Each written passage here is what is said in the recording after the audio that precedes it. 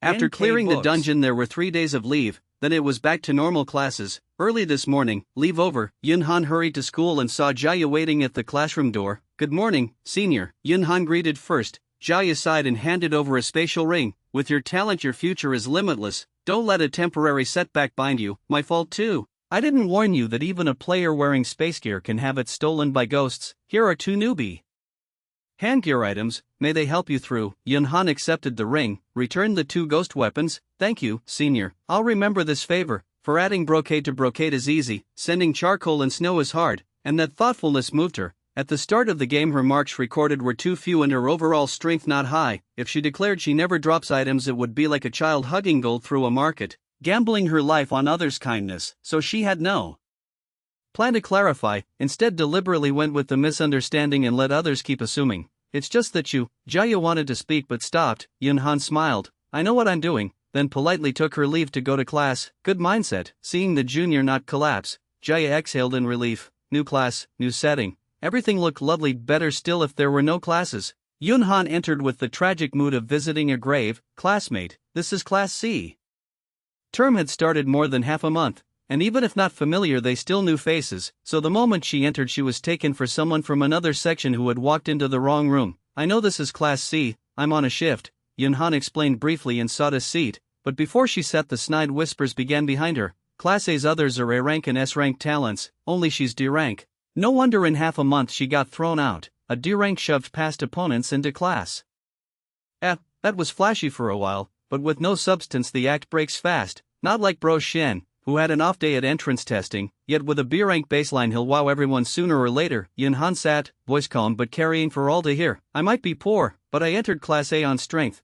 Better that than folks who truly have nothing to show yet mortgage the future to brag, hard hyping themselves into the strong. The room burst out laughing and teasing, that cowhide won't pop.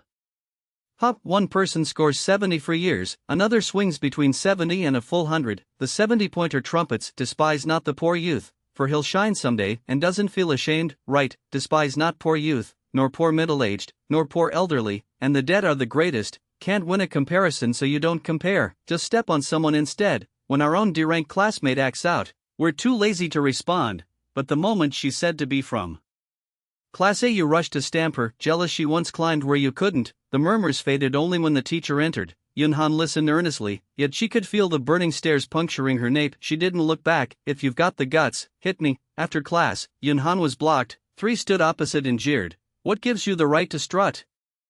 That D-rank of yours, my righteous aura, Yunhan said, which knocked the words out of them. They muttered, maybe she's an idiot, so dull I'm embarrassed to bully her. Bro Shin bonked their heads, scolding, you're the idiots. Don't you remember how she demolished people in class? Would an idiot have logic that clear? The other 2 slapped their foreheads, enlightened. True that, Yunhan, with brains like these, how dare they dream of trampling me to prop themselves up? She stepped back half a pace, afraid of catching the stupid. Bro Shen mistook it for fear and preened, apologize sincerely to everyone and I'll let it go, otherwise, he glared a warning. Somehow Yunhan's silhouette vanished and silently appeared behind the trio. Not good, the transfer student is being bullied, someone saw, didn't dare intervene, and secretly sought seniors for help. Jaya rushed over, and on arrival saw Yunhan standing fine while 2 boys lay sprawled, scrambling on hands and feet. Spotting Jaya like a savior, they shouted, she's a monster, she eats people. Bro Shen's been eaten by her. Before the words finished, the shadow spat Bro Shen onto the ground, and he nuzzled aggrievedly into Yunhan's palm. Don't talk nonsense, Yunhan corrected, it doesn't eat just anything. The accuser, what happened? Jaya asked evenly. She relied on strength to bully us. The guilty yelled first. Yunhan said, they thought I was in trouble and came to step on me. Who knew once we traded blows they realized they couldn't win. She's lying. The boy denied to the death. Yunhan rolled her eyes skyward. You think others are seeds and didn't see you surround me? The boy gaped speechless, then snarled, since you're strong, why pretend we can get thrown from Class A? Playing the pig to eat the tiger. I only said I was on a shift. All the thrown out of classes stuff is your invention, Jaya added. Yunhan was too outstanding to need further simulation, so she transferred to Class C to play the ghost. The silence was deathlike. None had expected that to be the reason, for they'd instinctively assumed Yunhan's talent was too poor to stay in Class A and she'd been booted. A new classmate arrives and you think she's a soft persimmon, but she's Actually, the final boss holding your lives, classic horror movie death pattern. Yunhan tapped her index finger and smiled, dead, dead, all dead. And at that thought the three broke out in cold sweat. After dressing the trio down, Jaya assigned each a self-reflection of 3,000 characters, then led Yunhan away. Seizing the chance, Yunhan asked, in lectures I can't catch the words, so how do I be the ghost in Class C? Jaya answered as they walked, don't injure classmates, otherwise do as you like, don't carry a burden, act freely. The point is to set the mood, to give freshmen some pressure. Teachers complain Class C freshmen loaf around without a sense of danger, so we wanted to send a ghost to wake them up. Don't worry, it's not unpaid, there'll be merit points based on performance, exchangeable for ghost stars, ghost weapons, even cash. Got it, Yunhan brightened, while Jaya felt a chill. Odd, communication was smooth, so why did her back feel cold? Grateful for charcoal and snow, Yunhan resolved to do the job to perfection so the senior wouldn't be disappointed, and as a result the entire Class C suffered. Student A horsed around in class, swaying twice in front of her. Smack, Yunhan pinned him to the desk and declared, you were dead, Student A. Student B's hands were beautiful and, after praise, she showed them off. Passing by, Yunhan sighed, so pretty, fine-boned, white and tender, perfect for cutting off and preserving. Student B equals mouth agape equals. Student C couldn't stand it and stood up for justice. Don't take it out on classmates just because you're in a mood, even if you were class A before, so what, you're not now. In a blink a serpent-like shadow wrapped Student C tight, and Yunhan grew more resentful. When she's bullied you speak up, but on my first shift when I was made trouble for, why didn't you stand up for me? Why?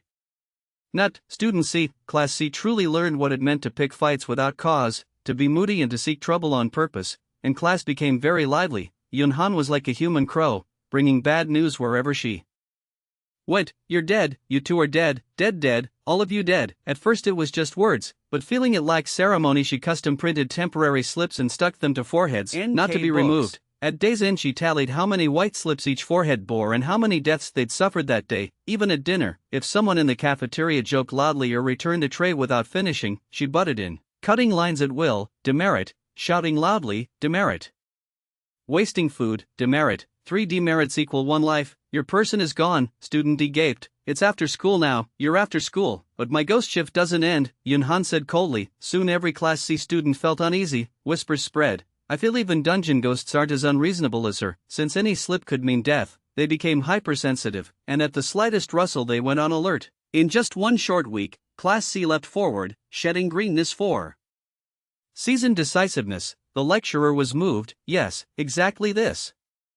Sense danger and step away at once. Never be rash, and don't gamble with your life. Because the progress was so obvious, the teacher decided to reward them. That day before class, the teacher sought Yunhan and gently suggested, Class C freshmen have learned correct responses, you can ease the tempo a bit. Are you teaching me how to do my job? Yunhan asked. I'm the Class C lecturer, the teacher said. Yunhan unfurled her shadow, neatly bound the teacher, and grinned. So what if you're a lecturer? Class C has only me as the ghost, I decide everything. The teacher's face went blank. She tried to resist and couldn't. Lecturer is just a role, not omnipotent. In my view you should enter the simulation too and train properly. Yunhan released her and strolled off. It took ages for the teacher to find her voice, muttering, mad. Jaya was away for days, and upon return harvested thick stacks of complaints. Freshmen came in flocks to sob, Senior, save us, what's wrong? Yunhan is too savage. With her as the ghost, I die 7 or 8 times a day. We cleared a dungeon recently and, dragged along, we actually cried with joy afterward. Those dungeons are easier than this academy in the real world. Then thinking more we cried with grievance. The real world is crueler than the ghost world, and who do we argue with about that? She's been the ghost 7 days and I'm a nervous wreck. In the night I jolt upright from sleep, afraid she slipped into the dorm for a sneak attack. A senior heard and said he'd stand up for us and tell her to dial it back. After a bout he nearly buried himself. Later we formed a 5-man squad to win some face, but Yunhan bolted without a word, and with so many seniors around not a one could lock onto her. The freshmen's chorus pounded Jaya's skull. She raised a hand for silence. Hold on, why are there so many of you here? We really can't take it. So we all came to beg for help. Not what I meant. Jaya kneaded her brow and rephrased. These past days when your classes entered dungeons, what were the survival rates? They looked at one another and recalled. 3 days ago, 4 entered. 3 returned. I did an E-rank run and the whole team survived by luck, though a few lost arms or legs. 5 days ago 10 went in and only 4 came back. What's wrong, senior? Jaya kept her face steady while a storm rose inside, wildly abnormal. The horror game had hung over them for 3 years, and by old numbers the survival of untrained students was around 10%. Roughly a year ago the academy was founded, freshmen received emergency education to patch basics, and survival was dragged up to 15%. This year the director of education pushed reform and piloted simulation training, after enrollment Class B was repeatedly pulled into the game, and survival clearly rose, hovering between 20 to 25%. Because the effect looked good, Class C also started simulations, yet what the kids reported, 4 in 3 out, E-rank full survival, 10 in 4 out, all meant survival far above historical figures. We'll talk later, I'm going to the director's office, Jaya said and hurried off. The freshman stared at her decisive back and wailed, it's over, even senior can't handle that. She devil, maybe she's going to report her to the director, someone brightened. I refuse to believe no one can rein her in. In the office the director and Jaya checked data line by line and were shocked. Class B, which started simulation earlier, had only barely broken 25% survival, while Class C, which started 10 days later, shot up and stabilized around 30%. How did she do it? Jaya couldn't fathom. Class C had only one ghost, Yunhan. Class B had 2, by incoming quality, training time, and number of simulation ghosts. Class B had the advantages, yet Class C lived more. Let's bring her in and ask, the director said, barely containing excitement. After a while Yunhan was called. Perhaps aware her recent reputation was poor, she preemptively pleaded, Senior, I did exactly what you said, a gentle ghost act, and nothing else. Jaya, rumor said otherwise. That she did plenty. How did you do it? The director's eyes shone. I binged horror livestream videos to the gap. However dungeon ghosts are, I act like that. However dungeon ghosts probe, I probe like that. Whatever reactions dungeon ghosts have, I mimic them. It's a simulation, so she would simulate properly. Jaya, likely 100% restoration. After learning the cause, the director was at a loss for words. People had proposed absolute simulation before and they tried, but many freshmen collapsed under the pressure. So while the method was good, it couldn't be broadly applied. Not every student was a Class A elite with strong ability and strong psyche. The director asked more details and then dismissed Yunhan. Jaya saw her out and, heeding prior lessons, warned first, enter the dungeon earlier than the others and try to go with the freshmen. You only just touched the game, so pick simple runs, don't make it harder on yourself. Thank you, senior, I'll remember. Yunhan accepted the kindness. When she was far gone and out of sight, Jaya's lips curled. She bullies what she can beat, and when she meets what she can't beat, the 5-man senior squad, she runs at once. With that give and take she won't break easily in dungeons. Next day Yunhan's ghost role was revoked and Class C returned to normal teaching. Many students, hearing the news, rejoiced and ran to spread it. Yet another group laughed coldly. The cruelty isn't something Yunhan invented. The real weird world is that harsh. Now someone playing a role goes easy, but when you enter the game later, can you persuade a vengeful ghost to go easy too? Why does the academy mandate freshmen enroll? Why every so often are some missing? And you cheer ending extra training. Are those people fools? Intense training causes too much pressure, but without training, when you enter runs and lose limbs, will the person feel less pressure? It will only be worse then. The cheerers began to wake up. More and more chimed in. True, since Yunhan became the ghost, Class C's dungeon survival is way up from before. Once you're accustomed to a coercive environment, even a sudden pull into the game won't panic you as much. It's like daily problem sets being hard and the exam being easy. If you stand the grind, you score high. Same principle, only, under the collective pushback. Yunhan has stopped being the ghost. At that, the area fell silent. It was as if throats were pinched shut, and not a sound could escape. On the fourth entry into an instance, Van Han was brought along by Lam Yuyan. She stayed relaxed without pretending to be a ghost, yet as the day drew near she felt something off. Going solo meant once a month, going in a team meant roughly every 2+ weeks, which across a year was not many runs. She had wanted to confirm with True Na but the senior was away, then happened to meet Duong Tiham who mentioned a teacher had emphasized the same, making Van Han feel everyone was playing some kind of ascetic game. Duong Tiham even intoned a lecture line that the ghost world is only about trade-offs, never perfection. Just then Lam Yuyan passed by and his body flashed white, then Van Han and Duong Tiham also glowed and all three were pulled into an instance. This instance, Longfuang Kindergarten. Because it is a special instance, live streaming is disabled. Difficulty, C. Current headcount, 8 of 8. Quest 1 Join the school anniversary. During the celebration, a tragic mishap occurred at Longfuan Kindergarten. Since then, the place has looped those 3 days forever. Players must take part in the entire celebration. Quest 2: Investigate. Find out what really happened across those 3 days and resolve the regret. Those who perform very poorly will be punished. She blinked and came to, sitting on a little bench before a kid's desk with brush and paper, nearly thinking she had to start preschool again. Thank goodness it was only an instance. The ghost teacher tried to look kind, but that pulled smile was more terrifying. Telling the little friends to write their names at the top right, Van Han wrote Van Han, glanced around at 8 players in child bodies seated in a straight row, with Lam Yuyan and Duong Tiham at left and right but fairly far after. Names were turned in. One player clutched his sheet and the teacher murmured, "You were not obedient," so he let go. The teacher then declaimed about elite education, no bad children, only bad teachers, while ghost parents in the back row clapped like mad. Taking that moment, Van Han triggered a checkpoint. Proceed with the 14th mark? Yes. Mark set successfully. Reward: 3 packs of milk candy, 4 boxes of Quiet Heart tea, 3 packs of dried beef, 4 packs of chicken drumsticks.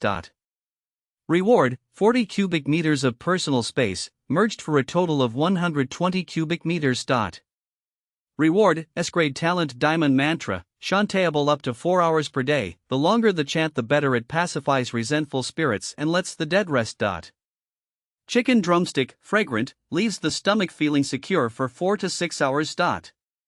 When the speech ended, the teacher announced the next step, telling children to take dad or mom by the hand so we can switch classrooms. A player hurried to the back row and called mom, only to get a dark-faced slap from his father, who said, "Your mother did not come, I came." So his plan to curry favor backfired because parents sat randomly, not behind their own child. A middle-aged man reached for Han Han, and she shyly held his sleeve. The group followed the teacher into the next room. The kids still one row, the parents one row, but this time with black brushes and a test on the desks and elementary Olympiad math paper. Boasting that their education is effective, the teacher ordered a 30-minute check so parents themselves could verify teaching results. The girl beside Van Han broke into cold sweat because she had graduated long ago and hated math, while the teacher flipped an hourglass and sand hissed down. Heads bent, players found each problem baffling. A third question seemed doable but would not compute. By the 4th item, half the time was gone with not a stroke written. When the sand ran out, the teacher called pens down, graded at the front, and finally announced perfect scores went to 3 friends, Nyo Nyo, Ham Ham that is Duong Tiham, and Han Han that is Van Han, all tied for first. 4th is Lam Lam that is Lam Yuyan, 5th Duong Duong, 6th Anan, 7th Dao Dao, 8th Muanai, and at once a parent lunged to Anan, yanking her hair and slapping while snarling that he had always been first at school, so how could she disgrace him? The father of Muanai also surged in with blows for his child finishing last. The mother added coldly that bad genes deserve elimination and warned Dao Dao not to meddle since she herself was second from the bottom. The ghost teacher pretended to be fair, saying children are small and a stumble happens, yet turned to Anan to admonish, next time be mindful and do not score so poorly. Then to Muanai, keep it up. Even if you remain second from the bottom, it is better than last. Muanai seemed to grasp the hidden rule that not being the very last avoids punishment, while Dao Dao dimly sensed a pattern. In the new classroom, the teacher put on a smile to proclaim that true excellence is well-rounded, and it was time for a talent show where everyone should display whatever they could. Van Han was called first, met the parental stares, and calmly said she was best at cookery and would pull sugar, then used supplies on hand, washed sweet radish, cut and soaked warm to draw syrup, skimmed, reduced to concentrate, mixed with a little water and oil, poured to a board, cooled, then wrapped and pulled over a peg, divided into segments and cut into small cubes, and paired with milk candy she pretended to fish from her pocket, though it came from personal space, inviting everyone to taste. Parents who had dismissed kitchen craft changed faces after tasting and sighed that the child would have great prospects, and the teacher gave a perfect. Next, Ham Ham played piano smoothly, perfect. Nyo Nyo's calligraphy was vigorous, perfect. When Anan's turn came like an unwanted lot, she knew she needed first to avoid a beating, so she danced hard, forced high difficulty moves, landed wobbly and exposed a flaw, and was given 98, face turning white like a death sentence. Her father grabbed her again, she snapped and drew a little ghostchi knife to slash a line of blood on his arm, and the system chimed. Player has actively attacked the nominal father. A portion of ghostchi is sealed and banned within this instant. Her strength dropped by a third. The teacher scolded that she should have said, "Dad, I was wrong. I promise I will do better next time." So Anan swallowed humiliation and repeated it. Then the father stopped, yet still warned, "Do not fail again." After that Lam performed military boxing with gusty form to score 97, Duong declared he would recite digits of pi, then rattled off the sequence deep into the hundreds, drawing thunderous applause and a perfect though the teacher's eyes flickered oddly, while he smirked inside for gambling that no one could call him out. Dao sketched a kindly mother with childish hand and got 85, Muanai, eyes glittering, challenged Dao to go at go. She admitted she could not even follow the rules, but the teacher and her mother pushed her onto the board. She lost, and Muanai got 92 while the mother murmured that the child would be dealt with at home. After 2 rounds it neared noon and the teacher arranged for parents and children to eat together to observe the kindergarten kitchen. Han's nominal father first declined then agreed. When the meal cart rolled and the dishes looked fine, braised spare ribs, stir-fried greens, steamed buns stuffed with pork and red radish, old duck millet gourd soup, rice in fair portions, yet the father carried off the ribs and stuffed buns to his own place, shaved away half the rice, then handed her the leftovers with a gentle good girl, eat. Leaving Van Han speechless. Was this a blatant daylight scheme to starve her on purpose? Don't be fooled by 4 dishes, it's all small portions. Han's dad even carried over 2 more savory plates and shaved off half a bowl of rice, turning eating till full into still hungry. So Van Han didn't lift her chopsticks and fixed on one answer. Why? Didn't I tell you? You can't live too comfortably. Only by remembering the taste of poverty and hunger will you feel the fire to strive, said Han's dad. Van Han realized, hardship pedagogy. She countered calmly, I'm still a child, I need to eat my fill to have strength to study. But he frowned and snapped, if you can't stomach a little hardship, what can you do later, leaving her speechless. A preschooler not even allowed to eat till full, what do you expect her to accomplish? Raise a kid like that and never mind striving later, she might starve halfway through life. Seeing her displeased, he sermonized about his own childhood of soy sauce soup and throw-together meals. You should feel content. Did Grandpa starve you on purpose? She asked. He dodged. We lacked food back then, simply couldn't eat enough, she thought. Objective shortage is not the same as deliberately starving your child, she pressed. Do you think suffering is especially good? Of course, he said proudly, because I was poor and often hungry as a kid. I swore to stand out when I grew up. I have today thanks to eating bitterness, she nodded. Got it, since you like hardship, I'll work hard to make sure you enjoy more of it. He froze, and before he could clarify she lowered her head to eat. He took it as a child's joke and let it go.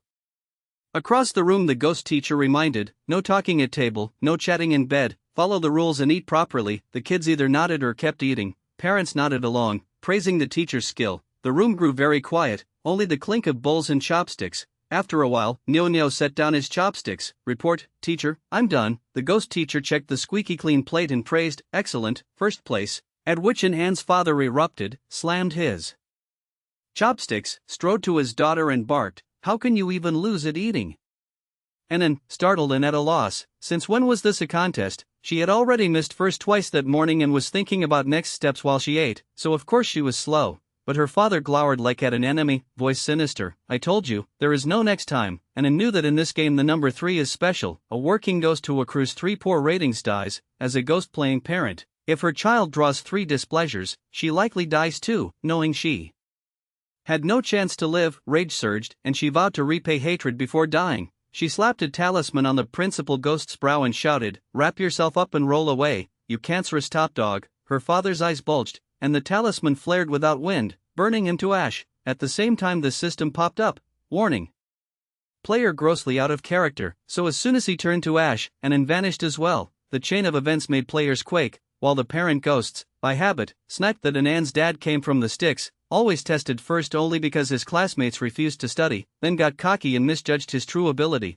Competition in backcountry isn't the same as in a big city. He fancied his genes great and his kid a prodigy who would always outpace others and take first. Different environments mean different horizons, yet he puffed himself up. They trampled Anan and flattered their own kids. Our Nyo is truly outstanding, first at everything. Not like Anan with 8 or 9 parts of skill blown up to 10, outwardly still eating. Van Han pricked her ears to tease out useful threads. Hearing Nyo's mother boast, she understood the one competing with Anan for first was Nyo.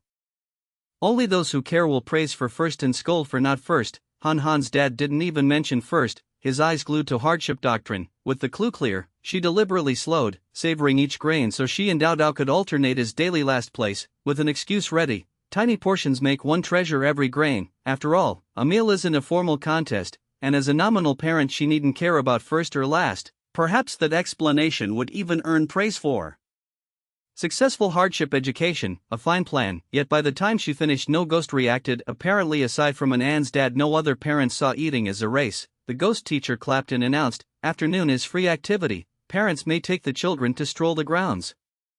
Long Phoenix Nursery sprawled vast, with apparel shop, stationery shop, clinic, eateries beyond classrooms. Nyo's mother, beaming, took his hand. "You were great today, 2 perfect quizzes and first to finish lunch. Name it. What do you want? I'll buy it," he thought and said. "New basketball shoes." "Okay," she agreed. In the apparel shop she picked a black pair. "Try these," he refused. "I want to choose myself." Looked around and chose sky blue sneakers, tried them on, fit and comfy.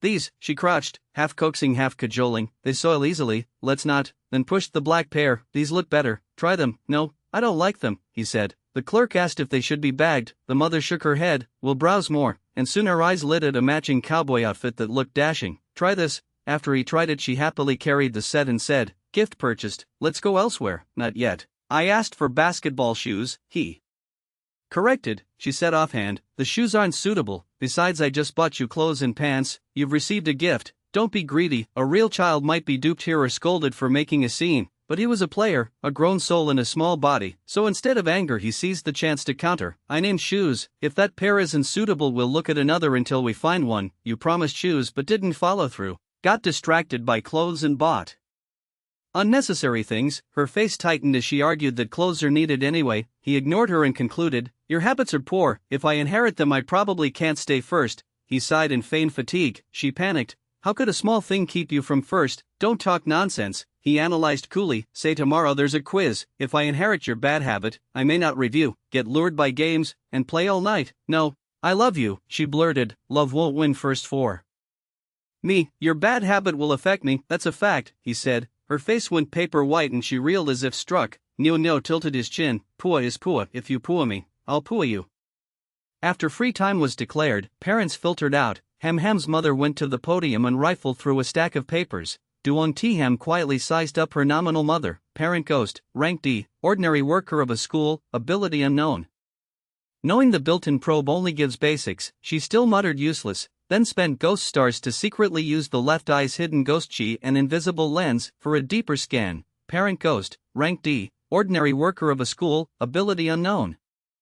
Is it no issue or no result, she wondered. Meanwhile Hamham's mother chatted with the ghost teacher. All the children's results are recorded, right? Of course, it's their growth trajectory. After the campus festival, report cards go home, and the good ones get certificates from me. Duong Tiham thought. No thanks. Hamham's mother smiled gently. I only hope my child is safe, healthy, and happy. Ye grades are secondary. What a good mindset, the teacher praised. Hearing this, Duong Tiham felt relief. Seems she isn't the one cursed to be hounded for endless firsts.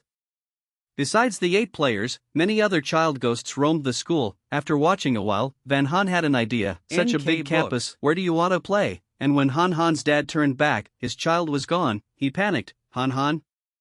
Dad, she ran back from afar holding a giant drumstick. He swallowed and crouched. Where did that come from? She lied smoothly. A big sister gave it to me. Since I wasn't full at lunch and my tummy growled. Kids shouldn't eat till stuffed, he said while snatching the drumstick, righteously adding, Dad will help you eat so you don't bloat. She let him. He bit once and his eyes bulged, then devoured with startling speed. She quietly stepped back 2 paces, and he suddenly sensed something off. Why was it so quiet? He looked up to find a dozen passerby ghosts circling, eyes red and fixed on the drumstick. Back off. He tried to drive them away, but like starving wolves they surged as the front ranks fell, and in a blink the crowd dispersed, leaving him sprawled pitifully, drumstick gone to some shameless ghost, only a greasy hand remaining. His lips trembled with fury. The little cotton-padded jacket of a daughter let the wind in. Didn't you eat lots of hardship as a kid? How can you not even protect one drumstick? Did all that hardship get eaten for nothing? Studiously ignoring the enticing aroma that drew ghosts like moths, it was too sudden. I was careless, he patched his pride. She nodded empathetically. Now that you've tasted hardship again, you'll surely do better later. He unconsciously nodded along. Right, fall once, grow wiser. Great, Dad, she beamed. If you like hardship, there will be hardship without end, and as a dutiful daughter, she will fulfill your wish. He thought losing the drumstick was the end, not the beginning. Next she produced milk candy, snatched, then beef jerky, snatched. Each time she sprinted away first, leaving father to receive the beating. After enough rounds he fumed. Why must you eat snacks? She blinked pitifully. Because I'm hungry. lunch hadn't filled her, shouldn't she at least pat her belly? You can't endure hunger, he glared. Before she could answer, shouts rose behind them. They're over there, block them. Do not let them run, she chose instantly, turned, and ran, calling back, Dad, run. He hesitated one beat and was surrounded. The ghosts cried, that's the girl's father, she won't get far, kids know nothing. Food must have come from the parent, asked the parent, and one demanded, where to buy drumsticks, jerky, milk candy. We just want to know so we can buy some too. Already seething from the pack beating, he now faced questions he couldn't answer and snapped, don't know, don't know? You won't cry till you see the coffin. They assumed he was hiding sources to reduce competition and hammered him with fists like rain. Outnumbered, he curled up, despairing, as his child's dad seemed to urge him to shield her with his life. Elsewhere, Lin's mother picked a lucky spot and had Lin Yuyan open a street stall. He was baffled. Others eat and play at the campus festival. He sets up shop. Mom, can we not do a curbside stall? He tried. No, she said firmly. Ability is cultivated young, the earlier the easier. Seeing his scowl, she tempted, don't you want to earn money with a stall to treat mom to dinner? He did not. If a child has interest, a stall is play, but forcing it in the name of building ability turns joy to disgust and robs leisure time. Blind to his mood, she pressed, hurry, it'll be dark. He moved like a robot, spread a cloth, laid out items, thinking, whatever, I'll sit and never greet. If asked, I'll mumble 2 lines, call it free trade. To do or not is attitude, to do well or not is ability, and if you're not wired for it, don't force it. Done. He sat to wait, and she scolded, you must proactively call customers. I don't want to. Be good. Don't be afraid, it's easy, learn from me, she cried out, crayons 90% new. Pretty drawings. Beautiful figurines, come by. He suspected she had put his favorite toys out without consent. Beautiful figurines drew child ghosts. She winked, see, not hard. I said don't want to, not can't. Must you force a bow and call it teaching? She stalled, smile stiff. A child ghost asked the price of a figurine, he said. Not for sale, then why display it? It's beautiful, I want everyone to see. The child fumed, tossed it down, and left, seeing a deal spoiled by a few words. The mother snapped, so disobedient, then I don't want you. He pondered 3 beats and then asked gently, these super cute stickers, would you like to buy them? She paid. He used that money to treat her to dinner, and afterwards took all the stall goods home. Perfect closed-loop self-production and self-consumption. She stammered. He lifted his chin. He is no longer who he was a month ago. After special training at the Demon Academy he is Lin, hard to fool, Yuyan. Back to Anan, she had landed a fatal blow. But since attacking a nominal parent is absolutely forbidden, when Han's father grabbed the drumstick, Van Han did not resist, nor did she intervene during the chase and beating. She is just a weak child. The drumstick was in Dad's hand, and other ghosts beat Dad. She did nothing. With her own defense sorted, she hid in shadow, watching with anxiety and worry. Stop. In the chaos, medical ghosts rushed in and prevented a murder. The mob scattered like birds. He's alive. Move. They hoisted him onto a stretcher and sped to the clinic. Why is this dungeon so strange? Van Han frowned. By past experience, when one ghost is near death, others are happier to divide the soup, yet these medical ghosts worked dutifully to rescue. So professional it seemed they'd lost a sliver of ghostly nature. Unable to figure it out, she followed to see. At the hospital, just after emergency surgery, as he lay unconscious, a tiny figure shot in like a bullet, sobbing, Dad, wake up. It's me, Han. Seeing family, the medics asked details and especially the cause of the fight. With tears brimming, she said mournfully, they saw Dad eating a giant drumstick, got greedy, tried to snatch it, grew ashamed and then vicious. The medics fell silent, so a drumstick sparked a tragedy. Displeased, they said, even during a campus festival the gate must be strict. Not everyone should get in. There are so many little ones on campus. What if someone got hurt? We recommend a serious investigation. Colleagues chimed in. Van Han suddenly recalled the first mission description. During the campus celebration, a tragedy occurred inside Long Phoenix Nursery. Could lax gatekeeping have let filthy, foreign things slip in? As the sun set in the west, the school festival day closed perfectly and the ghost teacher appeared to lead the parents to their quarters. For these 3 days, parents and students will share single occupancy dorms so you can personally experience the kindergarten's living environment, and all the players were speechless. What decent kindergarten makes little kids bored together? But Long Phoenix Kindergarten had rules. Parents didn't object, so players had to play along. This is the kids' dorm. This room is Nyonyo's. Nyonyo's mom stays with Nyonyo. This one is Han's dad. The ghost teacher stalled mid-intro, stared at a solitary Han and asked, dumbfounded, where is Han's dad? Van Han. He was mugged. He's in the hospital and likely won't wake for about 3 days, the info dump stunned the ghost teacher. Beside them, something like realization flickered in Nyo-Nyo's eyes, as if guided by some thread. Amazing. Duong T-Ham gazed at Van Han with shining admiration. You can do that? Lam Yuyan, a bit lost, ransacked his memory for some one-move secret to clearing the stage, combed every trick seniors had taught him, then confirmed. Van Han just winged it, ignoring every senior. The other players wore mixed looks, each with their own little calculus. During a school festival, your security is this lax?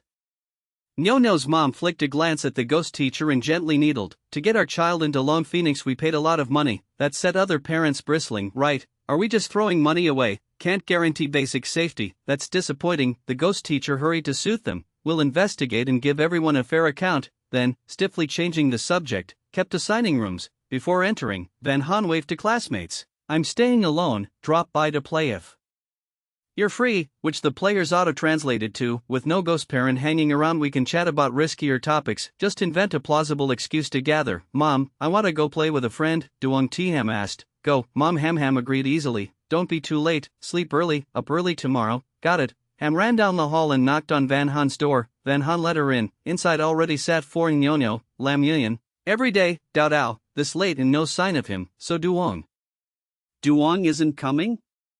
Dao Dao guessed. Maybe his parent won't allow it. Every day grimaced at his own case. I begged and promised a better score next time before my dad let me out. Don't wait, start now, Nyo-Nyo proposed. My building has a gatekeeper. Mom says don't come back too late. Agreed.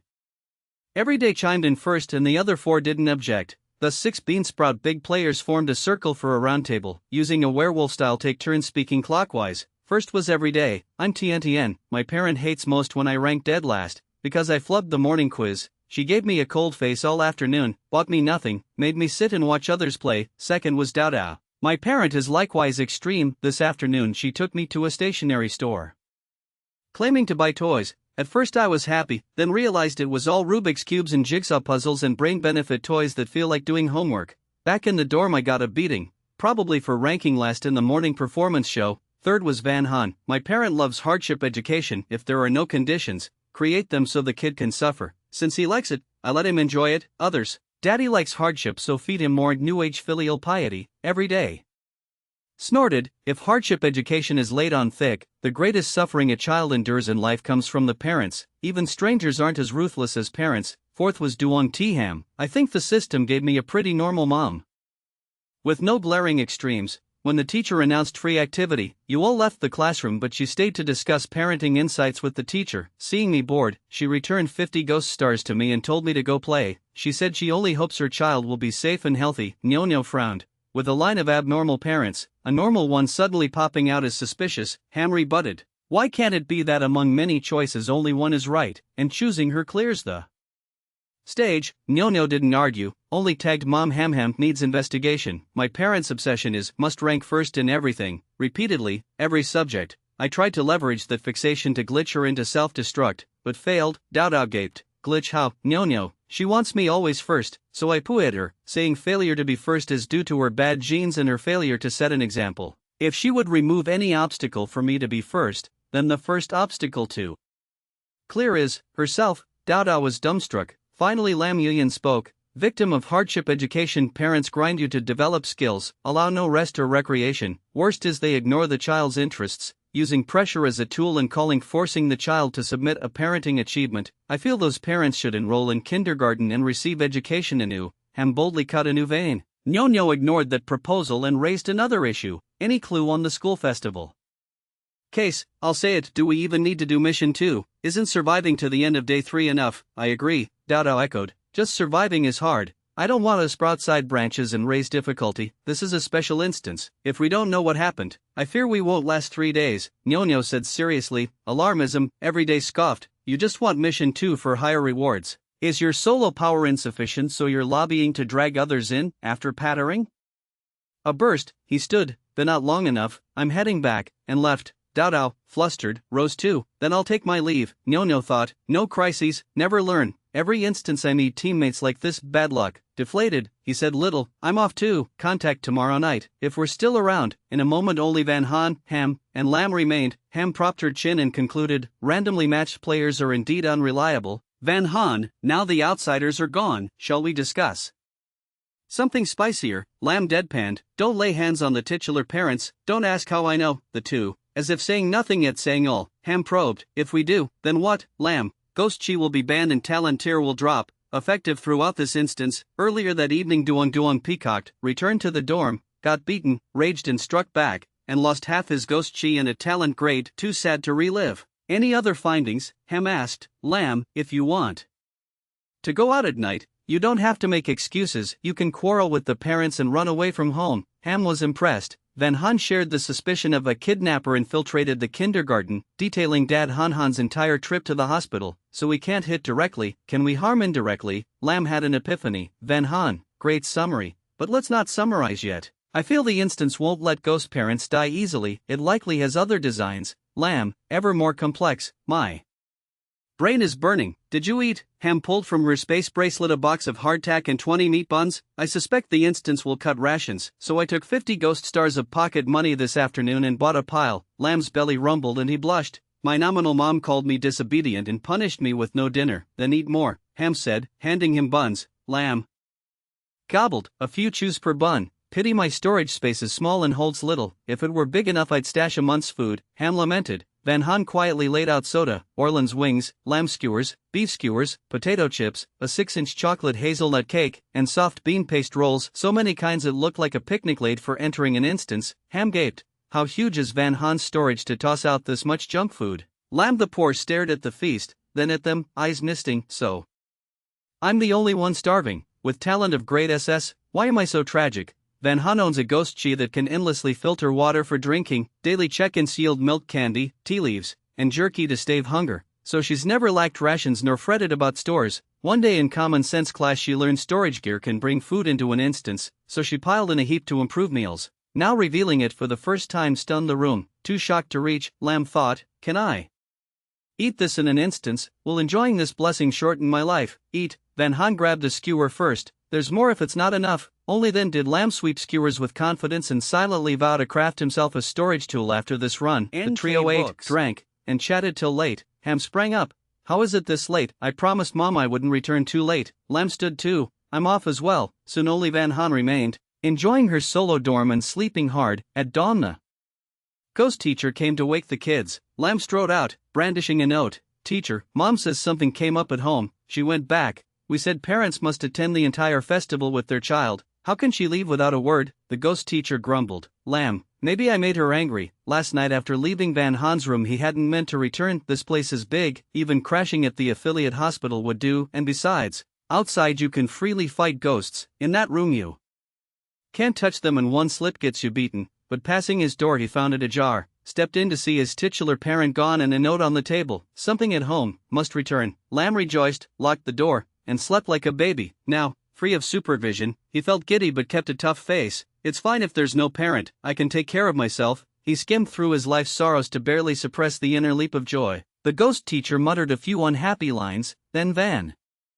Han, Ham, and Mom Ham emerged, waiting a bit more. Most students and parents gathered, save for Dao Dao and Mom Dao Dao. What is this? Mother and child overslept together. The ghost teacher knocked on their door, no reply for a long time. Frowning, it had the matron bring keys. Anyone inside? If you don't open I'll enter. After 3 calls with no answer, it unlocked the door. Inside, blankets were a mess and slippers lined up neatly at the bed, a scene like 2 people sleeping mid slumber suddenly evaporated. Looks like something happened at home and they left in a rush. The ghost teacher forced a spin. Parents didn't buy it. No wait, something happened. Who leaves without a word and carries the kid off? Isn't that deliberately making the school panic? We pay so much every year and your education loses track of kids. A bead of cold sweat slid down the ghost teacher's brow. Suddenly spotting something, it hurried to correct. Not missing, there's a note. It checked the content then showed it. Putting on righteous airs, modern parents are unreliable. If something's up you should tell the school. How can you just leave a note and take the child? This time the ghost parents fell silent. The teacher didn't pursue, nagged a while and then moved on. Since everyone's here, we'll begin the 3rd contest. It herded the kids into class to write essays titled My Dad or My Mom, to be read aloud with expression and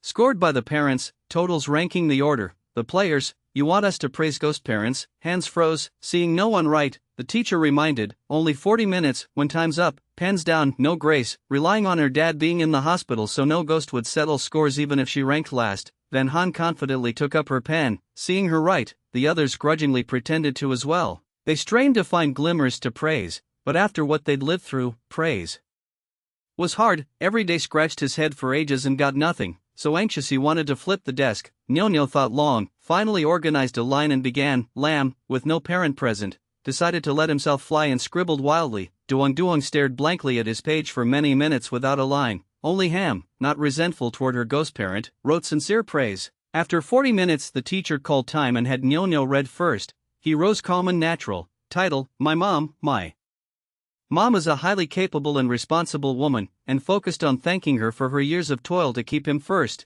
When he finished, Mom Nyo's eyes were wet. Second was Ham, whose roughly 500-word piece told of a gentle, caring mom she adored. Third was Lamb, who wrote that his mom's expectations stripped away most of his recreation and put him under heavy pressure. He hoped she would stop and balance work and rest. But ghost parents, every day, about to go up, you can hear Lamb letting himself fly. Since parents were scoring, to get high marks you had to move them by everyday's logic that meant flatter with an earnest tone as if from the depths of the lungs, with doubt absent. Every day had feared a last place finish, but after Lamb's reading he relaxed and stood to deliver a vigorous round of horsing. Fifth was Van Han, who held her script and read flatly. Title, My Dad. Though when I work hard to rank first my dad basically never praises me, though at lunch he purposely takes half my food so I'm not full, though when I grab a big drumstick my dad snatches it, though my dad is bad at fighting yet I love him. The script was written blind, the front half soberly listing what dad did, the back half the classic fixed ending. Whatever came before, it always closed with yet I love him, and with emotion maxed out. The masterpiece was done since dad was hospitalized. Van Han boldly phoned it in to fill the report. Great. The back rows erupted in applause and scattered cheers. Van Han blinked. Why were the parents so excited? The next second Everyday's dad charged over and kicked him. Look at her, why don't you learn? Every day, isn't a beating reserved for last place? Why am I beaten when another reads? Wonderful writing. Where else do you find a child this good? Let me make her my daughter. Mom Nyo sighed. Miscalculated. Nyo realized what they truly wanted to hear, not lightweight praise, but that whatever they did, the child held no grudge. Everyone could hear how unreliable Han's dad sounded, yet the piece's feeling was that despite many wrongs and imperfections, terrible at fighting, Han still loved him. Ridiculous and moving. Parents who forbid their kids any flaw are moved by a child's acceptance of imperfect parents. That's right, between parents and children there is no overnight grudge. We should learn from Han's dad how to teach. Over there Van Han finally processed and was tongue-tied. Ghost parents, there is no overnight grudge. Players, fists clenched. Van Han, there is no overnight grudge. Han's dad,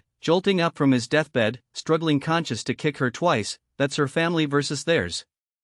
When Duong's turn came, he read with rich voice and feeling. My dad is an excellent hunter. He likes hunting small animals and is very good at it. When night falls and vision wanes he releases the hounds and signals them to cooperate. Typically the hound finds a target and sneaks close. When near enough it bursts out and bites the small animal so it can't escape. Dad approaches and delivers the killing blow. After the opening, Van Han raised a brow. This doesn't sound like normal hunting. Sometimes the hound is too tired and won't hunt. Dad says a hound that isn't used has no value. I think Dad is right. Thank you for teaching me these. He finished and sat. Nearby players traded glances with varied looks. Next the parents will score, the ghost teacher said. After discussion, Van Han won first by a crushing margin, far ahead of second. Even with Mom Nyo spite scoring Van Han low and maxing Nyo, the ranking didn't flip. The rest in order were second, Nyo, third, Duong Ham, fourth, Duong, fifth, Everyday, sixth, Lam Yulian. Everyday luckily dodged last place, and Nyo, due to a glitch, lost the top spot, but he stayed steady. Every player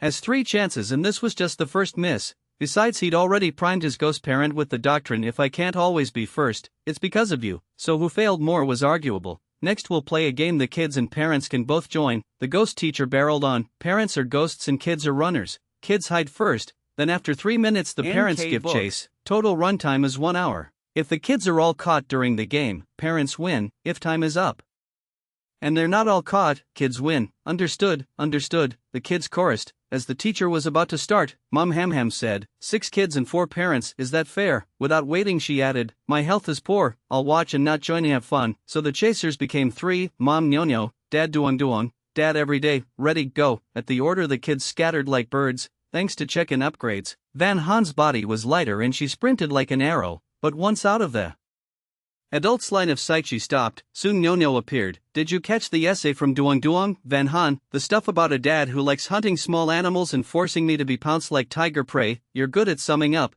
There's another detail I just realized, Nyo said, enunciating. The game forbids striking the paired parents. What if we switch to killing other ghosts? Van Han, I've considered it, but I have a gut feeling this instance won't let us kill ghosts. Lightly, Nyo. I've been in the game many times and never seen a no-kill instance. Oh, you've done other special ones. Nyo fell silent. So let's be careful and hold conclusions. Van Han was extremely cautious. Nyo drew a breath. You be careful, I'm going. Content changes but the overture is the same. If they won't kill, nothing to discuss. See you. Van Han waved. Nyo blamed himself for choosing the wrong partner and resolved to find a compliant one. The second pick was Duong T-Ham. She even trusted the ghost mom the system gave her, so she was clearly persuadable. He pitched the plan and Ham believed it once. Let's call more players and go big, more people, more variables, he hinted. Not everyone wants in. Ham thought he meant every day, since last night's huddle every day clearly didn't want Nyo's plan, so she narrowed the invite. Han and Lam look reliable. Shall we ask them? Nyo was forced to be blunt. Han herself won't join. Ham, her eyes went misty and her faith wavered. It's fine without her, two are enough, Nyo said with full confidence. But Ham stepped back. If she won't, I won't. Nyo, what? Though I haven't thought it through. If she refuses there must be a problem. I'm not stupid, I won't jump into muddy water, Ham insisted. Nyo was stunned. You'd rather trust her than me, and Ham shouted, yes, then sprinted off to hide with Van Han. Nyo, the system matches me with what kind of teammates? Ham thought differently. The system is great. Pairing me with Van Han in the same test field means that even when we don't meet I can reference her choices and avoid the pits. On the other side, Lam Yuyan and Duong Duong met up smoothly. Did the system assign you a messed up dad? Lam Yuyan cut to the chase. Yes, Duong Duong's face was full of fear. Last night right after midnight he seemed like a different person. Out of nowhere he beat and scolded me. Our guardians each have a no-go zone, yet he did whatever he wanted and used me as his punching bag. After he was done, still not satisfied, he forced me to go out and find another kid for him to torture. I refused, and he said if I didn't bring a new prey, I'd be the unlucky ghost. And then, did you do what he said? Asked Lam Yuyan. Duong Duong turned away. I did. I went out to chat up a target, planning to hide somewhere else for the night, but he suddenly popped out, flung the ghost child aside, and called me useless. After that he found a secluded corner and tortured the prey to death. At the end his expression twisted with nausea. He was really strange, like something filthy had latched onto him. His temperament flipped. Lam Yuyan thought a moment and said, take me to him, just say I'm the new prey you found. Duong Duong hesitated. Relax, I have a way to handle him, said Lam Yuyan, brimming with confidence. For now, Duong Duong believed him and led him back. Meanwhile, three guardians began their hunt. Duong Duong's dad said, let's split up, that'll be more efficient. Gunga's mom and Muan Ai's dad, one wanted to secretly go easy on Gunga. The other insisted Muan Ai must absolutely not be the first caught, so neither wanted to team with the other guardians. The proposal fit just right, so they agreed at once. I'll head that way, said Duong Duong's dad, choosing the direction where Duong Duong had fled. Not long after, Duong Duong brought Lam Yuyan out and called, Dad, this is a new friend I made. Duong Duong's dad froze, then praised with delight. Since you're in kindergarten now, you're a big kid who knows how to please your father. Lam Yuyan stared for a beat, then said, you're not Duong Duong's dad. What are you saying? I am Duong Duong's dad, the man protested. No, you're not. Lam Yuyan transformed into the three-eyed ghost king, the pupil on his brow opening to reveal that a vicious ghost clung to the man, sucking his life force without pause. At this moment every word and move came from the ghost. As for the real Duong Duong's dad, he was hazy and unfocused, as if long unconscious, reduced to a skinsuit for the ghost's use. The ghost tried to deny it, but the vertical eye flashed a ray that struck true. With a wail, the ghost was torn away. Tumbling to the ground, Lam Yuyan drove a heavy fist and beat the ghost within an inch of death. Hearing the commotion, Van Han rushed over, arriving just as Lam Yuyan fought the ghost. Duong Duong's dad lay prone, and Duong Duong stood by watching. What happened? A ghost possessed my dad, Duong Duong summarized. Van Han recalled the specialty of this dungeon, guardians pair with children. If Duong Duong's dad was possessed, then Ham's mom might also be on the villain's side. As she pondered, Duong T-Ham and Gunga arrived. Seeing righteous fists pummeling a ghost, Duong T-Ham gaped. There are ghosts that specialize in possession?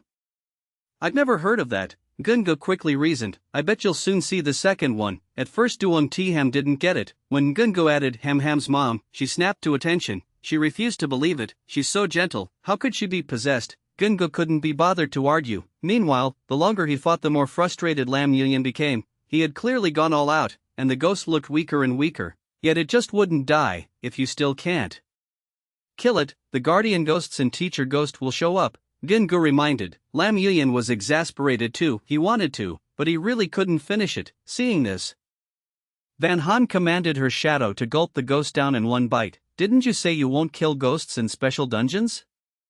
Gunga sneered, feeling this person talked one way face to face and acted another behind their back. I do not intend to, so the ghost isn't dead, Van Han replied. The shadow spat the ghost out, then, before anyone could react, swallowed it again. Just parking it somewhere for now, said Van Han. Gunga froze. Guess who's the clown? It's me. Right then the teacher ghost arrived. What's going on here? Duong covered his face and fake cried. My dad got sick and suddenly collapsed. Van Han glanced off into the distance and said coolly, with a ruckus this big, it's odd Moanai still hasn't shown up. The teacher ghost's face stiffened before smoothing over. Maybe it was too far to hear. The medic arrived and cut the talk short. The teacher ghost hesitated. Should they urgently suspend the game, or announce the danger is gone and continue? Ngunga's mom had also arrived. Van Han caught her hand. Congratulations, you've caught me. Ngunga's mom was stunned. Van Han went on, wrap the game and start searching for people. Something's up at home. Go check on Lam's mom, Dao, and Dao's mom. They might be in trouble. Under Van Han's orchestration, the other kids were caught one after another. Helpless, the teacher ghost declared the game over and everyone went to look for Moanai. Yet no matter how they searched, they found nothing. Moanai's dad panted angrily. A child vanished in the kindergarten. You owe me an explanation.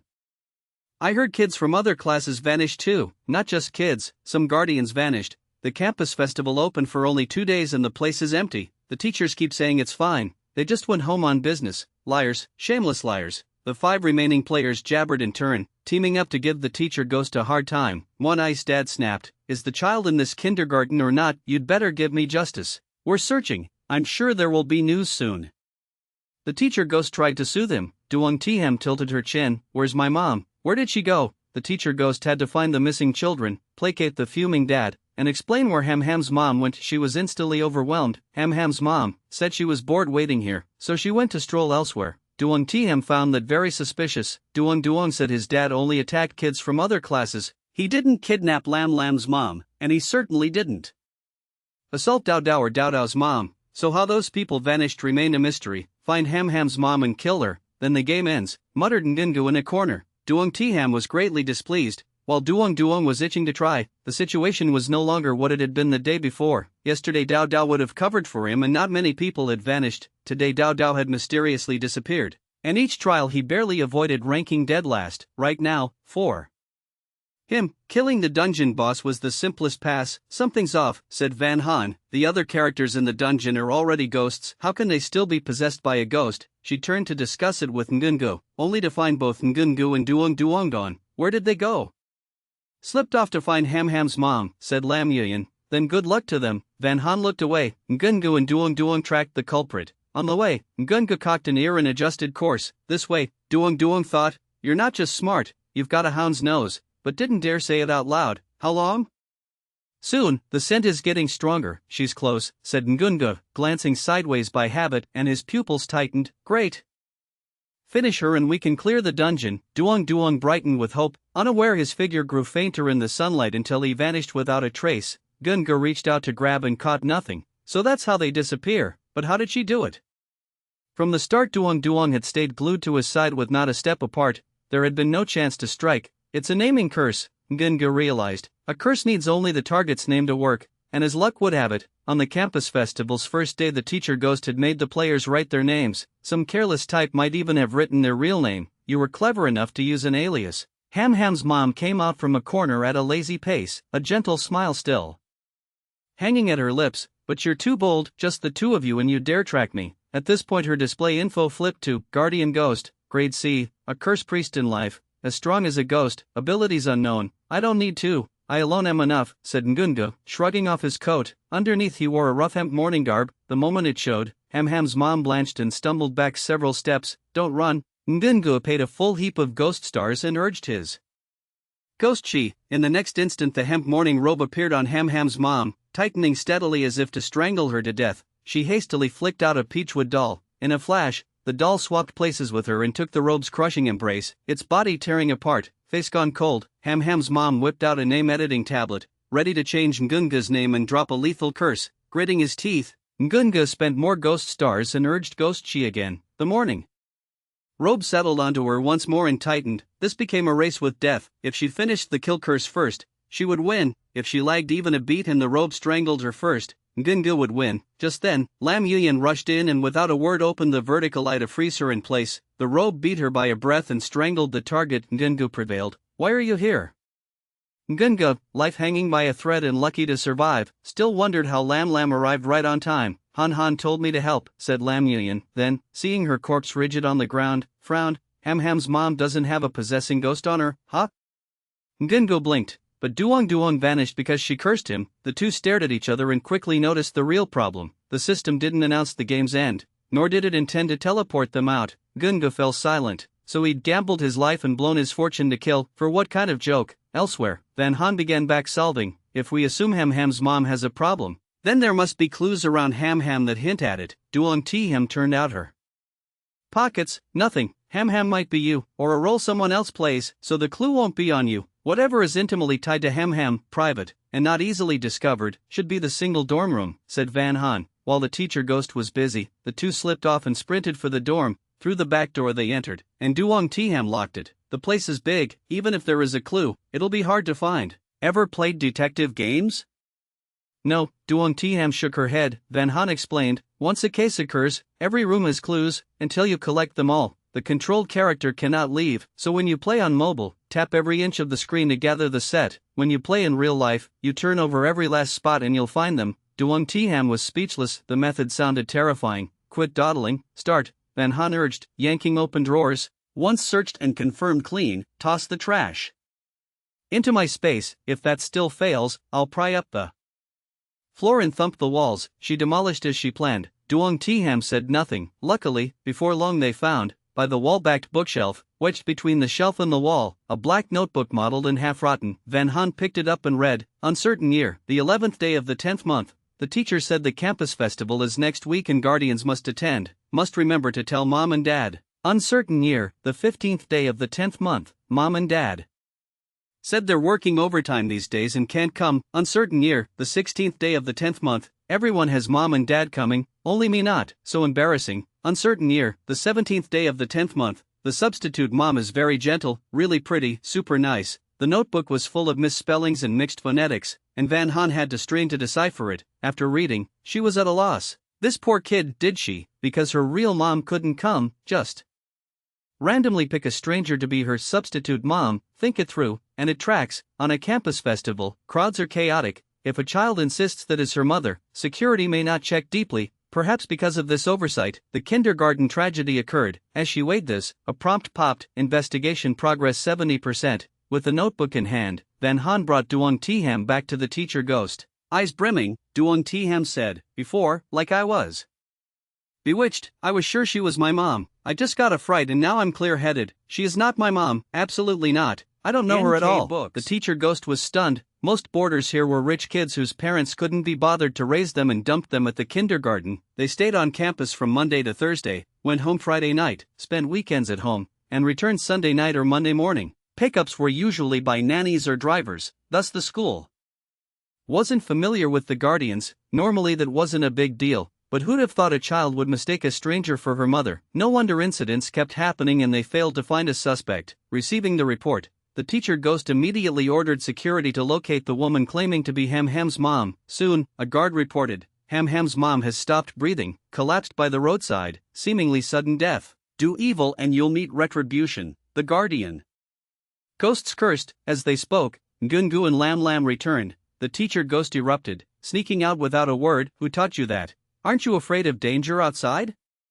Ngu, the murderer just paid with her life. Gu, run into him and the kidnapper is the dangerous one. After scolding a while, the teacher ghost realized something was wrong and looked around. Where is Duong? Didn't you go out together?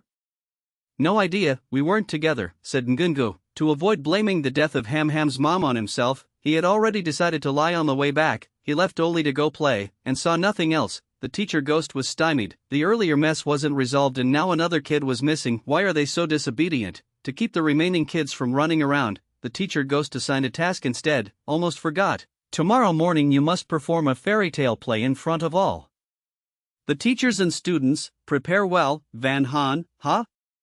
So the play was mandatory. She had no artistic bone and had lived her last life by following procedures. If she liked art she would buy tickets to watch professionals. But the teacher ghost was forceful and allowed no refusal. Here's the script, hurry and rehearse. Once the teacher ghost left, Gunga took the script. If the teacher says so, we have to perform. Time is short, don't waste it. Quickly assign roles and memorize lines. Knowing they couldn't dodge it, the remaining 4 players huddled over the script. It was a very bizarre fairy tale. Once there was a pair of siblings who lived happily. Soon the birth mother died. In less than 3 months the father remarried. The stepmother was vicious and tried every way to torture them. The two not only did all the chores but had to cook and serve the stepmother, suffering beyond words. They thought life would continue like this until grown. But one day the father went hunting in the forest and was attacked by wild beasts, and when he was found there was only half a body left. The stepmother had thought marrying their father would mean a good life, but her dream shattered and the house had 2 extra burdens. She was livid and started cutting off their meals. One night she plotted in secret to kill them. Starving, the two snuck into the kitchen for food and happened to overhear. Terrified, they fled into the forest. Thirsty they drank from the stream, hungry they ate wild fruit. After wandering 3 days they were exhausted. Then found a cottage made of cookies and a fountain of sugary chocolate in the courtyard. Overjoyed, they gnawed the roof, ate their fill, and slept inside. At dusk the owner, a witch, returned, saw the damage, and angrily declared she would eat the children. The siblings panicked and ran. During the chase a spark caught the witch's hem and flames spread over her. In the end the witch burned to death and the siblings lived happily in the house. After reading, everyone fell silent. Duong Tiham doubted herself. Were fairy tales like this when we were little? It doesn't seem right. Gunga focused elsewhere. The script has the birth father, birth mother, wild beast, stepmother, siblings, and the witch. So many roles, and we have only 4 people. We must revise it. I'm not playing the witch. Van Han cut in. The poor can't stomach that injustice. You step out for a bit, then come home and find your place looted, even your roof gone. The thieves don't pay a cent, and while being chased they get you killed. In the end they inherit your property, move in, and live happily. If I were the witch, I wouldn't die in peace. Then the sister among the siblings? Gunga thought that fit her. I'll be the stepmother, said Van Han. I cook at home every day and still have to let others act first. I don't know how to perform that. Gunga skimmed and concluded. The parents' deaths can be conveyed by dialogue. Keep 4 roles, stepmother, witch, and 2 brothers. He stopped, realizing their party was 2 men and 2 women while the roles were 3 women and 1 man. Maybe make it a warlock instead?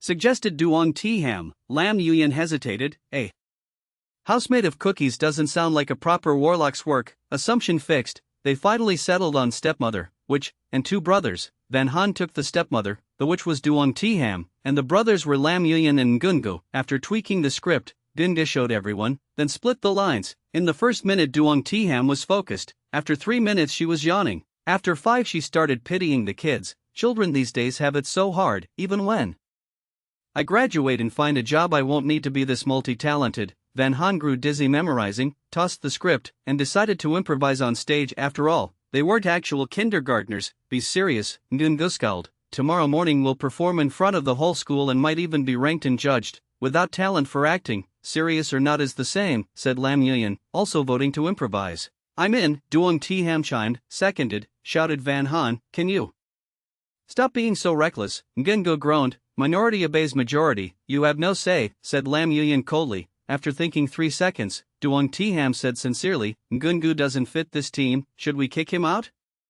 Support, peak, echoed Van Han. Gungu, speechless, entering a dungeon alone is truly helpless. When trouble hits there isn't even one person to speak up for you. If this weren't a fairy tale play that required teamwork, he would have turned around and left already. If you don't want to memorize the lines, then we'll just rehearse directly. Nyo Nyo thought like a stalking tiger, thinking that if these people dared say they wouldn't rehearse, she'd switch it to a fight. If you're dead, you don't need to act. Luckily, they were still willing to rehearse. When Han sat on a chair, bossing the 2 pitiful brothers around, the floor is filthy, can't you see? Hurry and clean it. And you, go wash the clothes clean. Nyo Nyo swallowed her anger, took a mop, and got ready to scrub the floor, when Han scolded again. What mop gets it clean? Use a rag and kneel to scrub. Then she looked to Lin Yuyan. That's a dress I just bought, hand wash it in cold water. Lin Yuyan pretended to wash, and a moment later he was about done, about to wring it when Han barked, faster. After wringing the clothes you still have to cook. Are you dragging this out on purpose because you want me to starve to death? Lin Yuyan's fists clenched. Rather than keep acting the fairy tale play, he'd sooner awaken a talent and brawl with Han. What are you spacing out for? Slack off again and you'll skip lunch. Han played the harsh stepmother to perfection. These two unlucky brats, after only a few days of living they already kept their mother in the grave. I marry in and before long their father also meets an accident. Next, are you planning to keep me in the grave too? No, Lin Yuyan, feeling guilty, bowed his head. I'll go cook. No, the good news, the acting went better than expected, not dragging anyone down. The bad news, it didn't feel like acting. What are you looking at? When Han turned, scolding someone else, get to it, don't be lazy. Don't think stalling means you can skip work. After you're done scrubbing, wipe the windows, you eat when you're finished. This isn't an evil stepmother, this is an evil mother-in-law, Duong Tiham muttered, after finishing the first scene. When Han said, about right, good show, do it like that, Nyo said. Anyway, the malice was genuinely malicious and the little brother duo was truly pitiable, which was enough. The four followed their own understandings and ran through every scene of the children's play, staying busy until late night before returning to rest. Right before sleep, when Han put the housewares back where they belonged and helped Duong Tiham restore the dorm. Good night, Duong Tiham waved with a smile. Good night. Back in her room, when Han was just about to draw the curtains when she saw the bright moon in the sky smear with blood, gradually becoming a blood moon. When Han startled, she stared a few more seconds and the moon fully turned to blood. Under its influence, countless fragments gathered into the sky and condensed into a cocoon. What is that? When Han paused to watch a few minutes and saw endless fragments surging into the cocoon, among them even the mother of Ham Ham who had died. As more fragments were sucked in, the cocoon went from transparent to dense, as if something dreadful inside would leap out at any time. Twitching restlessly, at Long Phoenix Kindergarten's anniversary, some nameless ghost possessed someone at the school, and suspicious elements slipped into the campus to quietly kill people. In an instant when Han strung all the clues together, the innocent victim's resentment, just in time to meet the blood moon, becomes the nourishment that breeds something even more terrifying, leading to a kindergarten massacre. Just as she finished, the system prompted, investigation progress, 100%. No wonder Ham Ham's mother died and the instance still continued. At most she counts as an elite monster, not the instance boss. When Han now understood, the game will not allow instance characters to die at will, because in this dungeon the more who die, the stronger the final conglomerate monster, and the more likely a party wipe. Thinking so, she sat down and began chanting the Diamond Sutra. Solemn Sanskrit tones lingered in the air. Many fragments disintegrated into powder before reaching the cocoon and drifted away on the wind. The slowly solidifying cocoon, deprived of outside nourishment and with its internal nutrients eroded, turned transparent again. After an unknown while, the cocoon shattered. At the same time the red hue withdrew and the moon grew bright again. After chanting for many hours, when Han was utterly exhausted and, unable even to reach the bed, fell asleep slumped against the wall. The next day, when Han appeared before the others with panda eyes, what happened? Duong Tiham asked in surprise. When Han yawned and recounted the night, the danger was strangled in the cradle. Today should be fine, we'll just act casually, finish, and get out of the instance. This stint as kindergarten teacher was more tiring than her job. The other three were stunned. On the dawn of day 3 the big battle had already ended last night, and the boss, not even born yet, had been eliminated? What kind of hellish joke was this? Nyo looked at Wen Han, feelings all mixed up and speechless for a long time. Lin Yuyan's expression was strange. Something that big and you didn't call for help. What if, by the time I called you, the cocoon had already hatched? Wen Han countered, with such commotion, how did you not notice anything? Lin Yuyan had no words. Just then the ghostly teacher welcomed them backstage to do makeup for the performance. The official performance went as smoothly as rehearsal, having only slept 2 or 3 hours and been jarred awake early. When Han carried a belly full of morning grouchiness and played the stepmother even more severely, yet superb acting wasn't the main reason the children's play won astonishing praise. No matter how evil the stepmother or how pitiable the siblings, some spectators were uninterested and didn't care to watch. But once the little house in the forest appeared, every ghost in the audience held its breath, eyes burning, reluctant to look away. The little house was custom made by Wenhan. The walls were biscuits glazed with melted milk candy syrup, tea leaves steeped into tea and made into tea-flavored candy hanging from the eaves. To grab attention, each corner of the roof sported a large chicken drumstick. When the siblings, starving, gnawed the eaves and ate the drumsticks, countless ghost spectators clutched their thighs in agony, shouting, "They deserve to die." Judging by their faces and tone, they seemed to hate the siblings more than the witch. The show ended. The children's play won first place, while the two siblings, to boot, won the most hated characters by the audience, Lin Yuyan and Nyonyo. That's a bit much. After the awards, white light sparkled and the players finally left the instance. After teleporting, Wenhan did not return to reality but arrived in a hypothetical space, and participated fully in the Anniversary X. Investigation X, regret elimination, overall, barely pass. Dao Dao, participated fully in the Anniversary X, Investigation X, regret elimination X, overall, fail, eradicated. Every day, participated fully in the Anniversary X, Investigation X, regret elimination X, overall, fail, eradicated.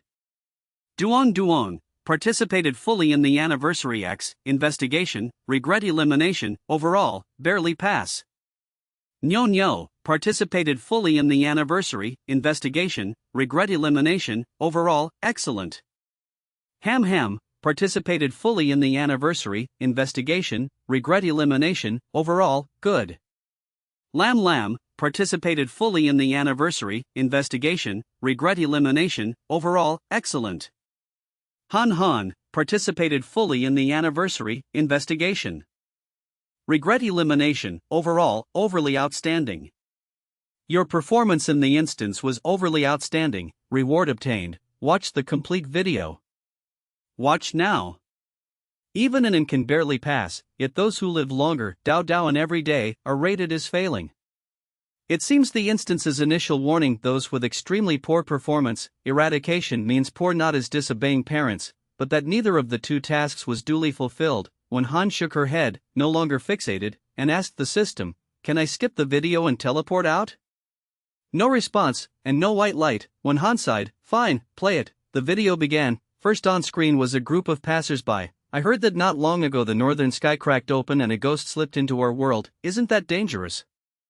I heard a ghost can possess people, and once possessed they lose their minds, turn bloodthirsty, violent, and highly aggressive. Possession has affinities. If your nature is gentle, a ghost disdains you. Those already fond of domestic violence, hitting their wives, or often brawling in the street, bullying at school, those are easy targets." It's said the eerie world is slowly fusing with reality, and before long the streets will be full of ghosts with no place for humans. The horror game has existed for 6 years and humanity hasn't collapsed. I hope the future is far best. If it all happens when our generation is old, then we won't have to witness this planet's fall. The passers-by debated. One idler cracked a joke, but none laughed. He, embarrassed, shut up. Meanwhile, a ghost hid in a corner, watched for a long time, observed many pedestrians, then finally chose a target and pounced. The chosen man staggered, braced himself on the wall, then after a blink his eyes returned to normal. He hurried away and the corner returned to calm. Those chatting never imagined danger was so near. Mukbin was a spell practitioner.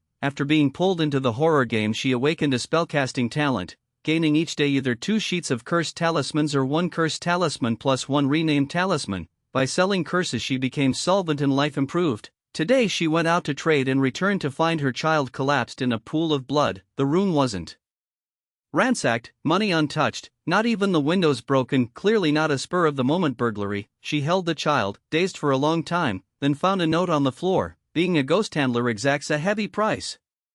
She understood, the curses she sold could be used by ordinary people. Combined with rename, you could kill anyone and the target would die silently. But she was a single mother with little savings and a child to raise. For money she had to sell talismans. Each time she warned buyers not to use them on fellow humans, only for self-defense or, if dragged into the eerie world, against ghosts. But clearly someone hadn't listened, created slaughter for no reason, and dragged her into revenge. Looking at her child, she suddenly recalled that in this era the dead do not simply vanish, many become ghosts. She quickly called in a contact. The examiner said, "Just recently dead, the soul hasn't dispersed, there's still hope. Gather 49 child souls and your child can live again, of course, in a ghostly state." But Mukbin didn't care. she pondered where to find them and remembered a nearby kindergarten. On the kindergarten's anniversary day, a little girl sat at the gate in fear. Other children entered hand in hand with parents, while she remained, waiting for a miracle that could not come. Mother said she was gifted and different, not to be buried. Father said the family's the same, only by working harder could they carry the hefty tuition. Yet she felt no joy. Only she had stayed at the kindergarten more than a month without going home. Only she, even on the anniversary day, had parents who didn't come and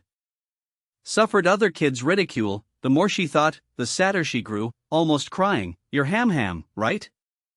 Your mother can't come. She asked me to look after you. Mukbin stood before the girl, smiling gently. Ham brightened at once, so mother hadn't forgotten her, and even while busy found a proxy mom. Hello, auntie. Ham greeted politely. Mukbin whispered, to avoid being found out, call me mom. Ham obeyed. Good, let's go in. Mukbin took her hand and strode in steadily. After math assessments and talent performances, lunch finished and parents roamed freely with children. Mukbin quietly checked the class list. With the names in hand she could have struck at once, but hesitated. In her wavering, someone by the campus pond found a child's body. Parents swarmed to question why such a hazard existed in the garden, where a child could drown. The teachers protested. The pond is shallow, even if a child runs in, they can stand firmly. A child is dead and you still argue. The parents pressed. If not for this pond, how would there be an accident?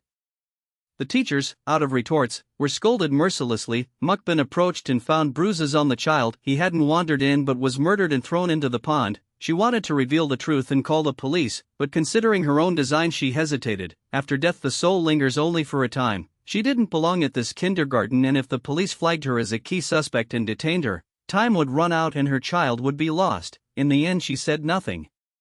Even if it's an accident, we must call the police, the parents demanded. Mukbin planned to slip away before they arrived and find another way to collect souls, but the security guard ran up in a panic. Bad news, the campus is surrounded by fog. Those inside can't get out and there's no signal. We're trapped. An uproar. People accused the school of plotting to kill for profit. No, we can't get out either. The teachers, flustered, explained. A parent, refusing to believe, tried to carry a child out, but after circling in the white fog returned inexplicably to the school. After many tries they despaired. At night they followed arrangements to share dorms with their children, hoping the fog would clear by morning. If I don't act now it'll be too late. After lulling Ham to sleep, Mukbin steeled herself, took out curse slips, and swiftly wrote the children's names. To prevent Ham from blurting anything, she even wrote Ham's name. That night a red ring of moon hung above, as if the bright moon were stained with blood. The next day, many children vanished without cause, throwing parents into terror. Before sleep all was well, in the morning, gone. I locked the door last night. Without a key a child couldn't get out. He simply disappeared. Why is this happening? The school set an anniversary, not a child sacrificing rite. Teachers explained until their mouths were dry. Amid the chaos, Mukbin slipped into the office and stole another class list. Hello, whose parent are you? The office had been empty, but just as she took the list a young teacher entered. Mukbin sighed inwardly, used a rename slip to change the teacher's name, then wrote that new name onto a curse. After the many child deaths, the adult victim count ticked up. With so many children harmed, a few words of accident could no longer gloss things over and the anniversary activities halted. Parents either surrounded teachers for answers or clutched their kids seeking solutions. Meanwhile, eyes gone red with killing, Mukbin wrote names on curses one by one even in broad daylight. Mom, I'm scared. In full view, a child in a mother's arms turned translucent and vanished. The mother reached but grabbed nothing, collapsed and sobbed. I should never have enrolled my child here.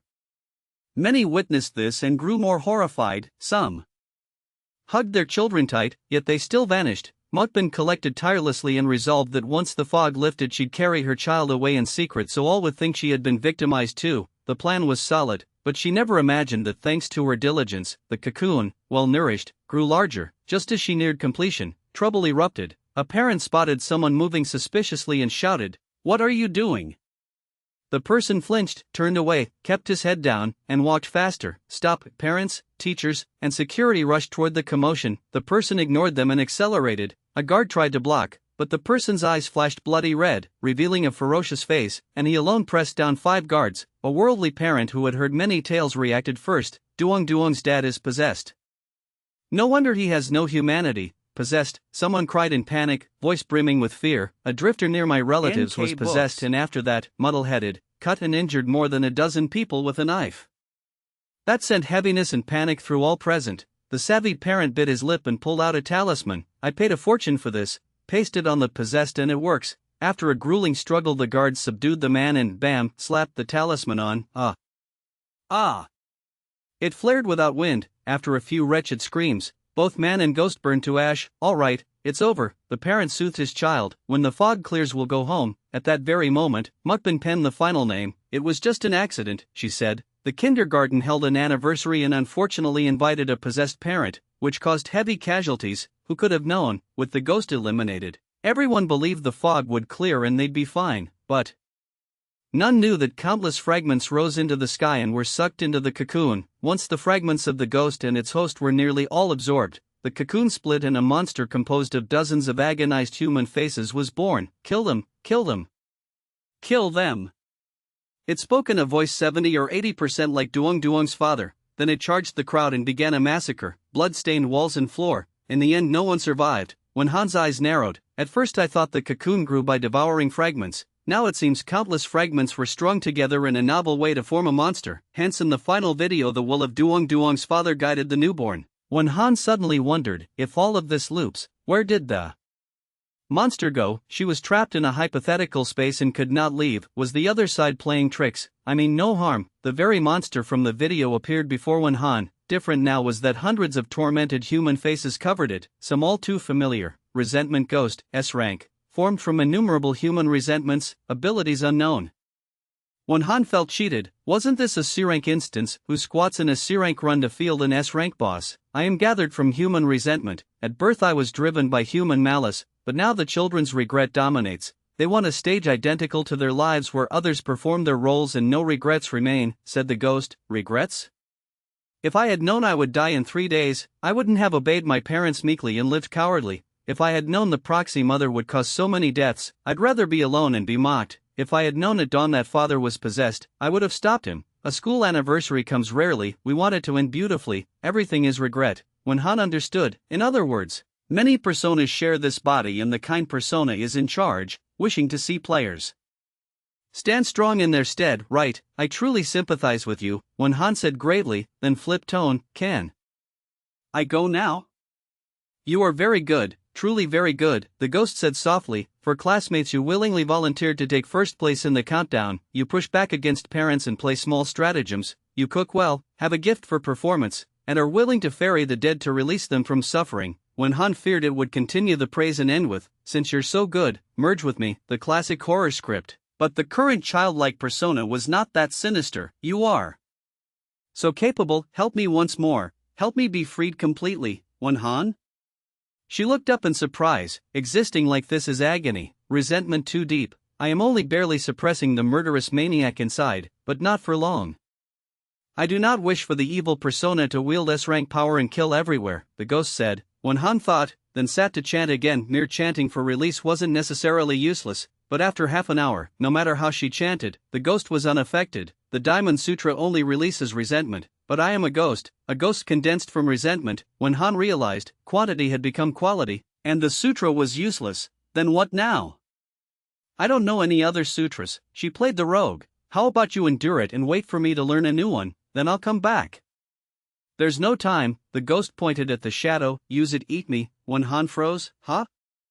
A ghost cannot be released by the Diamond Sutra, but it can be eaten. I have long chosen a proper death, I will not resist. Have it swallow me and digest me slowly. When Han fell silent, who rushes to be eaten when they're only S rank? Too uncanny. Do you truly want to die? She confirmed. No reconsideration? The ghost smiled wryly. If the kind will is suppressed and the evil will takes charge, it will not care to watch others perform or stage roles from life. It will only tear open spatial rifts to spill into reality and become catastrophe. When Han said nothing, but her shadow opened a blood-red maw and waited. Each time the eerie world conquers a world it seeks a new target for the next invasion. At first it drags people in, then reality is torn with rifts and sporadic ghosts intrude. Next, the overlap between worlds grows until one side wins. Only if humanity wins in the end can it truly be stopped. Having said this, the ghost turned without looking back and walked into the shadow's mouth. The resentful ghost dissipated, white light flickered, and Van Han returned to the real world. After clearing the instance, the Academy by rule would grant 3 days of leave, only that after finishing 3 days Van Han requested 3 more on the grounds of being rattled in the instance and needing private time to calm down. Classmates often suffered overstimulation in instances, the teaching office asked nothing and approved, and so 3 days followed 3 days, again and again. Worried something had happened to Van Han, True Na went to find Lam Yuyan for the situation. Not long ago you and Van Han ran an instance together? How was it? Smoothly taking the senior's question as about himself, Lam Yuyan answered honestly, not very smooth, too many assessment items, then sketched the experience and sighed, Senior, you asked me to secretly protect Van Han, but in fact you were tricking me to go? In truth you looked at my S talent, couldn't bear me to die young in an instance, so arranged Van Han to follow and protect, Senior, keeping me alive while not hurting the other's pride. You're awfully good. True Na, somehow she received a good person card. Indeed she had told Lam Yuyan to guard Van Han in secret, and besides Lam Yuyan there were Zhang Van and Chu Boy from the original class A whom she had told to hover near Van Han and try to queue into instances together. Seeing the misunderstanding too deep, she found it hard to explain and changed the subject. Haven't seen you in days, you've changed a lot, looks like you've grown up. Lam Yuyan self-mocked, if I don't steady down a bit, even a S talent won't save me. To True Na it felt like he said nothing yet the info load was huge, so she advised, leveling your mindset is good. Since leaving the instance, Van Han hasn't shown up in a long time. I'm worried something's happened. Lam Yuyan was baffled. What could happen to her? She just performs fairy tale plays, always the vicious stepmother, tormenting others. She eats barbecue, drinks soda, each day passes happily, others dragged into the eerie world suffer. She goes to enjoy, getting nowhere. True Na planned to find Duong Tiham. Unexpectedly Lam Yuyan asked first, Senior, what is a special instance? This one was bizarre, difficulty sky high, and the reward afterward was just a few short videos. If not for using my talent well, any use of ghost gear would have bled me dry. Stunned, then paling, True Na asked, you 3 entered a special instance? Yes, he nodded. 3 in, 3 out. She could hardly believe. Yes, he nodded again. Come, to the Dean of Students' office, she said, dragging him off without debate. Feeling like a monk who can't touch the top of his head, he followed. For now, after another 3 days, True Na knocked on Van Han's dorm door, waited, the door opened. I have something important, let's talk inside, she said. Van Han stepped aside in tacit consent. Once in, the senior locked the door and asked, did you and Lam Yuyan and Duong Tiham run a special instance together? Yes, and the reward was videos? Yes, are the videos for sale? The school is willing to pay high at the right price. I can transfer. However, what I have is a complete video. Senior, what edition do you plan to release? Done. Sealed. Signed. Her heart thundered, pulse shot to 108. Earlier she had already bought the other two's videos, which were short clips, overlapping in large part, but by stitching them one could restore better. Seeking Van Han was to make the restoration smoother and present more complete information. But she never expected Van Han to hold a complete video. Many players had cleared special instances, yet even among survivors most only had clips. A full video like this she had never seen, which meant the item before her was extremely research-worthy. If you really have a complete video, price is easy. She even encouraged Van Han to quote high. Van Han said she was tired from plotting in instances, then returning to study in the real world and wanted more private time. The senior's expression froze, a bargaining angle she'd never predicted. Van Han continued, if, after submitting the video, the Academy deems I made a major contribution and specially approves my early graduation, that would be perfect. Her eyes showing longing, True Na slowly spoke of last year when a class of 46 students were dragged into the horror game and only 17 returned alive. Later they formed a group, refused transfer, refused to attend the horror academy, and on their second entry all died. So behind every rule that seems excessive lies a cause, whether the compulsory enrollment rules or the once-a-year graduation rule, all to protect students. Van Han, unrelated to me. Not long ago she'd received a system prompt, congratulations, A-rank talent shadow manipulation has risen to S-rank, shadow manipulation, S-rank talent. Upon rank up, you may freely manipulate the shadow to attack, unlimited uses, with a daily pooled limit of 180 minutes. Use time resets at 0 hour and is recalculated the next day. Shadow trait 1, powerful regeneration, healing gradually after injury. Shadow trait 2, the shadow may morph into any form. Shadow trait 3, far stronger digestion, after devouring, required digestion time is reduced by 70%. increased from 50% to 70%. Shadow trait 4, gains 3 extra dimensional storage pouches. Extra dimensional capacity is markedly increased. Newly added, after swallowing prey you may store first and digest later. You may freely switch between digest and combat states. Shadow trait 5, Ren spacetime. For a short period the shadow may detach from the host, traverse space, and pursue to kill. Newly added, attention. Attention!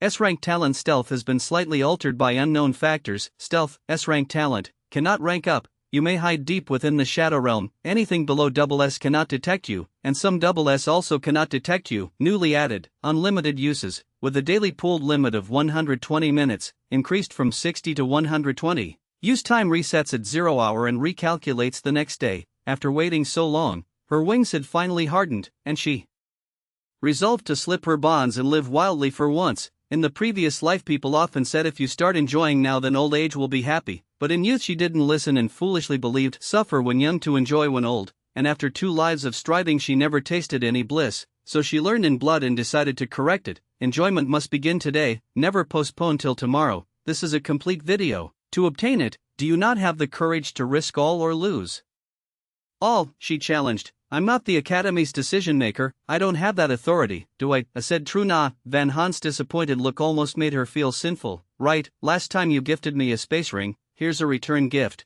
Van Haan produced a big snack bundle. It felt scorching in the senior's hands. This isn't a bribe, is it? Van Haan rang like steel. No matter how winding the road or how many obstacles ahead, I will have my wish in the end. No bribes needed. At worst she'd endure a few more months and then slip away. Freedom's degree is directly tied to strength. She had waited 18 years. What were a few final months? Unable to resist, the senior accepted the snack bundle. I'll remember what you ask and relay it truthfully to the leadership. Then, unable to help herself, added, once the bow is drawn the arrow won't turn back. Still time to change your mind. Van Haan only smiled. In her past life people often asked why she hadn't chosen another path, because those otherwise were others' choices. The decisions she made were what she liked and wanted most. After fierce debate, the Academy decided to break precedent and grant Van Haan the honor of early graduation. Starting today she could still reside on campus, but each week she must devote 2 days to special training for students not yet graduated, and the rest of her time was hers. Every month the teaching office would grant generous points as compensation, and she could, like others, bank points to redeem suitable ghost gear from the warehouse. Moreover, if she had surplus milk candies, tea leaves, and similar items, she must give the faculty purchase priority at fair prices, never disadvantaging her. Her talent is only D rank. Even SS students have never enjoyed such treatment, fumed the opposition. The dean of students squinted at the dissenter. A D-rank talent who can act as assistant instructor through a B-rank instance, who can outdo SS and obtain a complete special instance video. I think you more than her need re-enrollment for re-education. And the opponent fell silent. At ordinary universities, prodigies can skip grades. At a horror academy, prodigies can of course graduate early. Van Haan doesn't look impulsive. I want to try trusting her. The dean overruled the crowd, and so it was decided. Once the pact was set, both sides, fearing second thoughts, signed at once, then grinned from ear to ear. Satisfied? Tease true not satisfied, very satisfied. 2 work days a week, 22 days off a month. I could work for the Academy 100 years. Van Haan joked half seriously, then she handed a chicken drumstick to Ghost Shade. I'm in a good mood, enjoy, and the spirit stared at the drumstick larger than its face, stunned, then, as it gnawed, was delighted, happy, and flustered all at once, gazing at its master with worship. Your contracted creature's favor toward you has increased by 20, the senior thought. Van Haan has vacation, Ghost Shade has a drumstick, she has favor, everyone has a bright future. In the 9th month, books. New batch matriculated. The poor kids met militarized management, were drilled by instructors till dead and reborn, and even in the cafeteria most looked half dead as if about to faint. Many whispered with friends, instructors are too ruthless now, can we swap the freshman trainer? Instances have different styles, why can't instructors change? I'll use my real name to propose a female instructor for everyone. Someone ran into the cafeteria yelling, good news! Next training will be led by a senior. Wow, freshmen cheered and chattered. Who, do I know her? Should have changed earlier.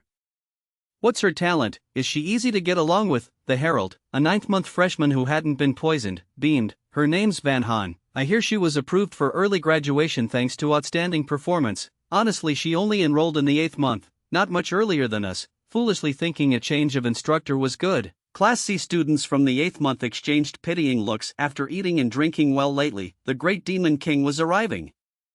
Before the special training, Van Han greeted them. "Hello everyone, I'm Van Han, in charge of the next 2 days of training." Someone below, not knowing better, still clamored, "Coach, could you go easy? Ghosts in instances won't." "Naturally, neither will I," she smiled. Another asked, "Senior, how can one graduate early? Become truly formidable, hard to kill, then make great contributions, and the Academy will consider a special approval." Someone else shouted, "Senior, where are the other instructors, why aren't they here? This time it's just me, all you need is to deal with me." And the class roared. There were over 100 9th month freshmen, and ordinarily 3 instructors. Split them, now only her. How could it be in time? Before they could figure it out, she clapped. "Good, the game starts. I play the ghost teacher. First period, common sense class. I ask, you answer," and everyone focused, confident after lessons and drills that hearing the question would be enough to answer. She paced, pointed at someone. "Can humans hold their breath in water for 60 seconds? The student froze. Then after a few seconds stammered, "Yes." She filled a basin with water. "Prove it," she said. On start he dunked, easy at first, pressure rising by 30 seconds, breathing hard by 40, and at 48 he couldn't bear it and surfaced, held for 48, wrong answer, demerit, she said. Next she asked another, "Can humans hold their breath for 30 seconds? The ponytail girl said no, and again prove it. She planned to lift her head after a few seconds to prove cannot, but as she tried, a hand pressed down, forcing her to stay submerged. 28, 29, 30, 31, and only at 31 did Van Han release her. "Seems humans can last 30 seconds, wrong answer, demerit," leaving the girl dumbfounded at such shamelessness. Third turn, 40 seconds? The buzzcut youth, having learned, declared yes, and again prove it. He had been a swim team instructor, with a best of 2 minutes 43 and usually over 2 minutes, so he brimmed with confidence, but when she counted 18, 19, in an elongated drawl, he felt something off. It already felt like 4 or 5 dozen seconds. She kept stretching it. Twin tie 1. And even at 2 minutes 45 she was still on third tie 1, so he finally had to surface gasping. Someone muttered, "With this, no one can answer right," and a silver-haired youth raised his hand. "Teacher, I want to try." The answer to "Can humans hold 30 seconds" is "cannot." Everything proceeded as before, but when prevented from surfacing he blew bubbles in the water to show he wasn't holding his breath. She let go. He smiled. "That proves it, right?" "You can't, but I can, so still wrong," she said. Quick-witted, he replied, "Humans cannot hold for 30 seconds. If teacher can, that proves teacher isn't human. A human heart is vivid red. If you were human, please testify from within." And she, after a glance, nodded, "Pass." The rest despaired, knowing the answer only deepened despair. A long-haired girl sweetly offered a countdown stopwatch. "Timing each one is so tiring. Your body is precious, please use this." And Van Han glanced at her. Qualified? Others were stunned. Qualified? She did what? Can't you see? Humans can last 30 seconds provided the ghost teacher doesn't cheat. With a stopwatch, how can a ghost shamelessly drag time? Growled the buzzcut youth. And the reason it was only qualified not pass was that such a tactic works on some ghosts and not others. Silence fell and tears flowed inward. There are thousands of ways to clear. Why can't we think of even one? Van Han, if everyone reacted naturally, what use would special training be? At noon, the freshmen ate in the cafeteria.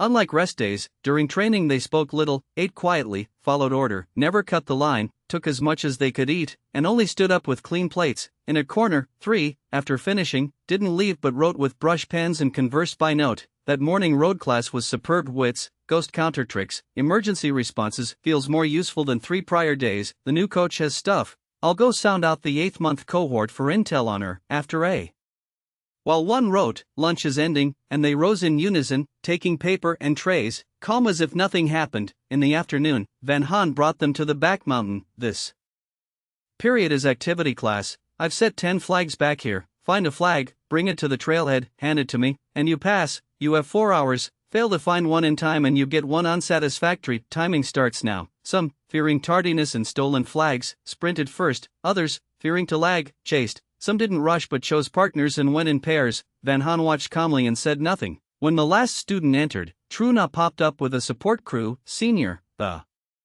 entry is yours," said Van Han, tidying up to head into the woods. "What's the plan?"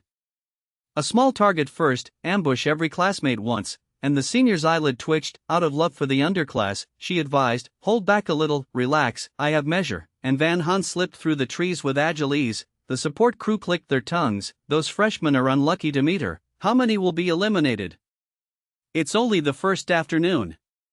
I estimate nearly half, and the senior gazed afar. That's why we were called. The long-haired girl was among the earliest into the hills. Unlike others, she had a plan. Her D-rank eagle-eye granted superb observation, seeing clearly at range, capture a high vantage, and it's easy to spot flags. Thus she sought a relatively high point, climbed a tree, and scanned, soon spotting a blush of red flag half hidden in waist-high reeds which would be easily missed from the ground. Delighted, she scrambled down, planning to yank the flag and run. With such early luck she might be first to pass. Just as she was savoring it, a poke in the back came, and the cold voice of the coach, you are eliminated. She turned, staring thunderstruck at Van Han. In Van Han's hand was a telescoping practice blade dyed with red pigment. On hitting a body it auto-retracted, harmless, but left a red mark on the student. Outrageous, the girl cried, aggrieved to death. It's only the first afternoon.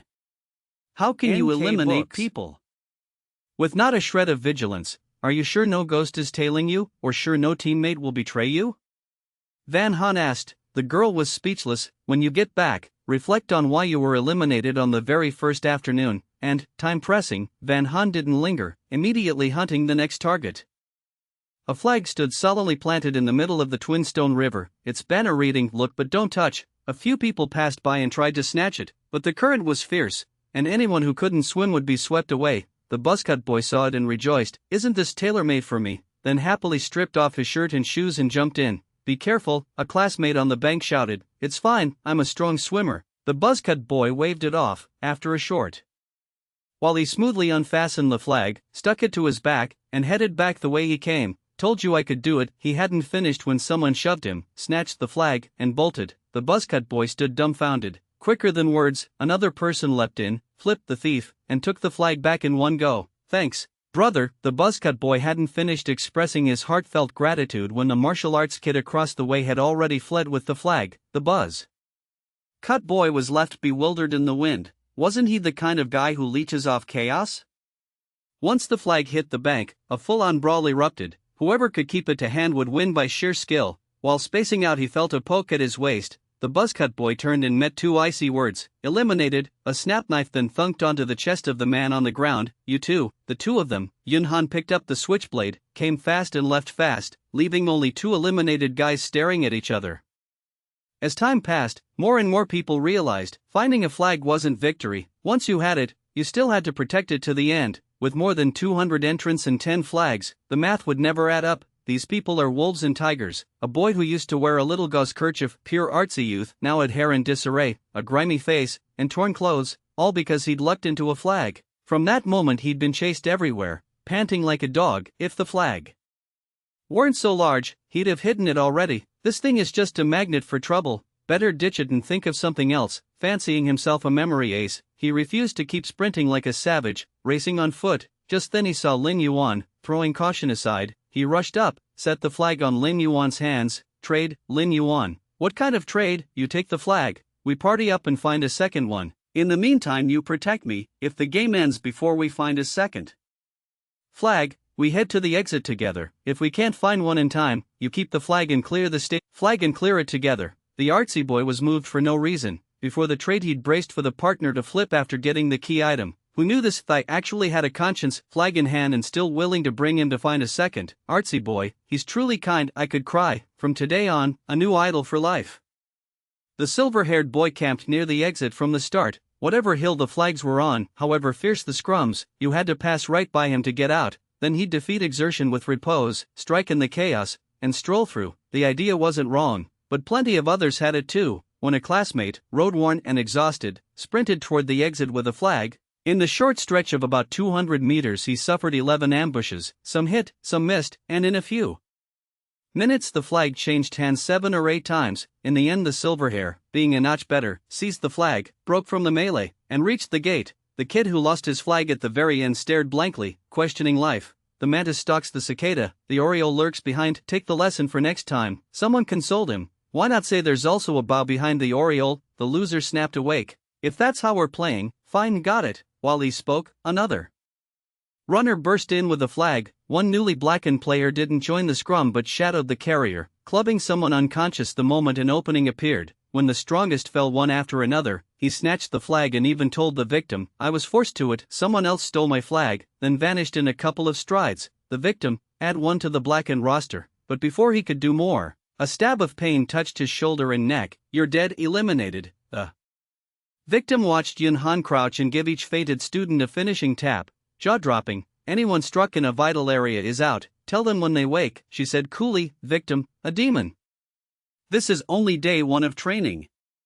4 hours later, a bunch of freshmen, faces and clothes filthy, eyes shocked, sat in clumps by the exit waiting for the verdict. Yun Han came out last and told the senior, in total, 82 eliminations. The assistants were aghast. "That many, about 3/4, roughly. I protest." A freshman leapt up, livid. "She relied on talent to eliminate everyone. What training is that?" "Yeah," someone hid in the crowd to chime in. "Isn't training for learning to clear dungeons? Using talent to torment people is just showing off. I can't accept this kind of training." A few lines fired up the masses, demanding Yun Han explain. "When I ambushed, I didn't use talent, only superior conditioning." Yun Han scanned the packed crowd, voice low. "This checkpoint measures alertness. If you keep aware, or find a trustworthy teammate to cover each other, you can absolutely avoid it." The more than 20 who weren't eliminated this afternoon didn't all have talents. Staring at the 82 out, Yun Han said flatly, "If you're still upset, feel free to file complaints." She had asked at dawn and the dean told her to go all out. The hush was corpse still, the freshmen flushed and speechless. Who'd think a coach could assassinate so many without any talent, just speed and strength? A skeptic quietly asked Jaya, "Senior, was she telling the truth?" "Jaya, if she had used talent, even more would be out," Lin Yuan added. "I can vouch she relied on surprise." "No Ghost Chi, no talent," the survivors testified in chorus. And even those eliminated said, the coach was extremely fast, but still within human athlete range. 3/4 out by the first afternoon, isn't that unbelievable? Yun Han shrugged. "I didn't expect so many with zero vigilance, easy pickings." Jaya watched the farce and concluded, "Looks like we need to increase training." The eliminated, if digging your own grave had a definition, this was it.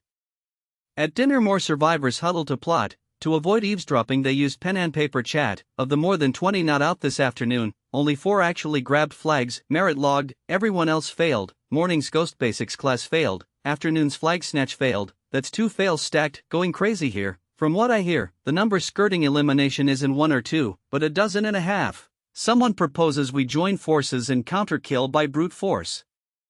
Freshmen with talent are few. Will assassination even work? If Lin Yuan joins our side our odds rise a lot, but he refused. Chu Beibei with a rank cocoon ghost talent also declined. She says the instructor's lectures are great and fun, and she doesn't want the special training to end so soon. Rather than force, she prefers to survive upright to the end. With top combatants out, what union? One rich second-gen agreed to chip in. He'll provide ghost coins as funds to sustain a group assassination plan. Good news, every survivor has at least one ghost artifact. Even smashing with ghost artifacts can knock people out. If the coach can ambush, so can we. So many people, it's worth a try. With the pen chat done, they finalized the assassination plan and resolved to gamble big.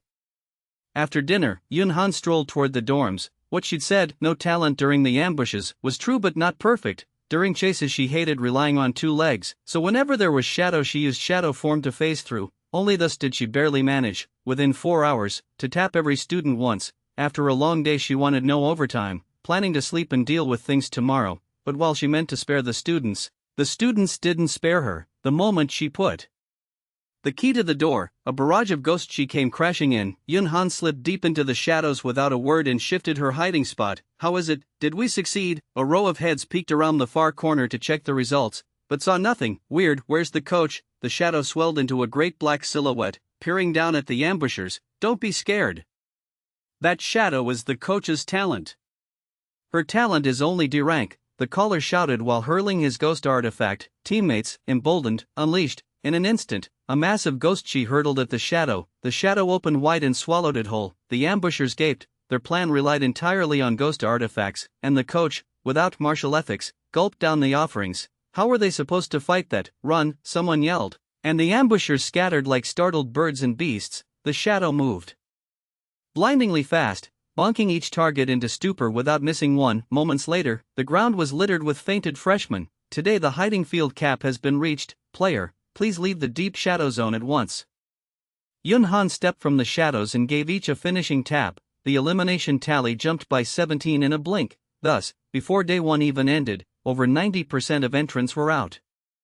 The sky-high elimination rate shocked everyone. The dean stayed up, convened an emergency meeting, and argued whether the training was too hard or this cohort too trash, hence the staggering number. I know the content intimately, the junior syllabus isn't over the line, Tu Wenwu opened, taking aside, Ghost Dungeons bully players 10,000-fold more than that. Even Jaya, who favored Yunhan, didn't dare echo it. If it's 10,000-fold harsher, what rank are we talking? S. SSSSS, newbies would never encounter that, so it's not a valid benchmark. 2 days of special training and we're flat on day 1, Duanjin sneered. If that's not over the line, he swallowed the rest, but the disapproval was clear. Tu Wenwu countered, entering a dungeon and getting quizzed by a ghost is normal, searching for a key item and having it stolen or getting ambushed isn't rare, stacking 2 poor ratings, life on the line, deciding to go all in and butcher the boss, only to wipe first. Cases like that are countless. The difficulty isn't Yunhan, if she erred, it's in being 100% faithful, too realistic. Frankly, I oppose lowering difficulty for newbie training. Humans protect the weak, ghost dungeons don't. This isn't 100% fidelity. Even a D-rank instance isn't this hard. Duanjin mocked. Know what a newbie is? Yanked in cold, unfamiliar with everything. Growth takes time. Too much difficulty only crushes confidence. Jaya glanced over. As I recall, Yunhan was moved from Class A to Class C for being too convincing at playing Ghost, and you picked a fight, yes? Keep personal feelings out of the debate. A chuckle in the corner. Picked a fight? He even lost a brawl, then he formed a team to hunt her down, couldn't find her, and slunk off. So what if they're freshmen? Some can rival seniors. With unlimited upside, don't cap them with labels. I'm judging the matter itself. Duanjin flared. Each year has over 100 students. How many geniuses are there? Yunhan's training doesn't suit the majority. His early gripes sprang from that. To him, Yunhan, whether ghosting or coaching, felt like showing off. The dean flipped through thick folders and finally looked up. I'll say a few words. Everyone fell silent out of respect. Yunhan's training isn't ultra harsh. Her syllabus is thoughtful and targets real dungeon problems. It's like stitching all the hardest exam questions into one paper, so of course the overall curve is high, but exams still ask them. Fail an exam and you lose points, fail a dungeon and you lose your life. Being strict now beats having no one to pull you later. The complaints are understandable, yes, for most kids it's hard, he pondered. So, regular training will be run by others. At the end of each month we test, rank by results, and select 30 for Yunhan's special training, also by voluntary principle. If someone in the top 30 doesn't want in, the slot passes down. Jaya raised a hand. Some upperclassmen have come to me asking to join. By academy standards, 1 to 3 months and you're a freshman, 4 to 12 months you're upper class. Earlier cohorts, filtered by many dungeon runs, survived by either standout talent or iron will. They've tasted dungeon pain and want harder training, just to gain a few more percentage points of survival next time. Then make it 60, split evenly. 30 freshmen, 30 upper class. The dean tapped the gavel. The eliminated freshmen were assigned to other training. They had no idea what came next and only felt lucky to be alive. If it's this hard, only a fool stays. The previous coach was already strict. Who knew the new female coach is even harsher? The special training lasts 2 days and most of us attended only half a day. Sounds absurd. Wasn't the coach's talent only D rank? Why couldn't so many of us combined assassinate her? Jiang Wen sighed. Yunhan's talent used to be D, but it's a rare growth type and has leveled up. The circle clicked their tongues. A growth type, limitless potential. No wonder she graduated early. Hyped as that is, how do you know? Someone asked. Lethargic, he said. Besides her A-rank shadow spirit pact, Jaya herself has a B-rank talent, eye of discovery. Whether a student has a talent and what it is, she can generally see it. She offhandedly mentioned it, and I happened to hear. That's how. Heads nodded. Someone pressed on. If you're so capable and even have A-rank paperman talent, why were you eliminated on day 1? Jiang Wen choked. The truth was bad luck. He excelled at controlling paper men, prying and eavesdropping, but was hopeless in close combat. Yunhan struck out of nowhere. Others never sensed it, but he did and still couldn't dodge, then got heart and lung tapped on the spot. Sitting here, he felt especially wronged, being forced to peel the scab in public. He clammed up, face like someone owed him a small fortune. The air fell quiet, realizing he'd stepped on a mine. The asker changed topics fast. I heard starting next term it'll be voluntary. Top scorers get priority to register. What kind of benefit is that? Who would be dumb enough to sign up?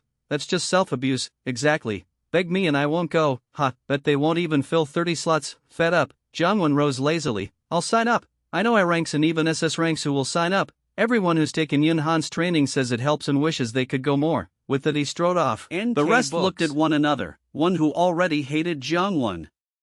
Snapped, so you're a rank, big deal, we ordinary folks aren't worthy to breathe your air. Sunwoo was a staunch member of the anti-training faction. He held the training unnecessary, just torture and demoralization. He'd waved the anti-training flag and even ran at the front line to abolish it, until the day he was dragged into a dungeon. About 3 days later he staggered back to the academy alive, then locked himself in his room. A few days on, his buddy joked, heard this ranking decides special training slots, maybe I should deliberately bomb the test? Even if I did well it's useless, I'm not signing up, Sunwoo said. I'm going to prepare hard, aim high, and volunteer, buddy? Are you possessed by a ghost? But Sunwoo was deadly serious. Trust me, we're friends, I won't lie. The special training helps and can save your life at the critical moment. I nearly didn't make it back this run, and the training saved me. Hearing that, the buddy fell silent. They agreed to go all out, crack the top 30, and register together. Soon the results posted. One ranked 33, the other 35, neither made it. Impossible, the buddy blurted, I used to be 24. Sunwoo, I hear some students throttle their scores to avoid attention. When it's time to register for special training, they reveal their true strength. Who throttle scores now only to burst later for registration? The buddy scoffed. Maybe they just got lucky this time. He consoled Sunwoo, even if you're 33 and I'm 35, there's still hope. If anyone declines the special training, it'll trickle down to us. But the top 30 all volunteered, forget 33, not. Even 31 got a shot. Hearing that, the buddy turned to stone. Only then did he realize those slots were steaming hot buns you had to fight to snatch. Today the hiding field cap has been reached. Player, please leave the deep shadow zone at once. This dungeon, Fierce Ghost Gym, difficulty, see, current players, 8 of 8, main quest survive, remain in the dungeon for 3 days. Van Han scanned the scene and unexpectedly spotted a familiar face, Jongwon. They had once stayed in Class A together, so they knew each other better than most. Right now his face was grim, so Van Han glanced past without lingering. Welcome to the horror game, proceed with the 17th check-in? Van Han answered inwardly, yes, check.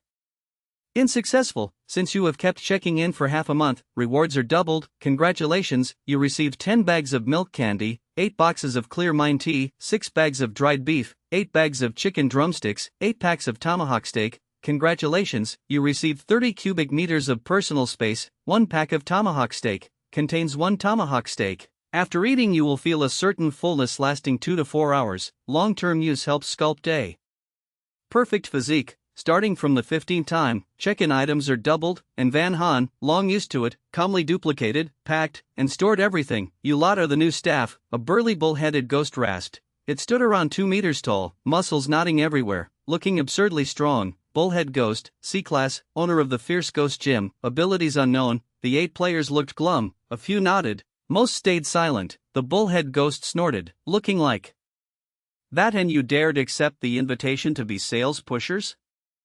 3 days each of you must sell 3 membership cards. If you cannot, do not blame me for being rude. After the threat, it called in a C-Class trainer ghost to take the newbies. The trainer's face was thunderous, but he didn't dare defy the boss. Once the boss left, he turned back, scowling as he lectured, this is a brute ghost gym. If you want to persuade customers to buy cards, you must pump those muscles and display yourselves fully. He led the 8 to the equipment. For example, this treadmill, you need to run at least 1 hour to attract clients. This barbell, you must lift at least 300 kilograms or no one will look. This multi-gym, give 100 chest presses and you might recruit someone. The more he talked, the worse Jiangwen's expression got. Any other methods, he asked. The trainer grinned. Oddly, some newbies build relationships by treating clients to meals every day. Sometimes the client softens and agrees to buy a card. From that grin, Jiangwen understood that meal meant inviting the client to eat you. Alright, you heard enough, get to work. The trainer dumped the group and hurried off. Among the 8, a strong male went obediently to run. A slim girl approached the 300-kilogram bar, tried a lift. Most others stayed frozen, groaning that they were doomed. In the live room, is this a newly opened dungeon?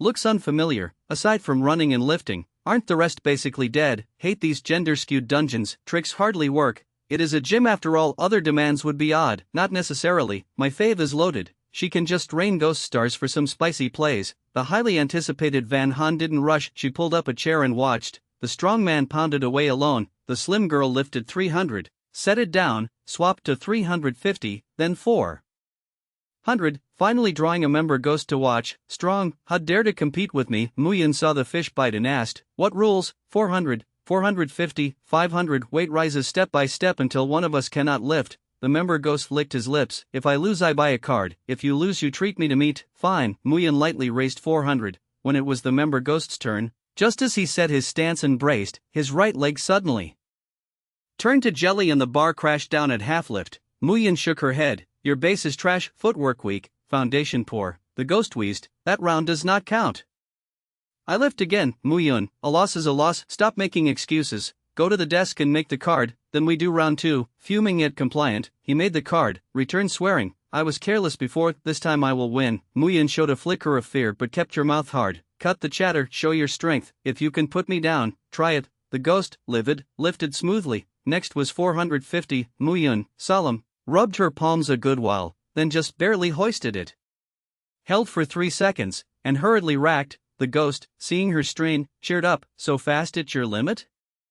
You are weak, he heaved up, but before 3 seconds the bar slipped and slammed the floor. My, so careless. Muyin's smile nearly reached her temples. You lost again, finish the card and stop here. I will not, he snapped. The first was an accident, the second was too. I do not believe you will be lucky a third time. He dragged Muyin to do another card and demanded round 3. Muyin couldn't refuse and agreed. This time the member ghost lifted first, 450, 500, 550, then, as he set for 600, his elbow kinked to a right angle, a sudden dislocation. He shrieked like a slaughtered pig but refused treatment, insisting on seeing the match through. Muyin, as if drinking water, raised 600 with ease. You lost, go to the front and make the card. The ghost stared blankly for a long moment, then jolted as realization hit. It's a contracted ghost, you ambushed me while I lifted, you can speak nonsense at the table.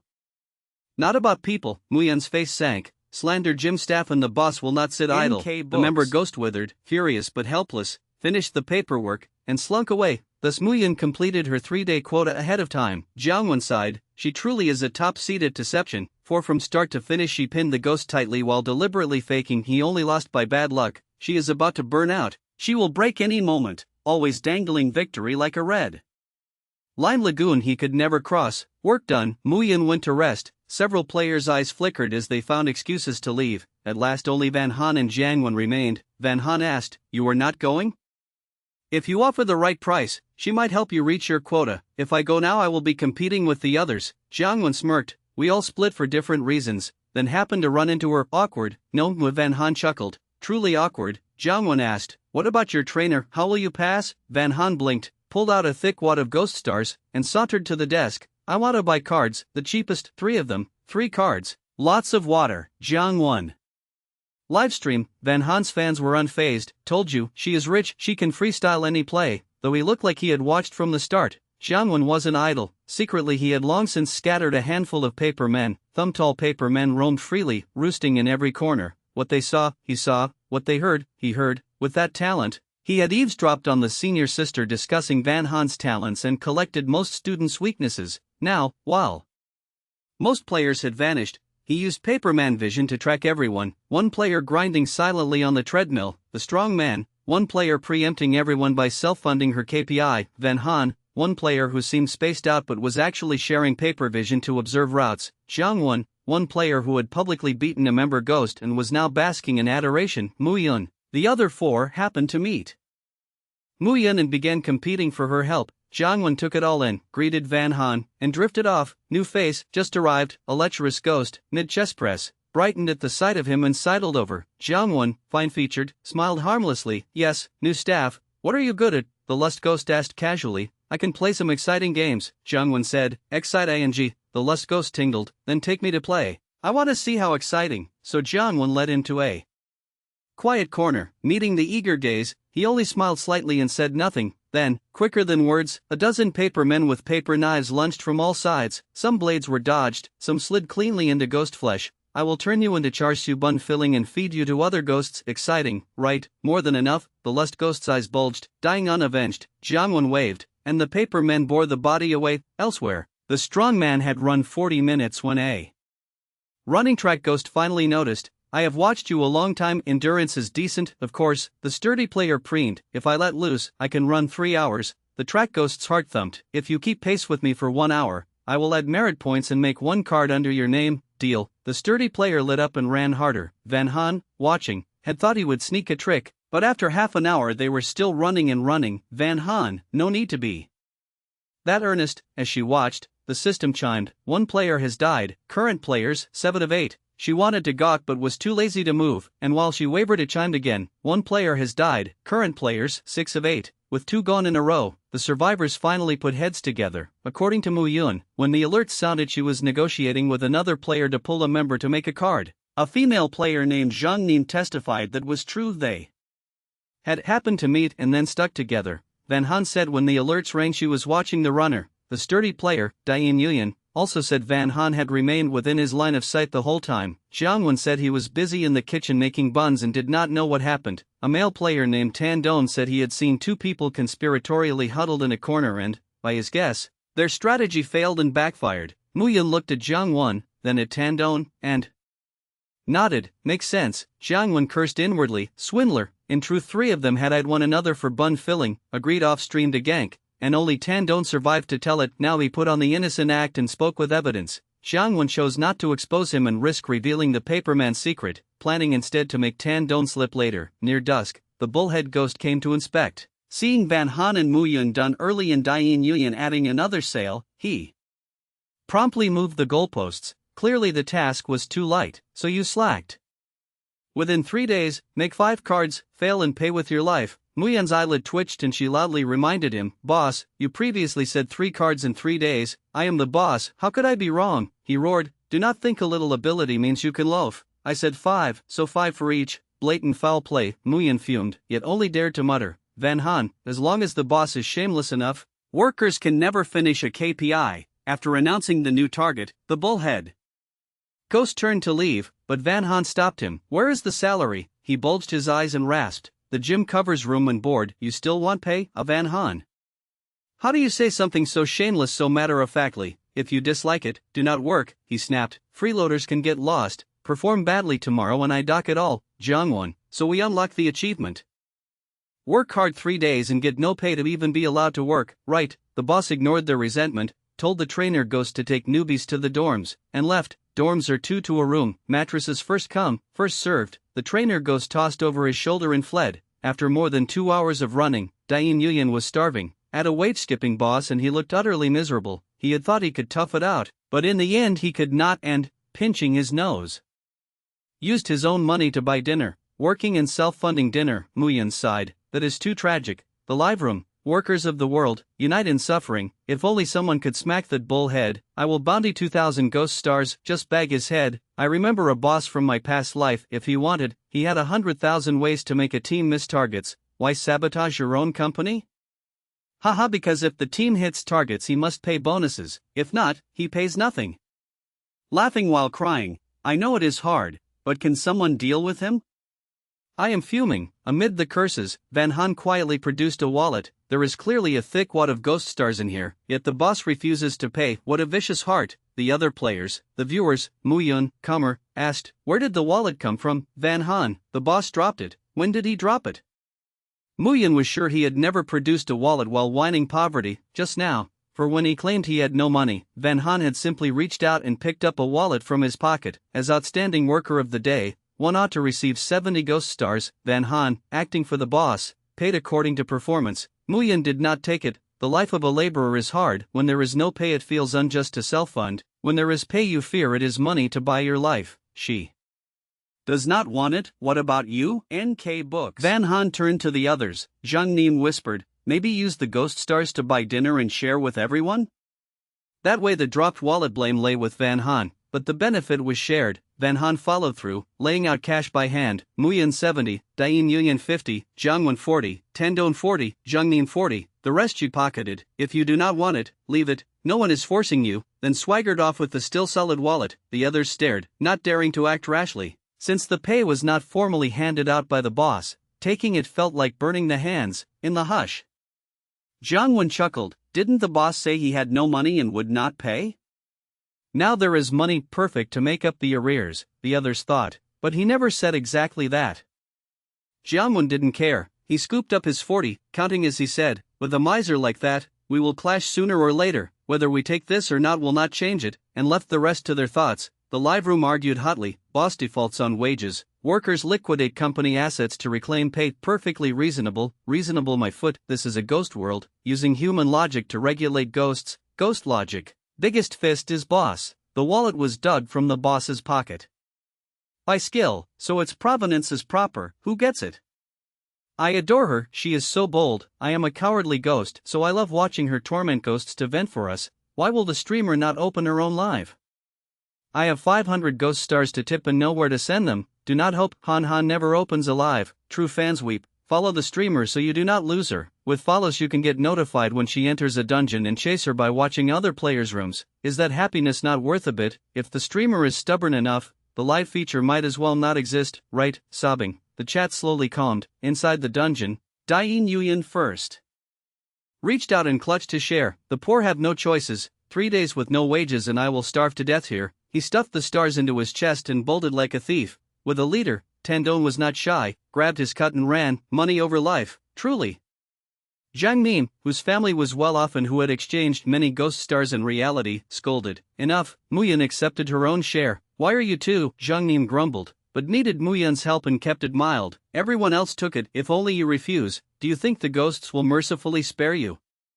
Better to take your part, if trouble comes, all the players face it together, Muyan said coolly, this time the matching is decent, we may manage cooperation, at present 6 survivors remained, 3 women and 3 men, but dorms were 2 to a room, which meant someone would be alone, or a mixed gender pair would share, or they would break rules and put 3 to a room, at such times players usually huddled to discuss. But Van Han preferred solitude, so she simply claimed the lone wolf slot, picked a room, took the key, locked the door, and threw the bolt. The others, fine, let them discuss. Whatever they decided, Zhang Nim and Muyan would surely share. Late at night, Zhang Nim had just drifted off when she drowsily heard dripping from the bathroom. Drip, drip, drip, maddening, which uncivil ghost finished and did not shut the tap, ruining her dream. She jumped up, groped toward the bathroom, eyes still half shut. When her hand touched the doorknob, a wail rose outside the room. Where is my wallet?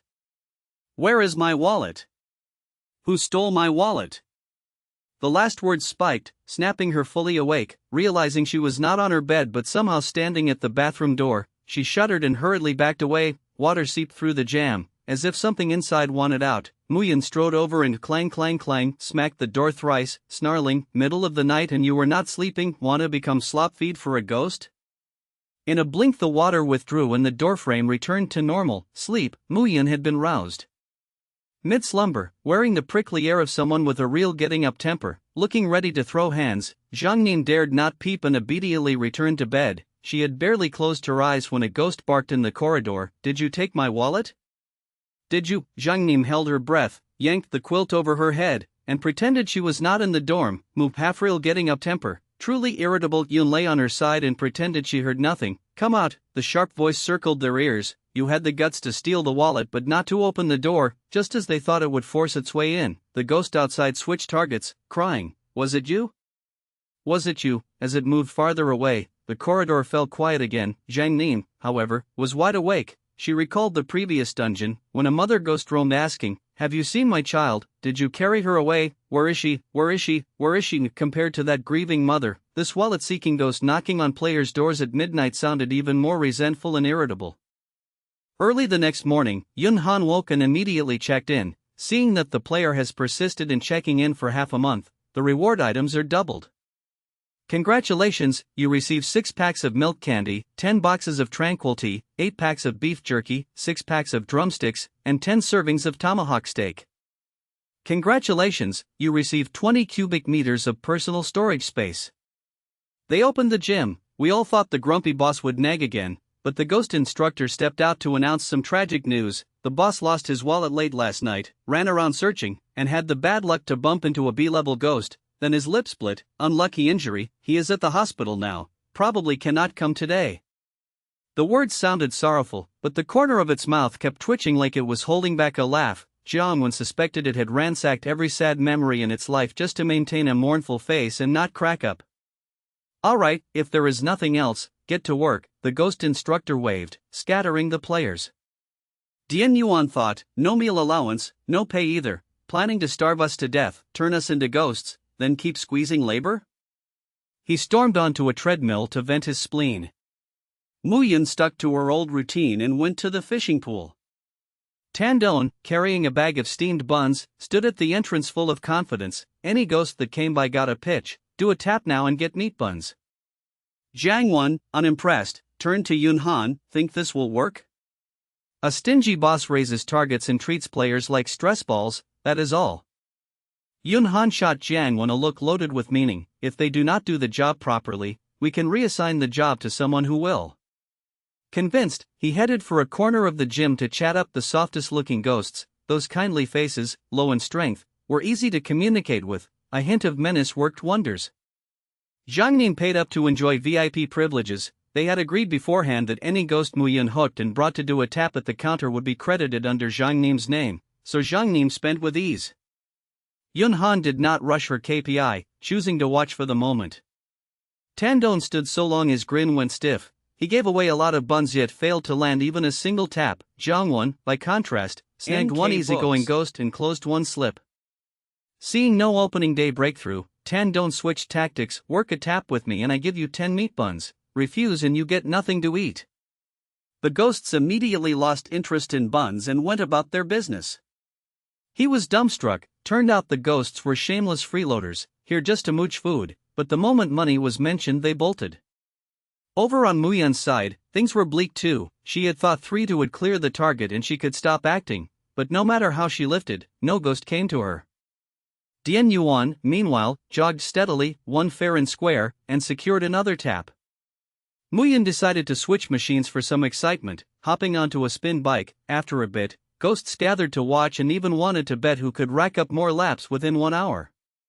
She sighed in relief. Contests she could handle. What she feared was being ignored. As long as there was a match, there would be a way out. While everyone hustled, a new customer entered, burly male ghost, B-level, powerfully built and tough as nails, ability unknown. He asked the moment he stepped in, "Where is your boss?" Quick on the uptake, Tandon replied, "The boss is out, for now the ghost instructor is in charge," and sprinted off to fetch it. Soon the ghost instructor arrived, shedding its lazy air to become all courteous. "May I ask what brings you to our gym, sir?" The burly ghost repeated, "Where is your boss?" "He had an accident last night and is receiving treatment at the hospital," it said. "Roaming in the dead of night, whining that some ghost stole his wallet, getting his mouth smashed as deserved." The burly ghost snorted. "He was lucky though, when I came, he was not there." Yes, the instructor bobbed its head, "Terribly sorry to have inconvenienced you. How can we make amends and compensate your loss?" The burly ghost sneered, "What can a dump like this offer? I would not take it even for free." Then he saw Yun Han, froze, then lit up and strode over warmly. "Why are you here?" "I have been looking for you." Yun Han blinked, "And you are?" "Me, of course," he prompted. "Months ago, we met at the ghost market." That jogged her memory a bit. The guy who did not like candy, standing in the middle of the road? He laughed sheepishly. "Not liking candy is history, now I adore it, especially yours." He looked at her expectantly. "Got any more?" "I want to buy." Months without a taste and he was dying for it. "I have some, but I am on the clock and cannot handle personal business," she said. "On shift, ah," he caught on. "New hire at the gym? You have a quota? Need to sell tap?" "Right, within 3 days I must sell 5 slips," she said. He slapped his thigh in excitement. "Then I will do a tap. You make the milk candy the freebie and give it to me, done." That way he would not waste time, she would hit quota, and he would eat candy, win-win. Yun Han did the math and nodded, "All right." He dragged her to the counter and banged out 3 slips in one go. The ghost instructor, was this not inviting a wolf into the house?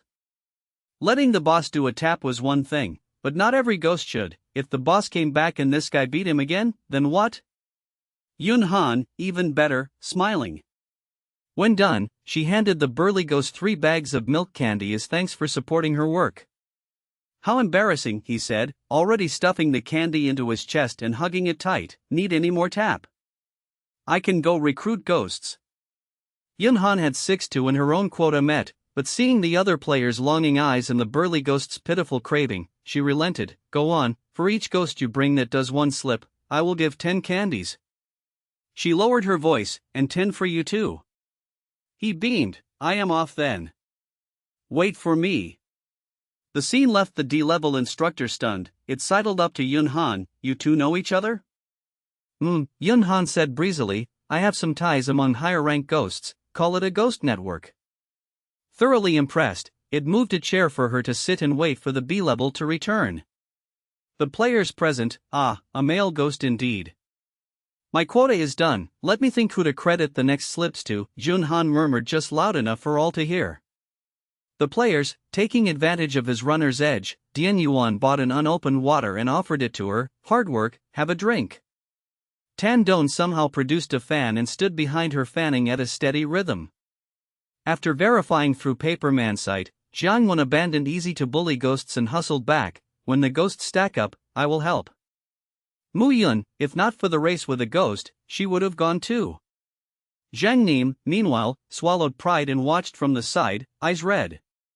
The live room exploded. "How is she doing that? Seriously, how? Somebody explain." Carrying capacity space, trying to bring real-world milk candy into the ghost world fails because ghosts do not like it, so I suspect her candy is a special item that attracts ghosts and boosts favor. An item that strong, why have I never seen it? Likely rare, low in number, seldom seen. I have seen it with other players, it is incredible. Toss candy left and run right, the ghost will shuffle left for the candy and not prioritize killing the player. Every player has been chased by ghosts, but this candy is different. Slow down and another ghost snatches it, miss it, and it is gone. Conclusion: Yunhan is really loaded, piles of ghost stars, rare items used like water. I am crying with envy.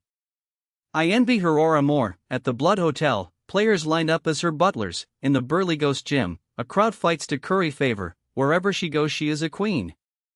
Help! Which way should I face when I sleep to dream myself into a big shot like that? Sleep early, maybe nap by day, even daydreams need a little flavor. While the chat rambled, the burly ghost returned with a tale of ghosts strung out behind him. "When you were not around, we missed you every day. Once we heard you showed up, everyone rushed over to see you." Yunhan laid out the flow. "First you do the tap at the counter, register, then come to me to collect freebies. 1 slip earns 10 candies. 2 slips a bag with 20 pieces, supplies are limited, each ghost at most 2 slips. The wail was instant. "Why the limit? Cannot we do more for more?" "I can do 10 slips, kneeling for 5 bags." Yunhan pretended not to hear. Step by step, no crowding.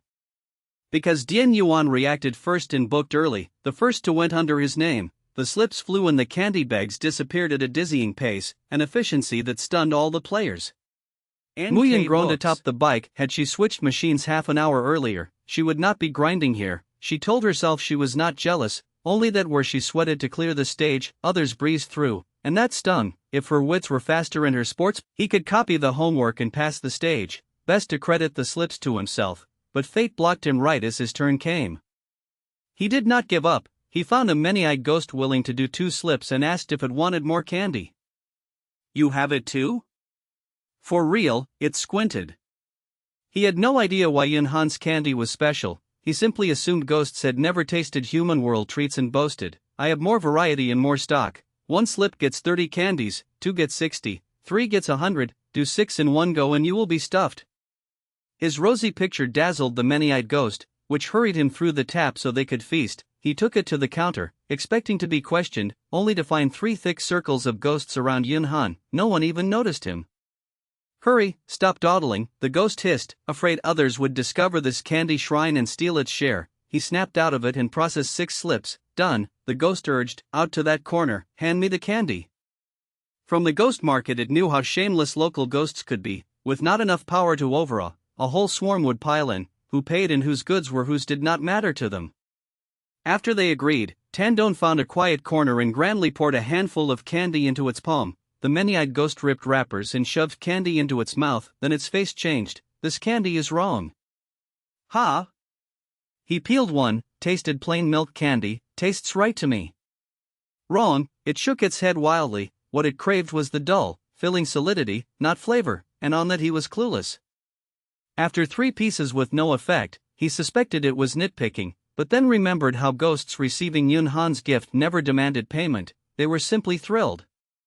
You are plainly in league with her, so why is your candy different? It raged, cramming dozens of pieces into its mouth and still feeling no fullness.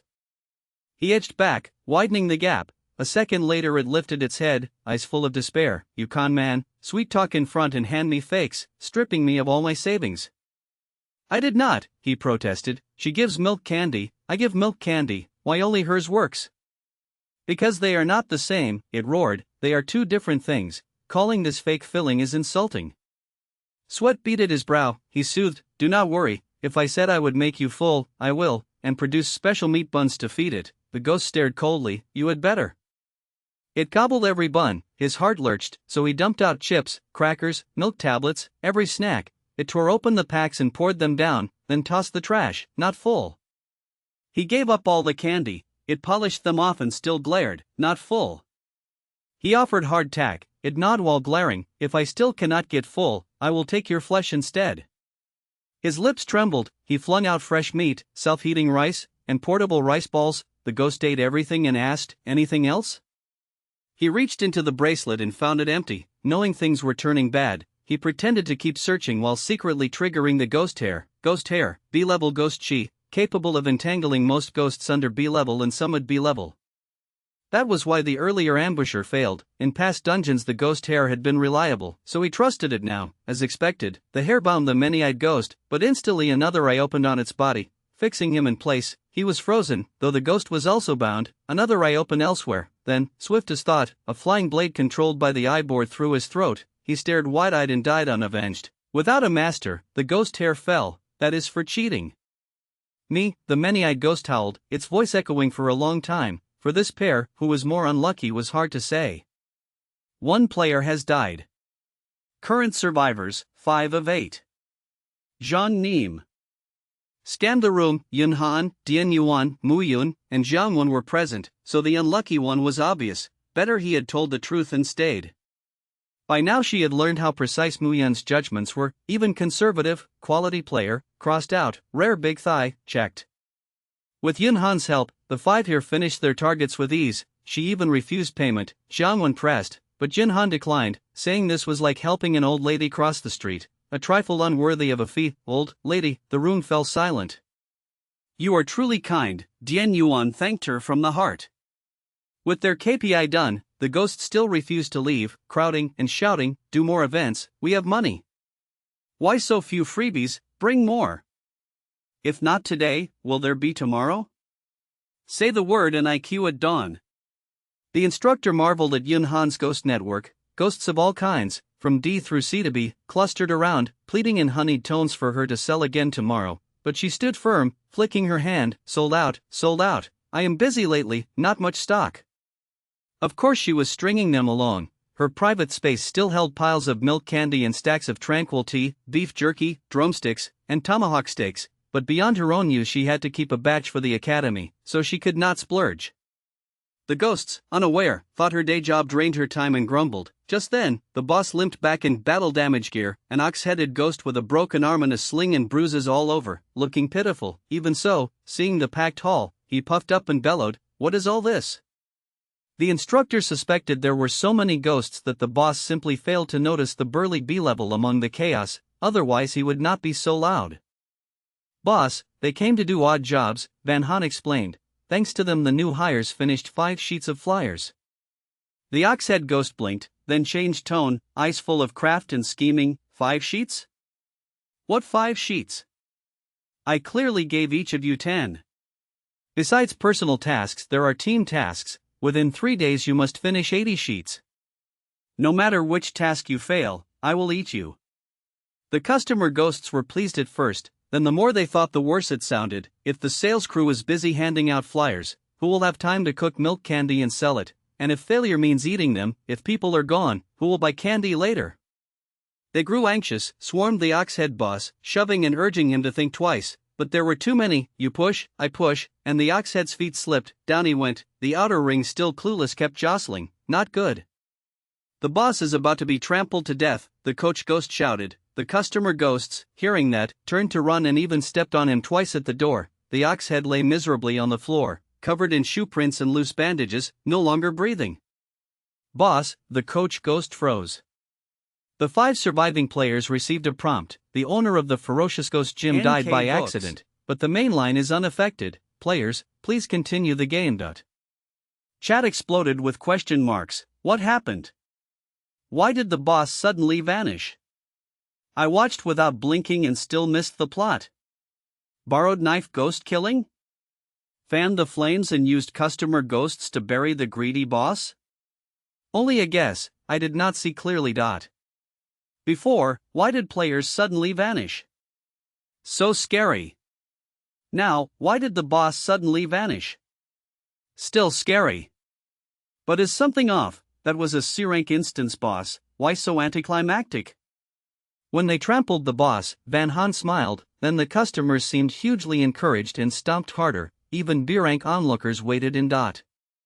Yikes, terrifying. The boss was gone, but the coach ghost remained. Van Han stepped up. What now? The coach shuddered, then yelled, no more flyers. I declare you have passed the assessment. How to handle the remains, and will the gym still operate? She asked. The boss has kin, I will inform them to discuss the funeral and inheritance, the coach said politely. These small matters, I will handle, you all rest. Thus on the second day the latent fuse was pinched out, the players only needed to wait 3 days for the timer to tick and they would clear. Night. Before turning in, Van Han distributed wages of 40 ghost stars per person for that day. Back at the 2-person dorm, Zhang Nim's head still buzzed, she could not understand how any of this had been done. Mu Van, seeing her dazed, advised, don't overthink. This clearance method suits only her, others cannot replicate. Not necessarily, Zhang Nim said, buy similar props on the market and copy the behavior, and there is a good chance to reproduce. You spend freely, your family must be well off. Tell me, when have you seen the same prop in the market? Mu Van asked. Zhang was speechless. So wash up and sleep, don't think more. Yet she still fretted, with props that good and a method that simple, how could she not think? Next day. On check-in, Van Han received 6 packs of milk candy, 10 boxes of Quiet Heart tea, 8 packs of dried beef, 10 packs of drumsticks, 8 packs of tomahawk steak, plus a new talent. Firefly Light, a ranked talent, not upgradable. Each morning at 8 o'clock you gain exorcist candles and lighters, in a combined amount equal to 3. How do I get them? Just by checking in, she wondered. Sure enough, when the hour struck the items appeared directly in personal space. Exorcist candles 2, lighter 1. Exorcist candle, once lit, it dispels darkness, within 1 meter gods and ghosts retreat, lasts 6 hours. Lighter, can ignite under any conditions. Each can be used 10 times. The candles look like ordinary red candles, from fingertip to palm length. She tried packing candles and lighter into a tin, then said, duplicate. Duplication successful. Congratulations, you triggered tenfold critical. 2 candles and 1 lighter became 20 candles and 10 lighters. Perfect starter self-defense kit, she said, admiring them, then stored them away. Next she took out a blank deed of real estate, a reward from clearing the Blood Red Hotel. She had planned to duplicate 10 or 8, then buy several properties. The system reminded her, special props cannot be duplicated. Fine, she would wait for a prime plot. The Ferocious Ghost Gym was okay, but far from her ideal. She put the deed back. After breakfast in the lobby, Zhang saw no familiar faces. Where had everyone slipped off?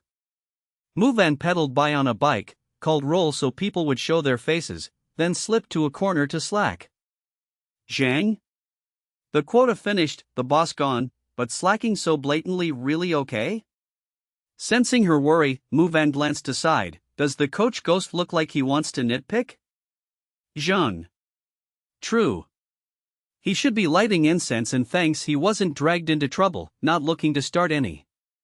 So, Muvan said lightly, last day, find a spot to fish and wait for the clock. Since entering instances, Zhang had read piles of material all about no injury clears. No one had taught her how to fish or run. If you truly don't know what to do, go nap in the dorm, Mu suggested. Zhang, moved, still declined, better I wait in the lobby. If the coach could not handle someone and sought to hassle others, leaving might earn her a dereliction of duty tag and a bad rating. As you wish. Muvan glanced here and there, occasionally doing a set on machines. Zhang watched, quietly waiting out the time. Then a C-rank ghost approached. You're a new gym employee, right? I need a spar for boxing. You look okay, come play with me a bit. Zhang blurted, I don't know how, I'll call someone else. The boxing ghost smiled falsely, no problem, you don't need to know boxing, only how to be hit. Zhang? Do you hear yourself? If I knew I'd be marked, I'd have slept and taken a bad review. Our gym's creed is customers first, we must provide the best service. I will find you a veteran trainer, she said, backing away to run. The boxing ghost clamped her shoulder. I said you will do, if you refuse are you lazy and shirking work? His gaze grew dangerous, as if he would strike in the next second. Zhang racked her brains, most of her clears had been bought paying money, using props, hiring top players, so she still had no solution. In the pinch, Muvan dashed up and set a hand on the ghost's shoulder, I'll spar you. The ghost looked at Mu and shook his head, I want her, not you. I'm a professional sparring trainer for this program. If you insist on her taking the client, that's a different price, Mu said. At the mention of money, the ghost let go, a bit abashed, thought, then grudgingly yielded, fine, you then. Mu laced gloves and subtly signaled Zhang. Zhang got it and slipped away while the ghost looked elsewhere. Why dodge in with me then, the ghost grumbled, he preferred choosing his prey and beating them to tears over being stuck with a pro. Mu only cited the rules, as staff she had to obey. Rules, treat him like a first-time guest? The ghost rolled his eyes, then sneered, being my spar is not easy. First, you must block my attacks, second, you may only dodge and guard, no counterattacks, finally, we stop only when I say stop. Agreed, Mu nodded.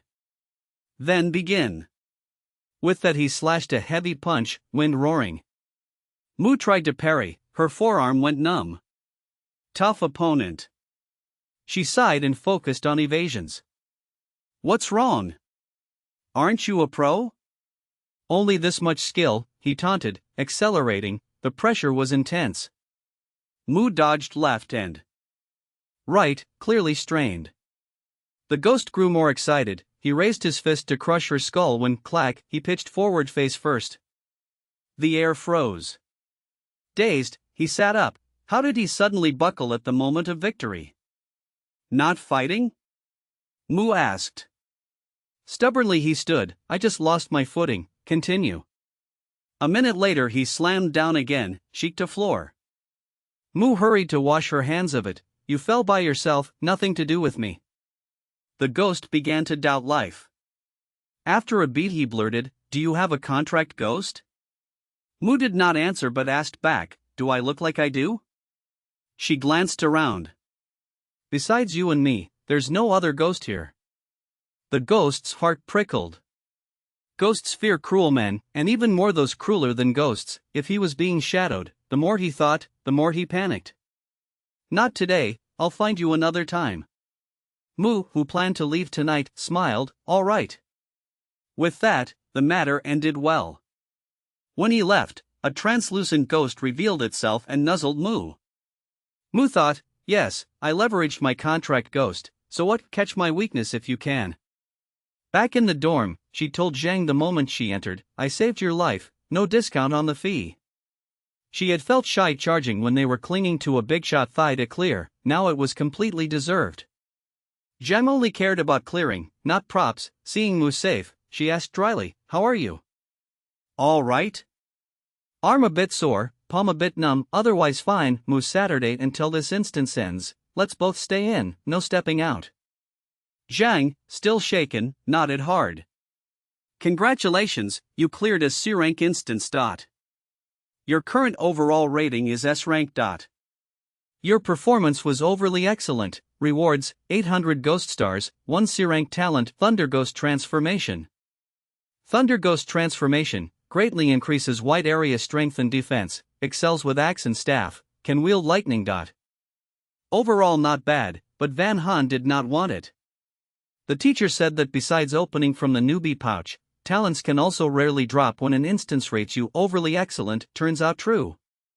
She tried duplicating, the system failed. She stuffed the little glowing mode into space, planning to trade it later. After the run, she gave herself 7 days off. On day 1 she was surprised. At 8 in the morning sharp she again received a fresh exorcist candle and lighter. The next days were the same. Stock up for a month and you can adjust any way in an instance and still protect your life. Is this the power of an A rank talent? A rank is fearsome already, add S rank duplication and the stacked effect is monstrous. Her candles and lighters soared in number. Lu Dao Tan, openly opposed the special training course. Refuse abusive training.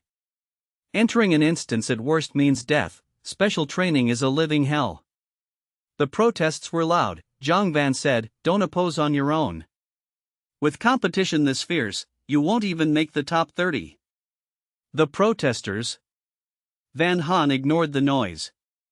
If the academy scheduled special training, she attended on time and did her duty. If the academy cancelled it one day, she'd be happier to go lie in the dorm.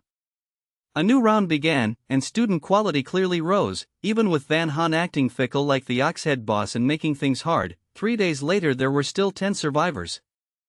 I'm very happy you've all improved so much in so short a time, she said slowly. The 10 old students. Not really, you just eliminated over half of the 30 veteran students. The office had mentioned it, but she had not cared and thus did not know. Van Han continued, those still here, each gets 1 exorcist candle. Learn the usage quickly and make full use of it to clear. She gave each of the 10 a candle and added a dozen lighters. Thus the 2-day special training ended, and she left first. The 10 held their candles and stared. At the system description, puzzled, exorcist candle? Gods and ghosts retreat? Real or fake? That night, on her way to the cafeteria, she was stopped. A student cried excitedly, Coach! We tested it, your candle really exorcises. Van Han said mildly, all tested? And you can use it? Yes, they babbled. We had classmates with the transform into ghost talent take turns. Once lit, ranks D through a felt varying discomfort and had to back off. I even let an S rank try. She said she didn't want the light on her and backed out to beyond 1 meter, exactly the candle's radius. It even pushes S ranks, but with a side effect, wax burns faster. By calculation, duration drops from 6 hours to 3. But that's fine, a mere candle standing off an S rank for 3 hours is insane. It works on double S and triple S too. But because it burns so fast, the owner was distressed and snuffed it on the spot, so we didn't get precise numbers. Still, thanks to that we learned the candle is reusable, snuff when not needed, relight when needed, total burn time is fixed. Also, it only affects ghosts, not humans, which means if careless, a fellow instance player could snatch it. Van, who knew none of this, Han quietly memorized the usage and smiled, well done. Coach, what makes such a good prop? Is it academy issued? Can you keep using it as a reward to motivate trainees who clear? Facing their hopeful eyes, she said, I obtained it in an instance, it's a personal supply, unrelated to the academy. As for continuing to use it as a reward, I have not decided. Personal supply? The students were stunned into silence. Van Han has exorcist candles. Last special training, anyone who lasted to the end got 1. Their real gods and ghosts cannot approach. S, double S, triple S all get pushed back. Books. The news spread noisily, skeptics refused to believe, a candle that exorcises and pushes S rank? Who saw it with their own eyes, step up. If you carry a few, wouldn't clearing be trivial? How would the game allow such a miraculous prop? Pure brag. Strangest is those spreading the rumor, they'll say anything, clearly an agenda, spinning it as truth. This is a school, stop manufacturing hype and turning yourself into a celebrity coach, not appropriate. Some students publicly accused Van Han. Unexpectedly, somewhere on campus, a crack in spacetime quietly opened. A student walking a path suddenly screamed and squatted down. "Are you okay?" someone asked. Instead of gratitude, he sprang and gripped the other's throat. "Are you crazy? Let go. Two strong ones, hold him down." Amid the shouts, Dongvu lit an exorcist candle to protect himself. In the flicker, he faintly saw a malevolent ghost clinging to the classmate and yelled, "He's possessed. Separate the ghost first." Anyone got an expel ghost talent? No, a row of nose crushed hope. Someone said, "You're holding an exorcist candle, try it." Trusting the candle, Dongvu moved in. When the gap closed to within 1 meter, a shriek sounded and the ghost tore free from the host and fled. "Kill it!" A murderous roar triggered a riot, swaths of ghost chi and talismans blasted out, and the ghost was bombed to slag. In a self-study class that evening, panes shattered, a mantis ghost of A rank beat its wings and burst in. Why are there ghosts in the real world? Students gaped and forgot to run. The next instant the ghost flashed like lightning and executed everyone in the room. Beside the academic block, an immense high S-rank giant ghost appeared. It sat, ripped off the roof, and stuffed building materials into its maw, crunching loudly. Students training on the roof felt the earth heave and could not stand. Gripping the window frame, they looked out to see a ghost opening a colossal mouth and froze in terror. "Senior, help!" But it all happened too suddenly. In a few seconds, rescuers could not arrive. The giant yanked a huge section of structure into its mouth, chewed twice, and swallowed. Unsated, it wrenched another piece to gulp. Rushing in and getting swept into the emergency, Zhang Van thought, "I really want to curse." He pulled a lighter, lit an exorcist candle, and scanned for an escape route. The giant raised the building to swallow, sensed the flame, and hurled the structure aside like something nasty. Zhang Van narrowly escaped alive, unlucky enough to fracture an arm. Enduring pain, he gripped the candle with the other hand and shouted to the rest, "Run!" A crew-cut youth did not hesitate, heaved Zhang Van onto his back, and sprinted. "Are you insane?" Running while carrying dead weight, Zhang cursed. The crew-cut snapped back, "Hold the candle tight. Don't let it get snatched." Zhang understood, candle or not, the giant's hunger was extreme. He himself was not a fighter and now one-handed. If the candle were stolen, he'd be in mortal danger. With the candle's glow covering them both, they stayed safe as they ran. Zhang quit scolding and only urged, "Faster, faster, faster." "You think I'm your mount?" The crew-cut panted between curses. Luckily, before long seniors arrived to reinforce. "Now it's safer," the youth said. Zhang, in a hidden corner, collapsed, and panted like a dog. In the classroom, Don Tien activated his talent and grew a huge venom hand arm that pinned the mantis ghost down, then roared at the freshmen, "What are you standing around for? Run! But you're grade B and it's a grade A mantis ghost. If no one helps you." A few freshmen still hesitated. "Only if you run can I run." Don Tien bellowed, "Listen up, move it, roll out." The freshmen snapped out of it and scattered. Not far off, the mantis ghost thrashed violently, about to break free. "You've slaughtered dozens of freshmen, how could I let you go?" Don Tien drew a glossy black blade and chopped down. He'd aimed at its neck, but the mantis ghost slipped aside and raised its left arm to block. A deep gash split that arm at once. Ignoring the wound, it beat its wings and lunged in counterattack. Don Tien tried to pin it again with the venom hand, but it was too fast and the grab whiffed. After several tries, the talent's time limit hit the ceiling, and the venom hand vanished on its own. "Damn it! Why isn't backup here yet?"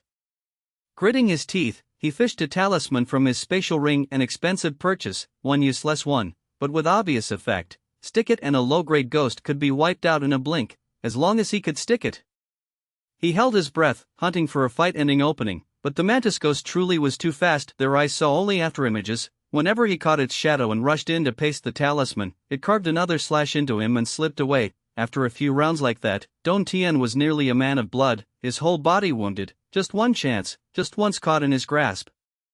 A cut split his brow, blood spilling into his eyes. He stared wide, locking hard onto the mantis ghost and waiting. The mantis ghost flicked its gaze at the heart in his left chest and sneered. After toying with its prey enough, time to end it. It surged forward on its wings, yet suddenly hissed and sagged as if spent, flopping down, twitching twice, then lay still. Don Tien looked around warily, not sure what had just happened. Van Han casually tossed the heart she'd just stolen to the floor, lit a warding candle, and set it before him. I'm going to sit here and wait for medics.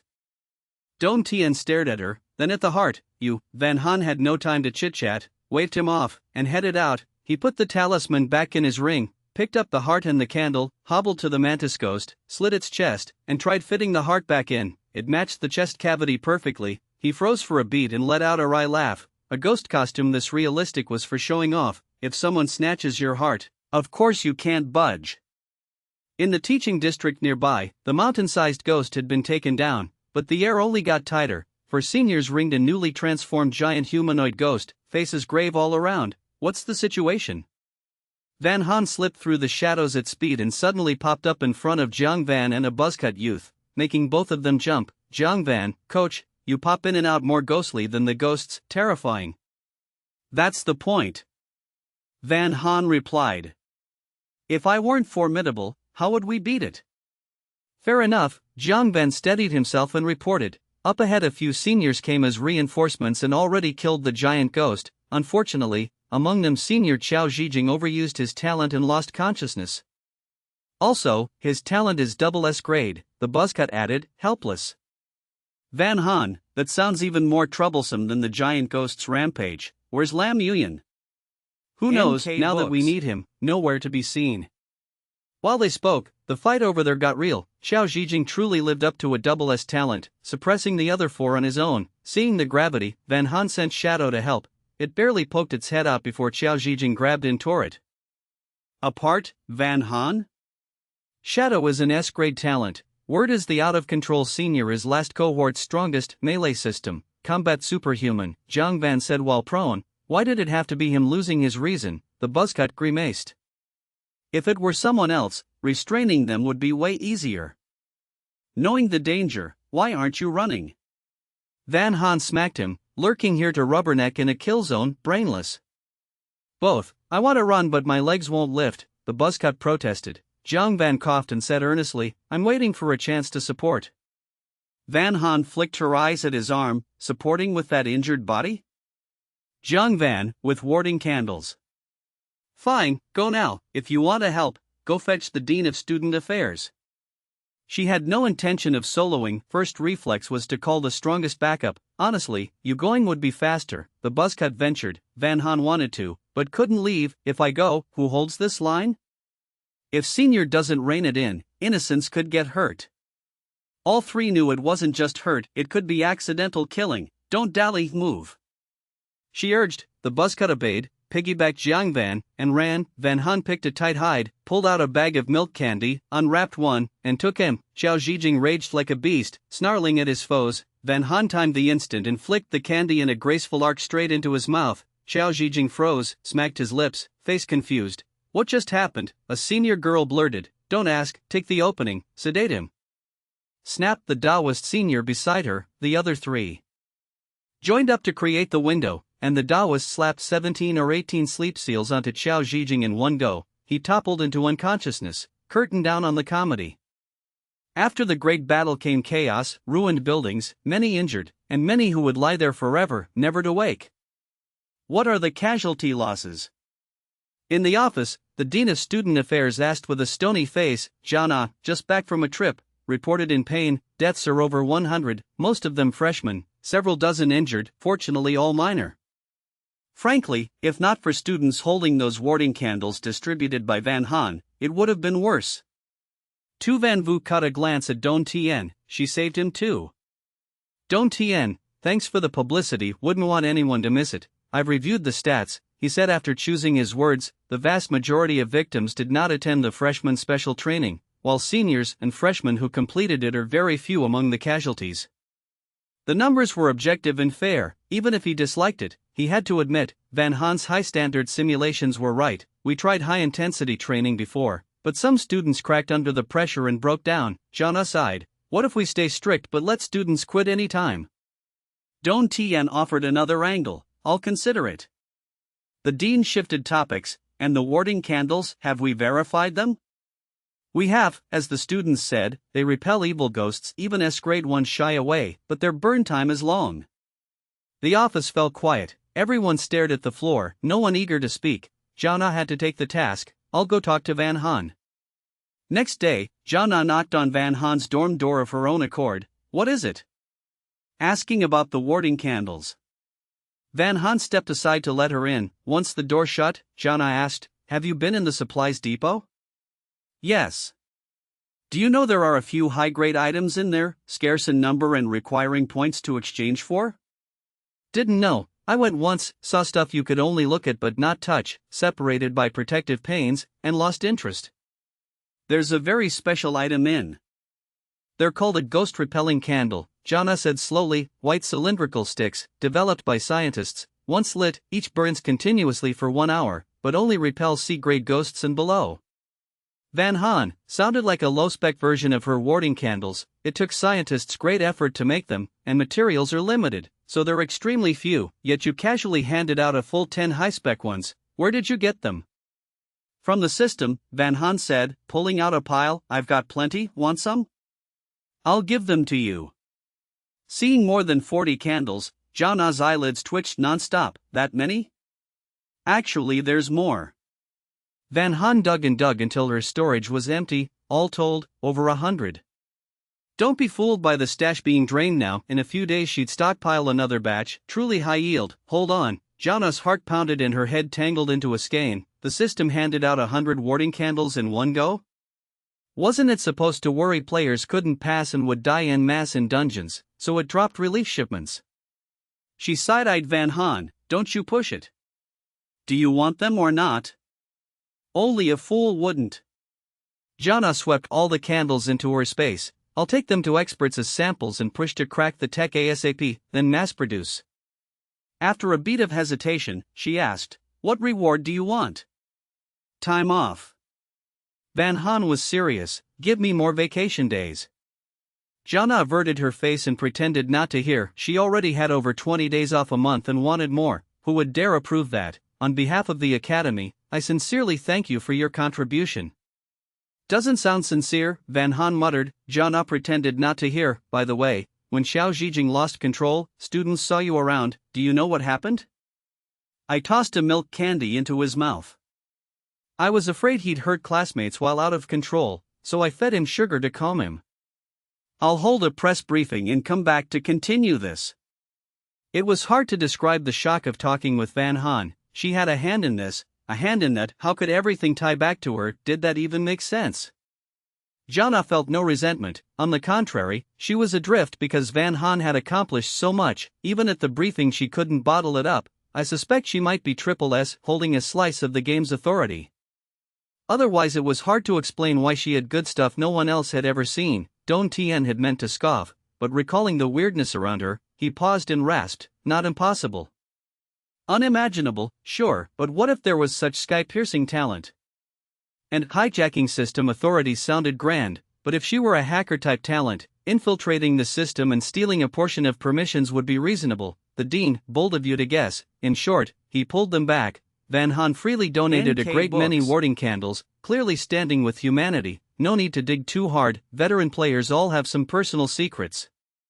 What if Don Tien started to object by reflex? She just earned merit worthy of citywide praise. The Dean cut in. For someone like that, give more benefit of the doubt.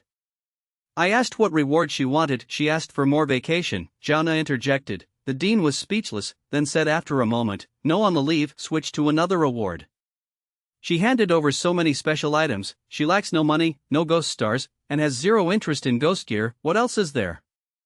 He thought it over. I'll publish her achievements in the papers and apply for a hero's medal.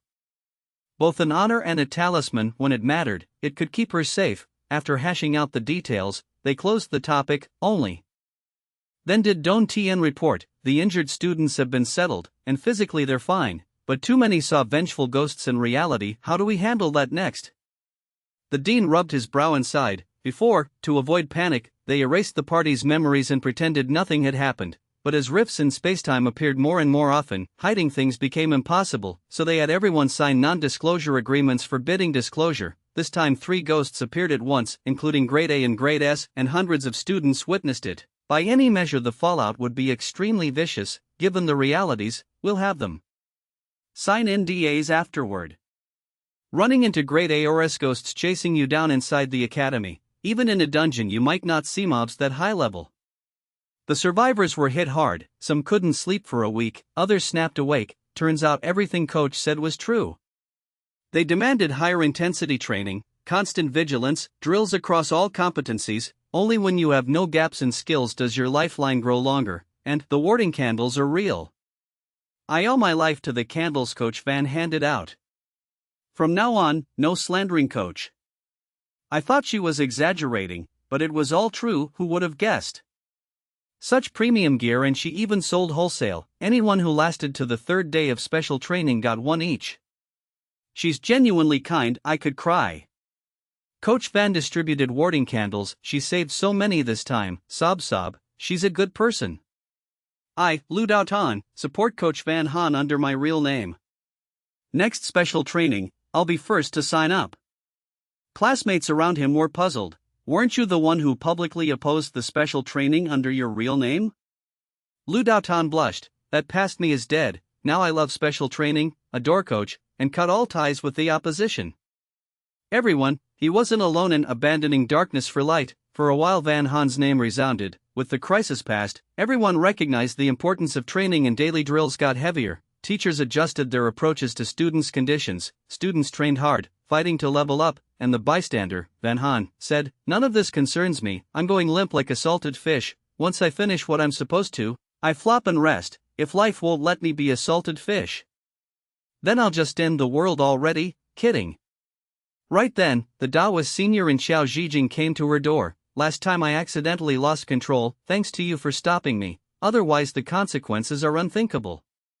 Days later, the thought still made him shiver. "Just lend a hand, no big deal," Van Han said blandly. Xiao Zhijing insisted on thanking her. While they were still being polite, the system chimed. Player Bakli Tang designates player Xiao Zhijing to trigger a faction war. Nearby players who meet the conditions will enter the dungeon together. The system is running checks and measurements. Checks complete. The opposing faction has 7 players, our side has 3, the faction war officially begins. Faction war rules: 1. During the dungeon, if one side dies out entirely, the other side wins. 2. Based on completion of side missions, players earn 1 to 3 no-wait points. After the dungeon ends, add them up, whichever side has fewer points will be executed in a total wipe. 3. When one side is wiped, members of the other side may leave the dungeon at any time. This dungeon, Peace Manor of Ghosts. Difficulty, S. Current headcount, our side, 3 out of 3. Current headcount enemy, 7 out of 7. Main mission, survival, live 7 days in the dungeon. Side mission, fulfill wishes, help the households in the manor fulfill their wishes. Ultimate mission, become the manor lord, crawl to floor 44 and enter room 4444, and you will have a chance to become the Lord of Peace Manor of Ghosts and seize the entire building. Because this is a faction war, the live stream feature is off and the team channel is on. The Taoist senior blinked in silence, then panicked. The system said 3, does that mean? Van Han flopped face down, including me. Xiao Zhijing spiraled. He'd come to give thanks and had dragged his benefactor into an S grade 2 faction dungeon war. How was that not repaying kindness with enmity? Makes no sense, the Taoist frowned. By rights, even if you were nearby, you shouldn't have been swept in. Van Han was beside herself, and I haven't even hit my next dungeon entry window yet. Faction war designations can override time gaps. The Taoist cut a glance at Xiao Zhijing, eyes aggrieved. Which is why, who told you to use your real name? Xiao Zhijing, I did not. Before he could explain, white light flashed and the 3 were pulled into the dungeon. To be fair, the system wasn't wrong to drag Van Han. Swift as the wind, grade E, strength like an ox, grade E, shadow handling, grade S, stealth, grade S, disguise, grade S, pickpocketing, grade double S, replication, grade S, diamond ward, grade S, firefly light, grade A. With a talent list this dazzling, who else would it draft? But she was innocent too. The count was high, but not many were direct combat types. Best to avoid an S-grade berserker. She still remembered shadow leaping in Xiao Zhijing. Ripping it in two, to strengthen shadow handling, she'd even fed it the C-grade Thunder Ghost shapeshift as a first course. Shadow gulped it down and, once digested, didn't change. She then dumped all the ghost gear lying around in storage for it to eat, and Shadow still didn't evolve. She knew going from S to double S was brutally hard and shelved it. then she got yanked into an S-grade dungeon. Welcome to the horror game. Proceed with day 17 check-in? Yes. Check-in successful. Since you've persisted for half a month, the item rewards are doubled. Congratulations, received 10 bags of milk candy, 6 boxes of Tranquil Heart tea, 8 packs of beef jerky, 8 chicken drumsticks, 10 portions of tomahawk steaks, and 12 sticks of incense. Congratulations, received 50 cubic meters of personal storage space. Incense sticks, once lit, the scent permanently reduces hunger and slightly increases satiety. Each stick burns for a total of 1 hour. Congratulations, received A-grade talent mist form. Mist form A-grade cannot be upgraded. After activation, the body has no mortal weak point and turns to mist to escape for 5 minutes. Usable 3 times per day. Uses reset to 0 at 2400 hours the same day, and the next day the count starts anew. A getaway talent? Right on time. Van Han had a hunch the next 7 days would be thrilling. Please enter your Team Channel nickname. Van Han. The team chat popped up. Yuan Xiaodan, Daoist Senior, 4104. How many runs of Peace Manor of Ghosts have you all done? Van Han, 4044. My first. Xiao Zhijing, 4344. My third. Yuan Xiaodan, 4104. My second. Yuan Xiaodan, 4104. Wait, Junior, why are you in room 4044? Van Han, 4044. No idea, spawned there on entry, and I've got a room key in my pocket. Yuan Xiaodan, 4104. In this dungeon, room numbers all mean something. The more 4s, the more dangerous the household inside. The building itself is a 4-4 building, so the first digit is always 4. The 2 middle positions are the floor number, and the last position is the room. Like me, 4104, meaning building 4, floor 10, room 04. Yuan Xiaodan, 4104. Each floor has 4 rooms from 01 to 04. Some are empty, some have households. Keep an eye on your neighbors. Van Han, 4044. Room 4044 has 3 4s, doesn't that make it super nasty? Yuan Xiaodan, 4104. In a sense, scarier than mine. In this dungeon you first look at the count of 4s, then the floor number. The higher the floor, the closer to floor 44, the more dangerous the household. Van Han, 4044. Senior Kyo Din Tin stays in room 4344, so it's pretty close to 4444, right? Vien Thu Dan, 4104 was, but due to overusing his talent he's now in a talent-sealed state. Kyo Din Tin, 4344. Don't listen to him, I'm fine. Vien Thu Dan, 4104. If he loses control, he'll become a mindless double S ghost and bloodwash the entire instance. Van Han? Vien Thu Dan, 4104. Of course, if we're unlucky and go first, you're allowed to go berserk as a ghost and avenge us. Kyo Din Tin, 4344. Be serious. Vien Thu Dan, 4104. To beat them in the faction war we must fulfill residents' wishes. Based on difficulty you get from 1 to 3 points, but doing side quests means going out, and going out risks being ganked, and if ganked you may fail the side quest and lose your life. Vien Thu Dan, 4104. If you hole up in the room with doors and windows locked, you're basically safe. But while we hide, those 7 maniacs will grind quests, and on settlement day if our points trail, we still die. Vien Thu Dan, 4104. So the current situation is kind of no-win. Kyo Din Tin, 4344. Junior, shelter in your room, we'll handle the rest. Kyo Din Tin, 4344. Don't worry, even if I stake this life, I'll get you out safely. Van Han was deeply moved but not reassured, and planned to win the faction war by herself. Vien Thu Dan, 4104. Even if you hide, mind the instance taboos. Vien Thu Dan, 4104. Normally in the safe ghost tower, when the instance ends you must pay 2,100 ghost stars for lodging. If savings are short, find work. If after working you still can't pay, you'll be culled or have to forego a body part to make up the difference. Vien Thu Dan, 4104. With enough ghost stars and food solved, you can hole up 7 days. Van Han, 4044. Thanks, Senior, I'll remember. Being a couch potato was impossible. In this situation that only made a dead fish, Van Han memorized the basics and stepped out. The door of 4043 stood open. An old ghost grandpa with a rod in one hand and a bucket in the other was heading out fishing. Old ghost, Grade B, can hook anything besides fish. Hello, I'm the new resident, brought a little gift to greet you, she said. No need, he waved, impatient. I'm racing time to fish, don't get underfoot. Speaking of fishing, I've got a secret mix that greatly improves bite rate, Van Haan said slowly. Think fishing's that simple? Just better bait and done, he snapped. I've fished for years, I know best how to hook them. No harm trying. Van Haan took out a big drumstick. This smells amazing, shredded into the chum and fish won't resist. He sniffed, clearly tempted, took the drumstick with a show of reluctance and grumbled, I'm only curious, just testing it, if it doesn't work we'll swap to a different mix. Van Haan smiled.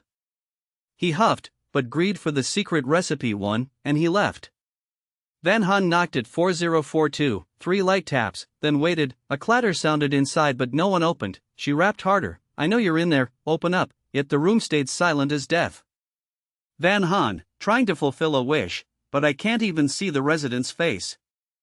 The old ghost reached his spot and set up. First, like always, he prepped the hole. That step was crucial, since a well-prepped hole drew fish to feed. Otherwise, if there were no fish in the water, what could he hook? After prep came casting and then patient waiting. He prided himself on patience, but today the drumstick's aroma made him fidget. By habit, bites came. After half an hour or even an hour, so a little snack to pad the belly was reasonable, he convinced himself, tore off a small piece, chewed, and muttered, just ordinary chicken. What secret mix? She was probably babbling. He broke off mid-rant, face changing in disbelief. To be sure, he tore another piece, then another, and unknowingly ate half the drumstick. Just then the rod twitched. He dropped the meat and reeled fast, only to bring up a wad of weeds. He scowled and recast, eyeing the drumstick. He tore some crumbs and sprinkled them into the water. Even that little meat dust acted like top-tier bait and drew fish from all around. Wide-eyed, he watched dozens rush to snatch the morsels, far better than the earlier prep. He tied a bit of meat on the hook and soon a fish bit, smooth reel. A ghost-face fish still clamped on the hook, without a word. He yanked it off and tossed it into the bucket. Ha ha, I got a fish, I got a fish. He howled on the bank like a madman. Player successfully helped resident 4043 fulfill the wish, catch a fish, points +1. Even with a side quest done, Van Haan wasn't cheerful, because minutes earlier the system had chimed 4 times. Enemy faction player completed a side quest, points +1. Enemy faction player completed a side quest, points +2. Enemy faction player completed a side quest, points +1. Enemy faction player completed a side quest, points +1. Enemy total now 5. Team channel, Kyo Din Tin, 4344 Jr., doing side quests? Van Haan, 4044 testing. Kyo Din Tin, 4344 stay safe. Van Haan, 4044 I will. She scrolled back. Van Haan, 4044 you planning traps and ambushes? Kyo Din Tin, 4344 fastest way to win. Veen Thu Dan, 4104 don't pity them, they're a scumbag crew, 7 fixed members calling themselves Big Dipper 7, if a client pays, they'll do anything, murder, arson, robbery, theft, several big cases on record. Veen Thu Dan, 4104 seniors joined a sweep before and thought we wiped them, but the leader lived, regathered 7, and resurged. Van Haan, 4044 when and where do we strike? Veen Thu Dan, 4104 ASAP about 1 hour from now, corridor on floor 12, Junior, wait honestly on the ground floor, don't run up to spectate. Van Haan wouldn't ruin the plan, she asked to act as a courier shadow. 40 minutes later, enemy 7 points, ours still 1, Van Haan ran from floor 2 to 6, knocking every door and seeing not a single ghost. This approach won't fly, need another. As she drifted, a water mass fell from above and trapped her. The pressure was crushing and breathing impossible. She misted to slip out and reformed at the side. The moment she stood, a man with a small knife grinned and stabbed his own ribs. At once the same wound opened in Van Haan's ribs, while the self-harming player stayed pristine. He, play with me, crooned a chilling laugh as a giant wooden puppet with palm-shaped body scuttled like a spider at her. Without hesitation, Van Haan tried to steal the self-harmer's heart and hid deep in shadow. Enemy has S-grade defensive gear, steal failed. At the same time a chain lunged into the shadow to yank her out, but thrashed about blindly, found nothing, and flailed off. Gritting through pain she lit an exorcism candle and hurled it at the water mass. On contact it shrieked and the whole water sphere sagged limp. System, enemy faction's contracted grade B water ghost is heavily wounded. She's here, here. The puppet bolted toward the candle's arc. The self-harmer giggled and carved at his ankle to sever it, but in a blink a shadow dashed out, grabbed him, and swan dived from floor 6, his face turned to panic. Save me! A chain cracked out and caught him. A teammate's grumble followed. Can you do it or not? 4-on-1 and still can't finish. And before that finished, the shadow hugged that complainer too and jumped. The man, what kind of talent is this? So darn convenient. He whipped the chain to snag a railing and kept them from falling. The jump failed, the shadow returned and chomped a random one down. Van Han pivoted and sprinted, threading the darkness back to her room. Behind her came a roar fit to vomit blood. Bastard, give my daughter back, my puppet. Van Han, pfft. Hold up, she dressed the wound. Soon a notice popped, one enemy faction member down. Current alive enemy, 6 of 7. Vien Thu Dan, 4104. That was close, nearly paid in full. Vien Thu Dan, 4104 planned to ambush 2 stragglers, got ambushed instead, their whole 7 showed. Vien Thu Dan, 4104 lucky for your milk candies, Junior, caught them off guard for a counter kill. Van Han smiled, hiding merit and fame. Pre-battle, she had the shadow deliver candies to Kyo Din Tin. Earlier loss of control came from post-ghost hunger. Once fed, reason returned. Per plan, Kyo would avoid losing control and only use Ghost Chi to assist while Veen led the offense. Should be enough to badly hurt 2 loners or kill 1, but now, even surrounded by 7, they broke out and counter-killed, far beyond expectation. Kyo Din Tin, 4344. Bad news, they used a special item to seal most of my talents, needs 168 hours, 7 days, to unlock. Vien Thu Dan, 4104. Spoke too soon. Van Han, 4044. More bad news, they're down 1 but still at 7 points, either the dead one hadn't done a side quest, or completed ones keep their points even after death. Vien Thu Dan, 4104. You 2 are crows, taking turns to bring bad omens. Kyo Din Tin, 4344. 1 dead, 2 badly wounded, they won't act rashly, quit chatter and go do side quests. Vien Thu Dan, 4104. Copy, on it. Shortly, system, our player ID 182736, Kyo Din Tin, helped resident 4081 fulfill a wish, points +1. Our player helped resident 4112 fulfill a wish, points +2. Our player ID 213984, Vien Thu Dan, helped resident 4083 fulfill a wish, points +2. Our total now 6. Beyond the usual ideas, was there another route to complete side quests? Tending her wound, Van Han pondered. Elsewhere, the Big Dipper's 7 were near infighting. The chain wielder snarled, "Didn't you say Kyo Din Tin couldn't use talents? Then what did we all see? Launching a faction war without key intel is gambling with teammates' lives." The puppeteer scowled. "My beloved daughter was taken, help me take her back."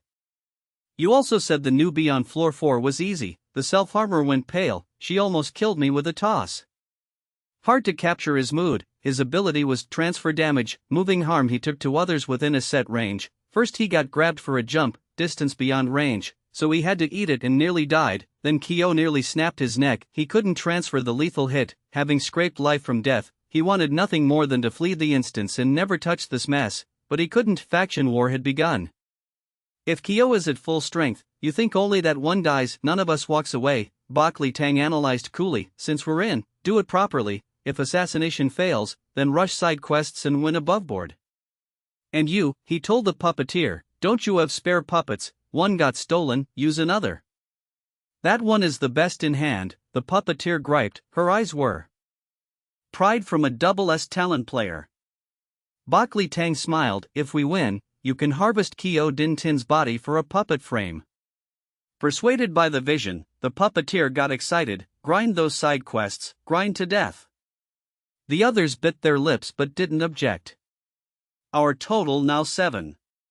Enemy total now 9. They were about to catch up when the enemy tally ticked up again, still trailing by 2, so manpower really is the gap. Van Han couldn't sit still and went downstairs for a walk. After hours of rest the wound was stable enough to move, and with many escape tools she could bail at the first sign. In fact, she could have escaped unscathed during the encirclement, but she'd wanted to sample their strength and talents and a chance to counterkill, so she lingered. Who knew they had 4-1? Attacking from afar without touching her yet still injuring her ribs. Where's the justice? She reached floor 1. Unlike the others, The left held the guard room and the right a shuttered shop, empty, dusty, webbed-like, long abandoned. After a moment's thought she rapped on the guard door with a big drumstick ready. Soon the gate ghost opened and looked down. What is it, gate ghost? Grade A, guards the safe ghost tower, ability unknown. That shop looks decent. What would it take to take it over? She asked, slipping him the drumstick. In the past he would have kept a cold face and shoot her, but the meat smelled too good, saliva pooled and his hands betrayed him. Tucking it into his pocket, you have to buy it, not expensive. 50,000 ghost stars, he mumbled. Van Haan, 50,000 and not expensive, bold claim. A resident took it before to open a mini-mart, super convenient, you could buy anything on floor 1 without going out, he reminisced, but the shopkeeper had no sense. Neighbors patronizing him was doing him a favor, yet he insisted on full payment, no tabs. Then he kicked an iron plate, ran into a concealed S-grade debt collector ghost. The guy didn't waste words, swallowed him in one gulp. After that the mart declined. He sighed over the unsensible victim, Van Haan, in a ghost world. Running a shop risks robbery and life, no wonder no one took over later. As they chatted, the fishing old ghost returned. The gate ghost hailed, out again, can't sit still. How did you know I hooked Ghostface fish? The old ghost blinked. The gate ghost, I didn't. Good haul today, a full bucket. The old ghost shook it for display. The gate ghost gave perfunctory praise. Not bad, your technique keeps improving. The old ghost grinned near ear to ear. Spotting Van Haan he beamed. Hey, isn't that our new neighbor? Why at the guard room? Lost your key, words at her lips, she swapped, not lost, left it at home. Say that earlier. The gate ghost grabbed the master key ring. Which room? I'll open it. 4044, she answered, eyeing the massive keys. Whole tower keyring, impressive. So many? Sure, 44 floors, 4 rooms each, over 170 keys, no elevator here. He led her up to floor 4, soon found the key, and opened up. Thanks so much, though her own key was in her pocket. She still thanked him sincerely and even shared milk candies with both ghosts, homemade. Milk toffees, please try. They weren't kids, candy and all, but free is free, so the gate ghost accepted. Okay, if anything comes up, find me. The old ghost took his share. If you're in trouble, knock, I'll help. Van Haan closed the door with gratitude. The next instant a master keyring appeared in her hand, replicas ×6, unexpected haul. She took a string and happily had the shadow deliver it to her seniors. In 4104, Veen and Kyo were hashing countermeasures. Their sweeping points, Kyo said, residents on floors 2 to 10 are priority targets. If residents cannot be recleared, later side quests force us higher, so points get harder over time, Veen fretted. Not every ghost states their wish plainly. Some need rapport and favor first. If the wish is infeasible, all early effort is wasted. Others turtle in their rooms and won't even show a face, Kyo added. The stacked difficulties made victory very hard. Just then a shadow thumped the window. Next time, use the front door, Veen sighed, but opened up with hope. Last time the shadow brought candies that saved them. What goodie now? The shadow dangled a keyring, clacking, filling the room. This, could it be? Veen blanched, fearing they wouldn't know how. The shadow opened the door, stepped out, shut it, and opened it again with a key, then jingled the ring. Veen. He had always thought rooms were safe, but now it looked less so. Somewhere there were duplicate keys to the rooms. If a ghost stole a key while they slept, he shivered and stopped the thought. Kyo's eyes flickered, and after a beat he decided, dare you gamble, Veen? Despite S-grade talent he was a fragile support at heart. Whatever happens, we must get Van Haan out safe. Kyo's face was set. She got dragged into this because of me, Veen? To stop you losing control again, I went with you to meet her, Veen said coolly. Do you feel I'm very innocent too? The real world needs Van Haan. She can help many people, Kyo said solemnly, deadly serious, Veen. So compared to that, whether this world has me or not makes no difference. Is the junior not adorable, not worth a little care? Fuming inside but calm outside, Veen said, say it, what's the plan? Room 4111, the Shutton ghost trashed a pile of snacks and was binge eating. It was truly starving. Couldn't help stuffing things into its mouth, yet no matter how much it crammed, that faint feeling of fullness never came, so it kept eating, kept stuffing, its body swelling fast like a balloon being blown up, fat already pooled on its face and belly, but it felt nothing, twisted open a soda, and chugged it in one go. Click, a tiny sound from the door, like a key sliding in and turning. The Shutton ghost didn't care. Doors in the peaceful ghost tower were battle-tested. Ordinary ghosts couldn't smash their way in. As for the spare keys at the doorman's desk, if some ghost could steal a key from there, why bother sneaking? It could just bust the main gate. It was calm as ever, even thought of tearing open another mini pack of biscuits to taste. Bang, a heavy crash. The door burst inward. 2 masked figures rushed in playing who knows what game, the shut. In ghost gaped, how did you get in? Before it finished, Xiao Yixing had one hand on its neck, slamming it into the wall. Yuan Shaodan swiftly shut the door. Shut in, grade B, thick-skinned and fleshy, not good at offense. Ghost, fear. Who are you and what do you want? It asked, trembling. Bad mood, so we're taking a ghost out to play. Xiao Yixing smiled coldly. Any last wish before you die? Speak fast. Die. The shut-in ghost burst into tears. I've never once eaten my fill, how can I die? Xiao Yixing paused, felt like a bully picking on a kid. You just want to be full. Yuan Shaodan didn't waste words, unwrapped a milk candy and shoved it into its mouth. Xiao Yixing held its neck, forcing it to swallow, dying in their force-feeding poison. The shut-in ghost, face fallen, tasted it and, to its surprise, hey, it's sweet, and the hunger's gone. The player has successfully helped the household of room 4111 fulfill the wish eat until full, points +2. With the completion ping received, Xiao Yixing knocked the ghost out. The two tidied the scene and slipped away. A good while later, the shut-in ghost groggily woke to find itself napping face down on the table. Weird, I remember someone barged in saying they'd kill me, but they didn't hit or stab me, even gave me food, and after eating I wasn't hungry. It thought hard, then suddenly brightened, so I fell asleep and had a nice dream. Room 4112, a grade B. Child ghost was abducted the same way. When asked about a last wish, it rolled its eyes and whispered, I hope you'll play home-to-home tag with me. How's that played? Yuan Shaodan asked. The child ghost, excited, said, I run ahead, you chase from behind. After a series of chases, even if friends come to help me, you still cut down me and my friends together. The two human kidnappers, sounds thrilling. The kid looked up. Didn't you say you'd grant my wish? Are you backing out? Xiao Yixing and Yuan Shaodan conferred and agreed, adding, the chase ends whenever I say stop. The child ghost bobbed its head. 5 minutes, no, 3 minutes is fine. The game began. Xiao Yixing let go and the kid bolted, running and calling, come catch me. Yuan Shaodan suspected the ghost meant to use the chance to flee, but no, the kid ran in earnest, even glancing back now and then to check if they were on its tail. Xiao Yixing carried a blade. Yuan Shaodan hefted an axe, barreling after it, flanking and cutting off, fully in character as manic slashers, but the child's target was clear. It beelined to the 14th floor, halted at door 4144, smashed in, hugged the leg of that household's owner, and said to the two pursuers, now you can kill me and my buddy together. The two kidnappers, something felt off, the A-grade man-eater ghost being clung to, clueless about the setup, chuckled weirdly, little ghost, your whole family died by my hand. Instead of hiding, you dare bring yourself to my door. Should I praise your courage or say your guts are fat? It hoisted the kid like a piglet. Peanuts for dinner tonight. Xiao Yixing finished off the man-eater with practiced ease, then stared at the kid, expression blank. The child ghost beamed, voice crisp, thank you, uncle,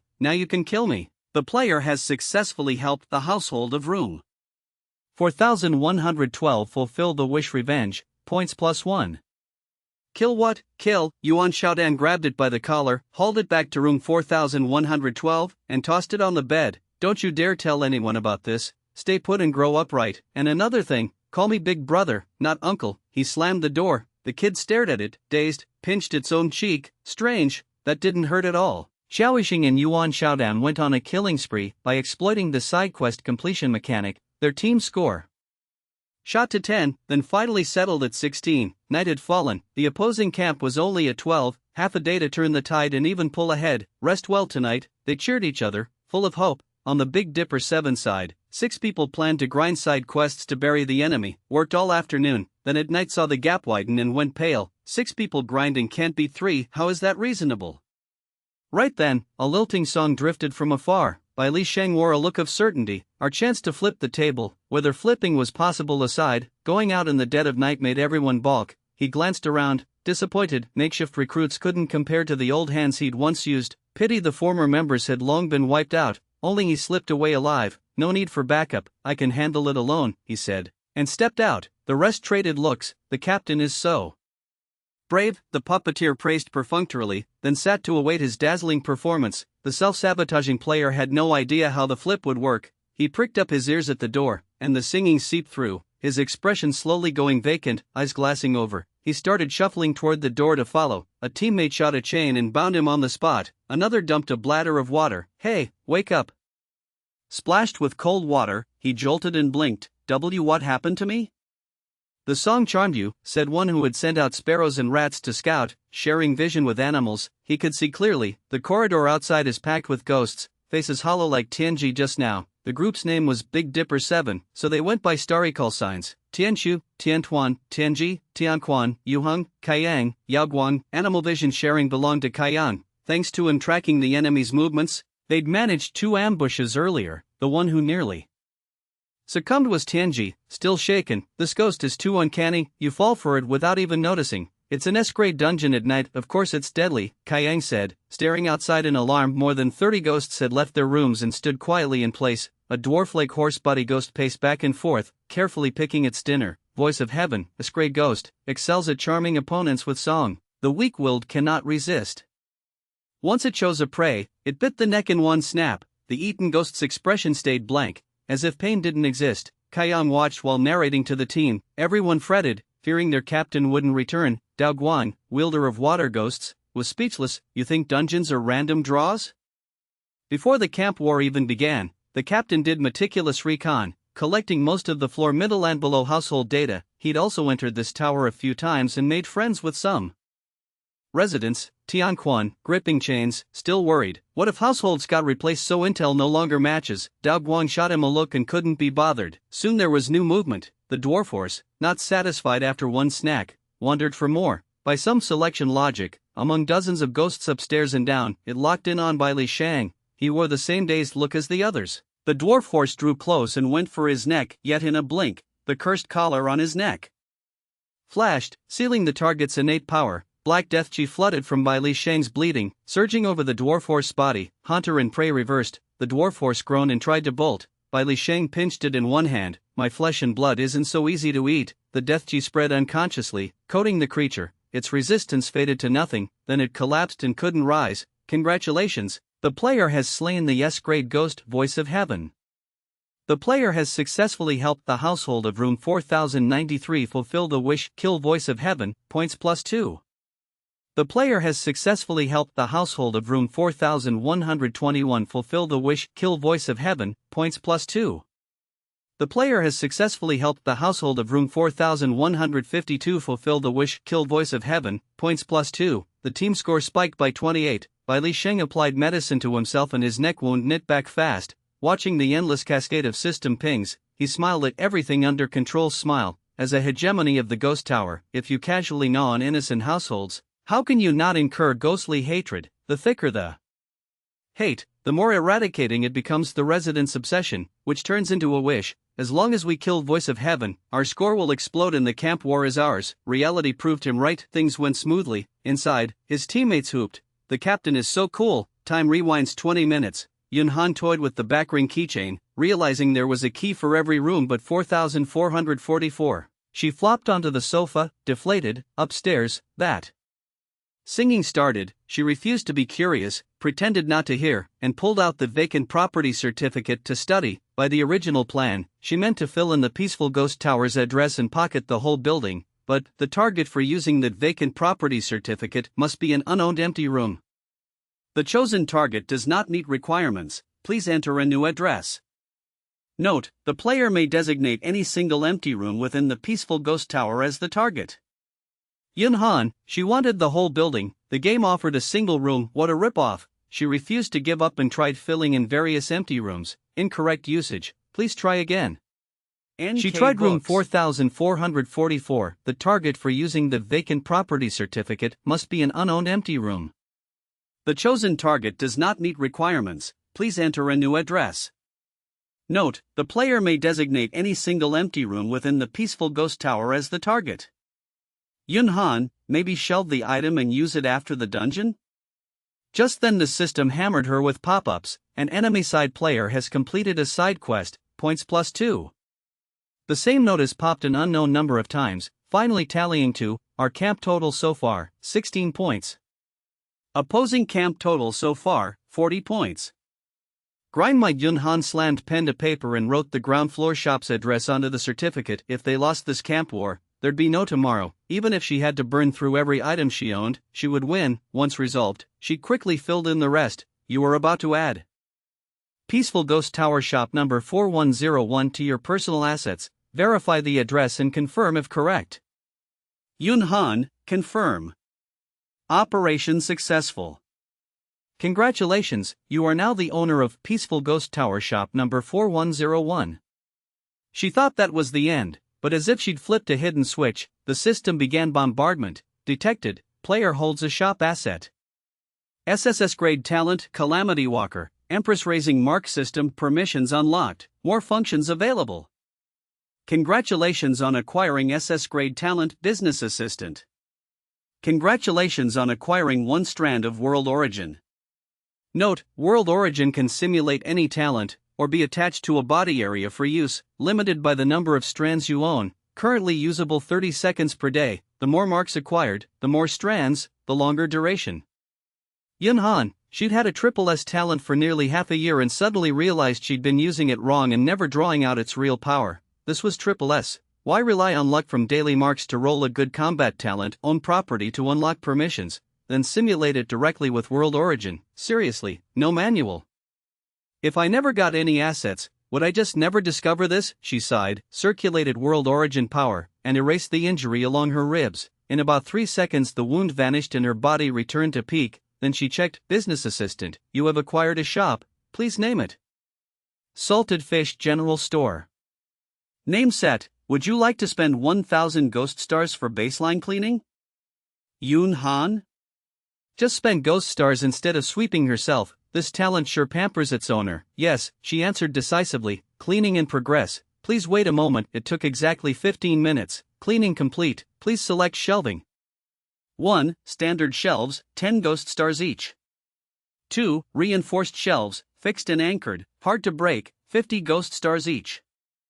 3. Custom vending machine, super defense with protective veil, only dispenses after payment, 1,000 ghost stars each. She bought 5 of the deluxe vending machines at once. The shop now has an initial layout. Please continue efforts.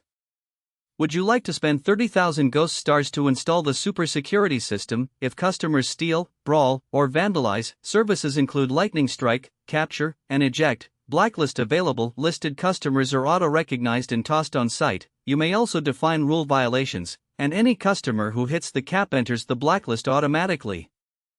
Yes.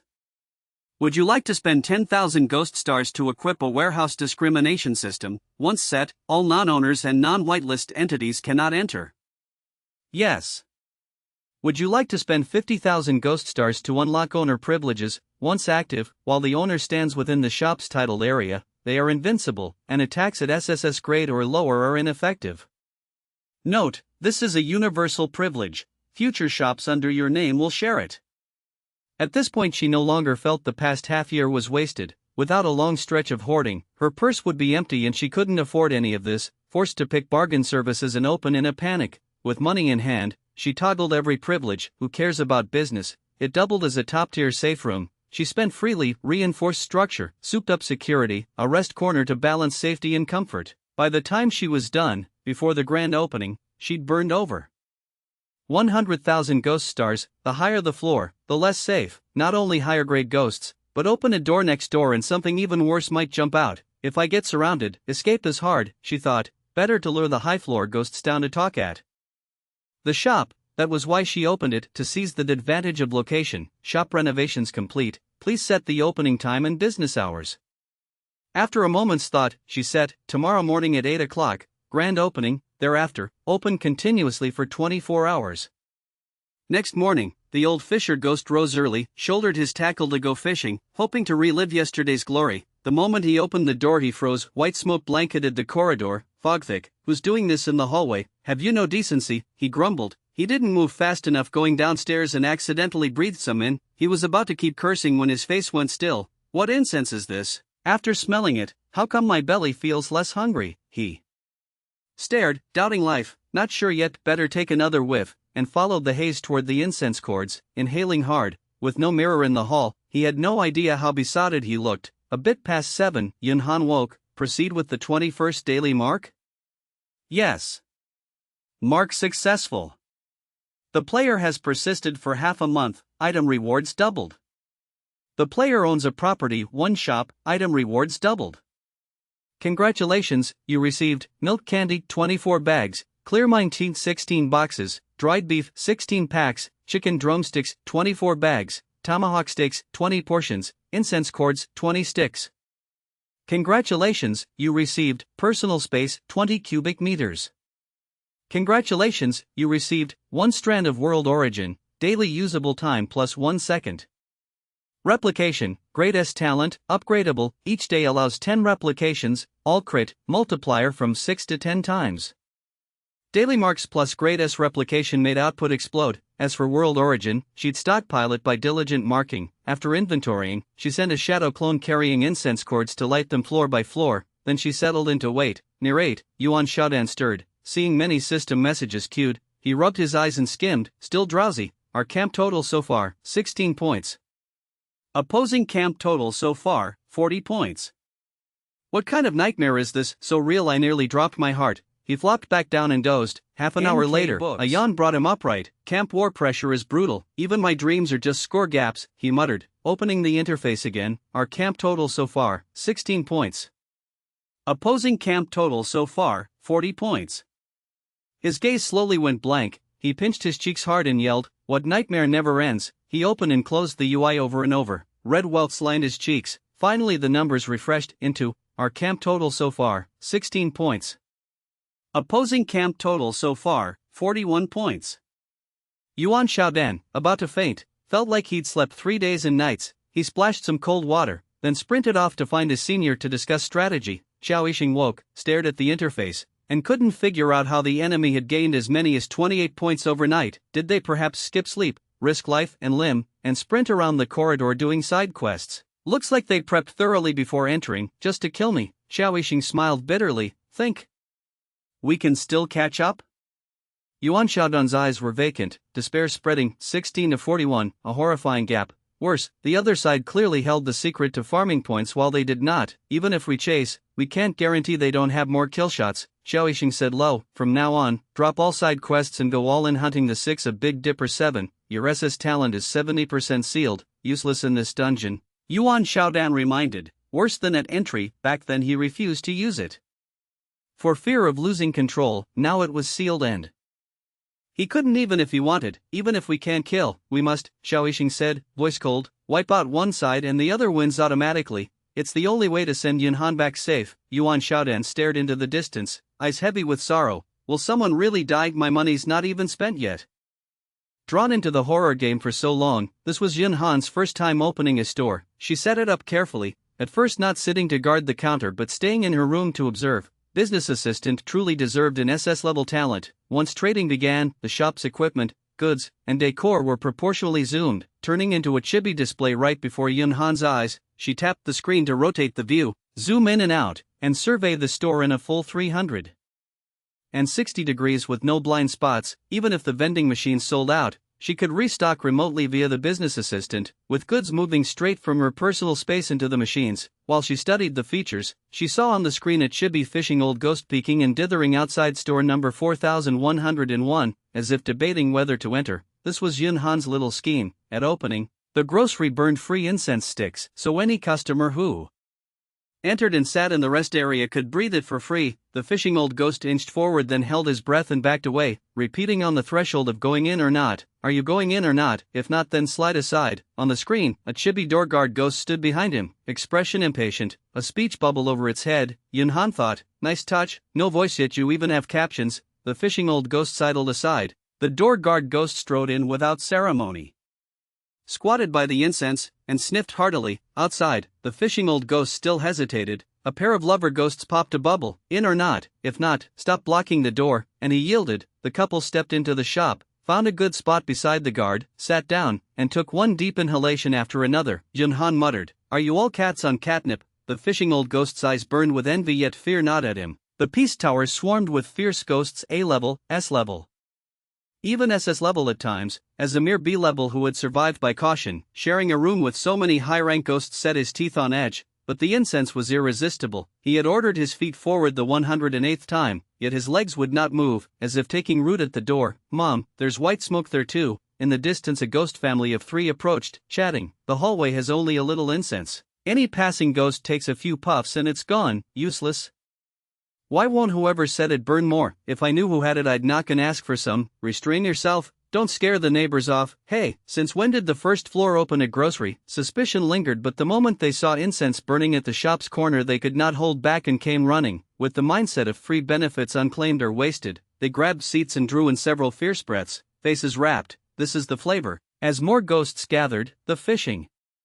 Old Ghost grew frantic, his limbs finally obeyed. He hurried to the incense, sat, and his nose rebelled against restraint, hauling in a long draft. He told himself there was no need to test ghosts because ghosts could not bear any test, and with that he indulged in several more deep pulls, blissed out. One incense stick burned out in 1 hour. Ghosts lay about satisfied as if after catnip. The fishing old ghost came to, panicked, and fled with his rod. The female of the lover pair drawled, "This incense smells so good, let's take some home." The male nodded, agreed. Wait, betting on his muscles, he planned to smash the vending machine and pick up the goods. Fists clenched, power gathered, strike, bang, and the machine remained pristine, glossy as before without a dent. Instead, the super security system responded at once. Warning, warning, damaging store facilities is forbidden. The male ghost scoffed, so long-winded. Have the owner come out if you dare. He slammed once, twice, thrice, and on.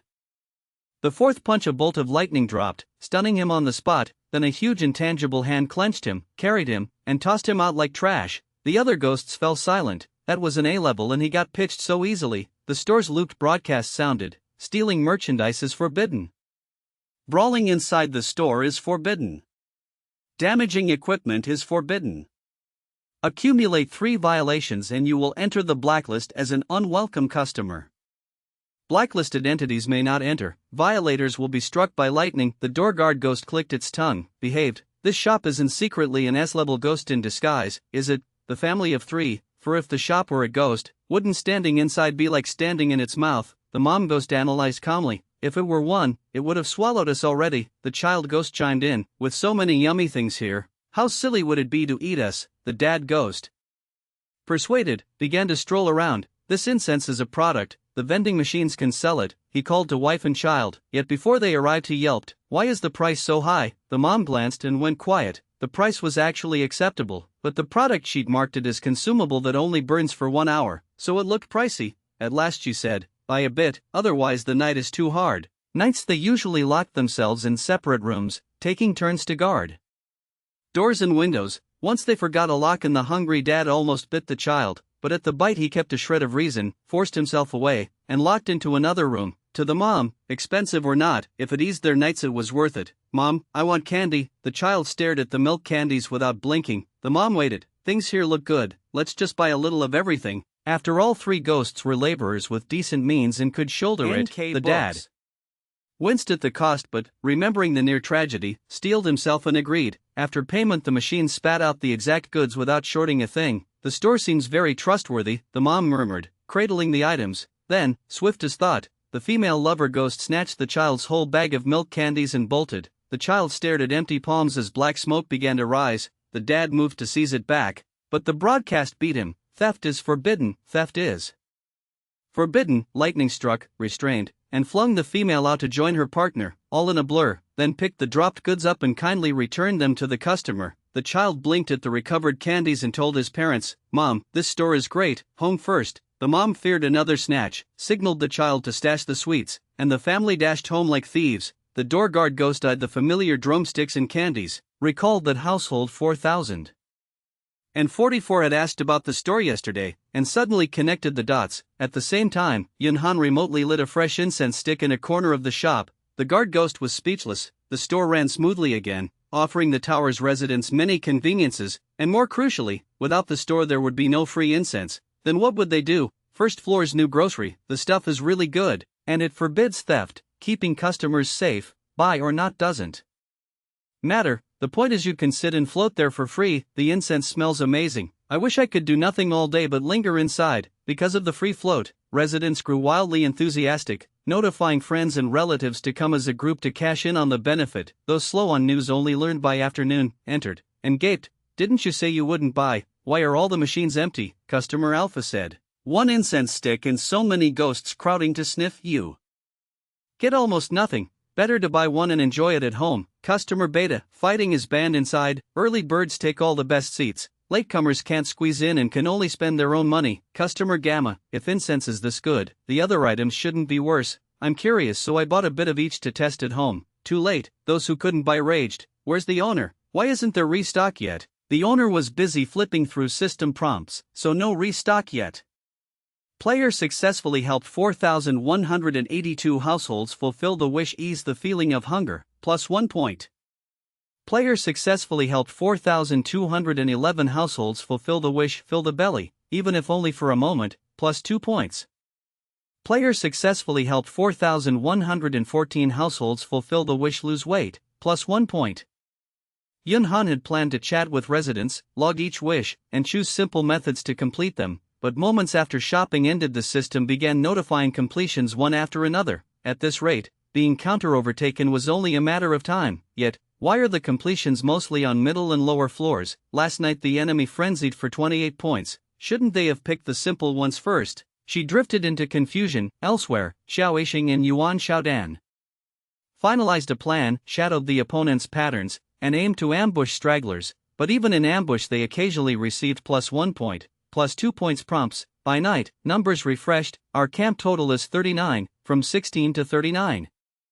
Opposing camp total is 44, from 41 to 44. The gap plainly shrank, Yuan Xiaodan said. Compared to their overnight 28, our junior swept 23 in daylight. I'm more inclined to think the system bugged, Xiao Yixing mused. Placing her at the core tactically doesn't contradict her lower combat rank. At first ambush we escaped thanks to her, later we surged through side quests because she gave us a key. Nowhere does she intervene and yet everywhere you find her shadow, Yuan praised. Junior is awesome. If she gets even stronger and drags a slacker senior out of the dungeon, all the better. Xiao side-eyed him. Still hung up on unspent savings, Yuan, solemn. I can die but that grid desk cannot live. Xiao was speechless. Just then came a knock. Team channel. Yunhan, room 4044. Senior, open up. Important matter to discuss in person.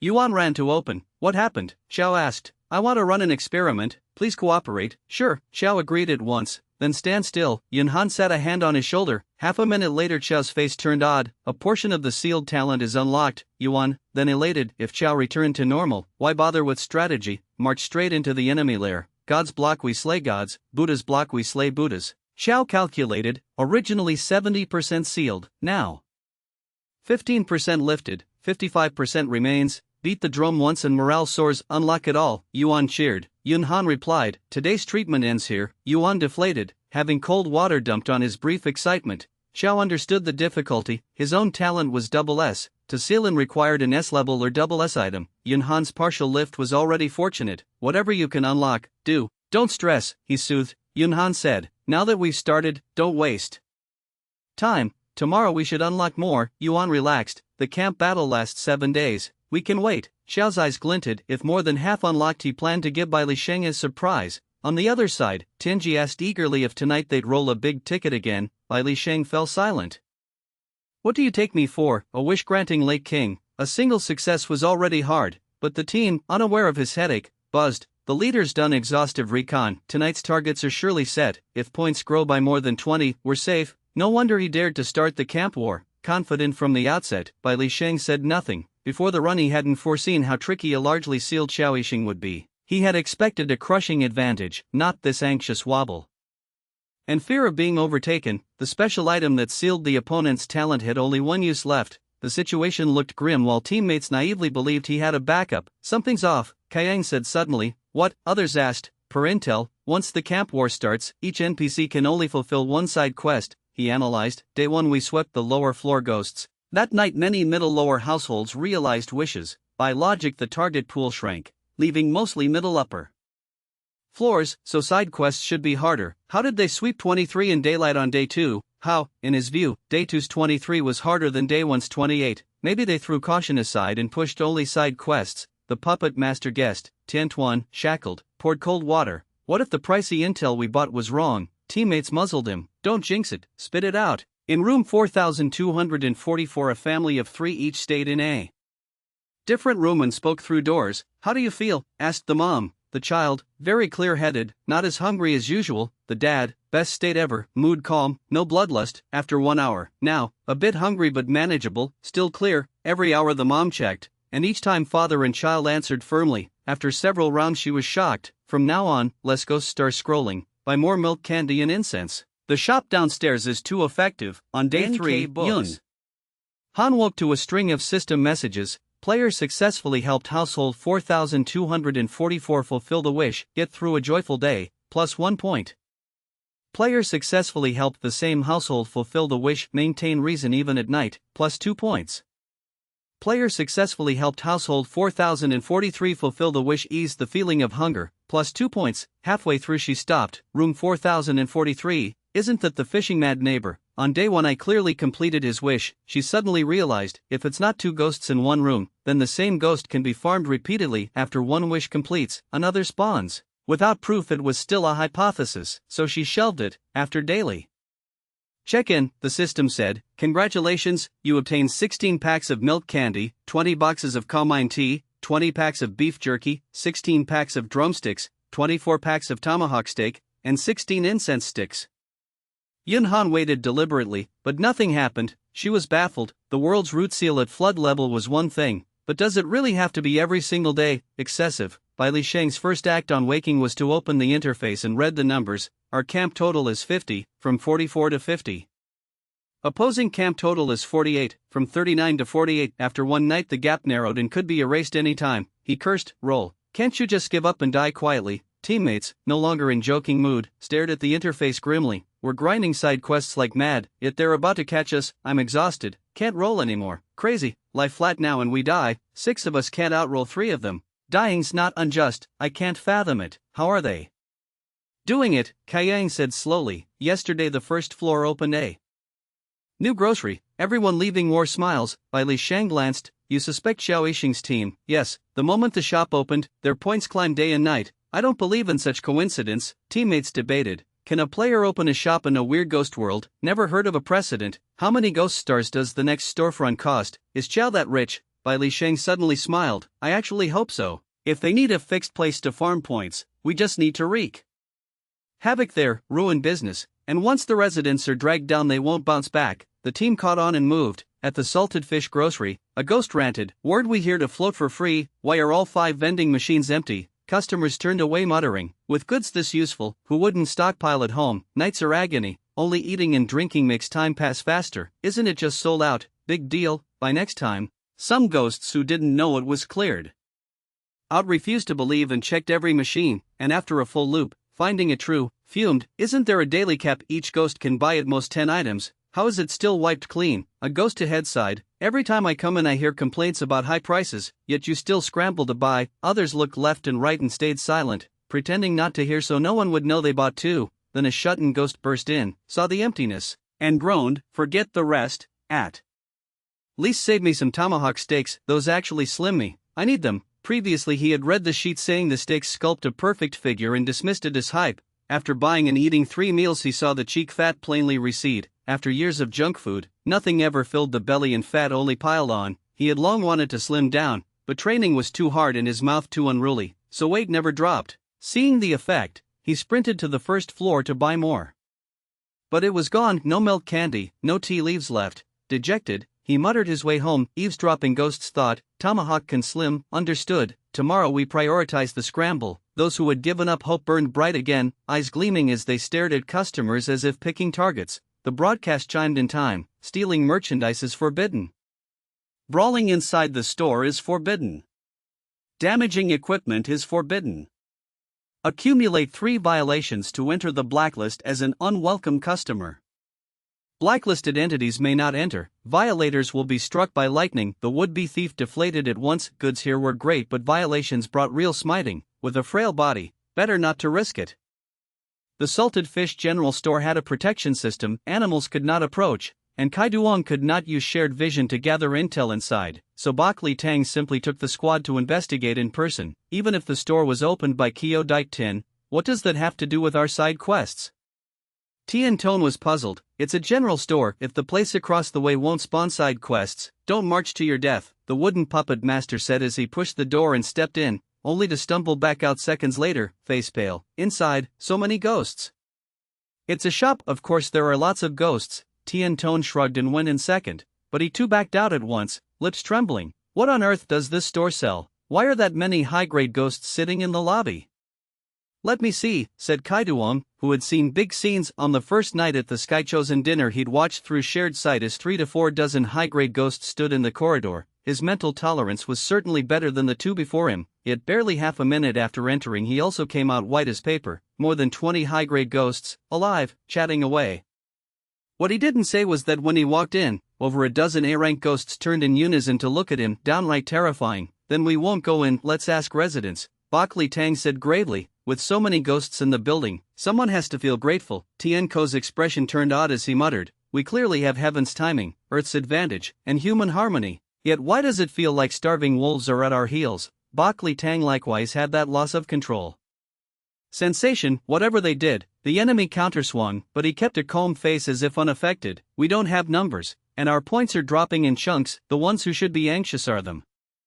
Pair up in twos and find out what's going on. Tien Tone and the wooden puppet master teamed up to question a household ghost who'd done side quests before. You want intel on the new convenience store on the first floor? The female ghost in room 4092 was torn, clearly reluctant to speak, but remembering they'd helped her before, she steeled herself and said what she knew. They sell milk candy, tea leaves, beef jerky, chicken drumsticks, steaks, and incense sticks. Milk candy is wildly popular with kids, tea is the #1 pick for the middle-aged and elderly. Jerky and drumsticks are beloved by all ages. Steaks suit weight-loss folks, and the incense, light one stick. The fragrance is lovely to hear and even your belly won't feel as hungry as before. The merchandise is super popular and often sells out. Remember this, the best times to shop are early at 7 o'clock, early afternoon at 1 o'clock, evening at 6 o'clock, and late night at 10 o'clock. They restock only twice a day and at random times. From my observation in recent days, those 4 time slots have the highest probability. Tien Tone, he had meant to jot useful intel and post it to the team channel, but the longer he heard, the more it sounded like a flash sale survival guide. The wooden puppet master frowned. If it sells out a lot, why are there still so many ghosts hanging around inside? The female ghost, they want to inhale the incense for free. What do you mean? He pressed. The store lights incense, each stick burns an hour. Once it's out, they'll light a new one in as fast as 5 minutes or as slow as 10 minutes, so when folks have nothing to do they like to linger in the lobby. That incense is truly pleasing to the ear. People say if you sit there a whole day, you can sleep safe till dawn. On ordinary nights their stomachs burn like furnaces. Hunger's so intense they'd rather perish with the world than lie still till daylight. Thus anyone who'd bought there knew the salted fish shop's goods were really good, and the scramble had gotten fiercer. If not for purchase limits, some ghosts would gladly empty the store overnight. She didn't want to add competitors, but thinking of their help she softened and told the truth, even wearing that only telling you because we're tight average neighbors won't mention this. Look, Tien Tone, wasn't the intel he wanted something else? I want to know who opened it, he asked casually, feigning idle curiosity. Clearly a few days ago the unit was still vacant. Everybody wants to know, she said. The store's been open a few days and no one's seen the owner. The protection system maintains it automatically. What's weird is, if a customer steals anything in the shop, they're struck by lightning, restrained, and tossed out at once. Even snatching goods from other customers triggers protection. Several A ranks have already been thrown out, and even one S rank who didn't believe in such things insisted on breaking the rules to try it. Same fate, flung out the door. Big loss of face. So now, when they're free, everyone likes to sit on the first floor. They all say that throughout the building the Salted Fish General Store is the safest place. When danger comes, their first reaction is to run there. Some residents even joke that as long as you've bought something and become a paying customer, even if an SS rank Ghost King chases you, you don't have to panic. Tien Tone and the wooden puppet master exchanged a glance. The more they listened, the more exaggerated it sounded, yet the woman's earnest face didn't look like a joke. They tried a few more questions, but she only knew that much, and nothing new came no matter how they asked. They had to take their leave and seek another household.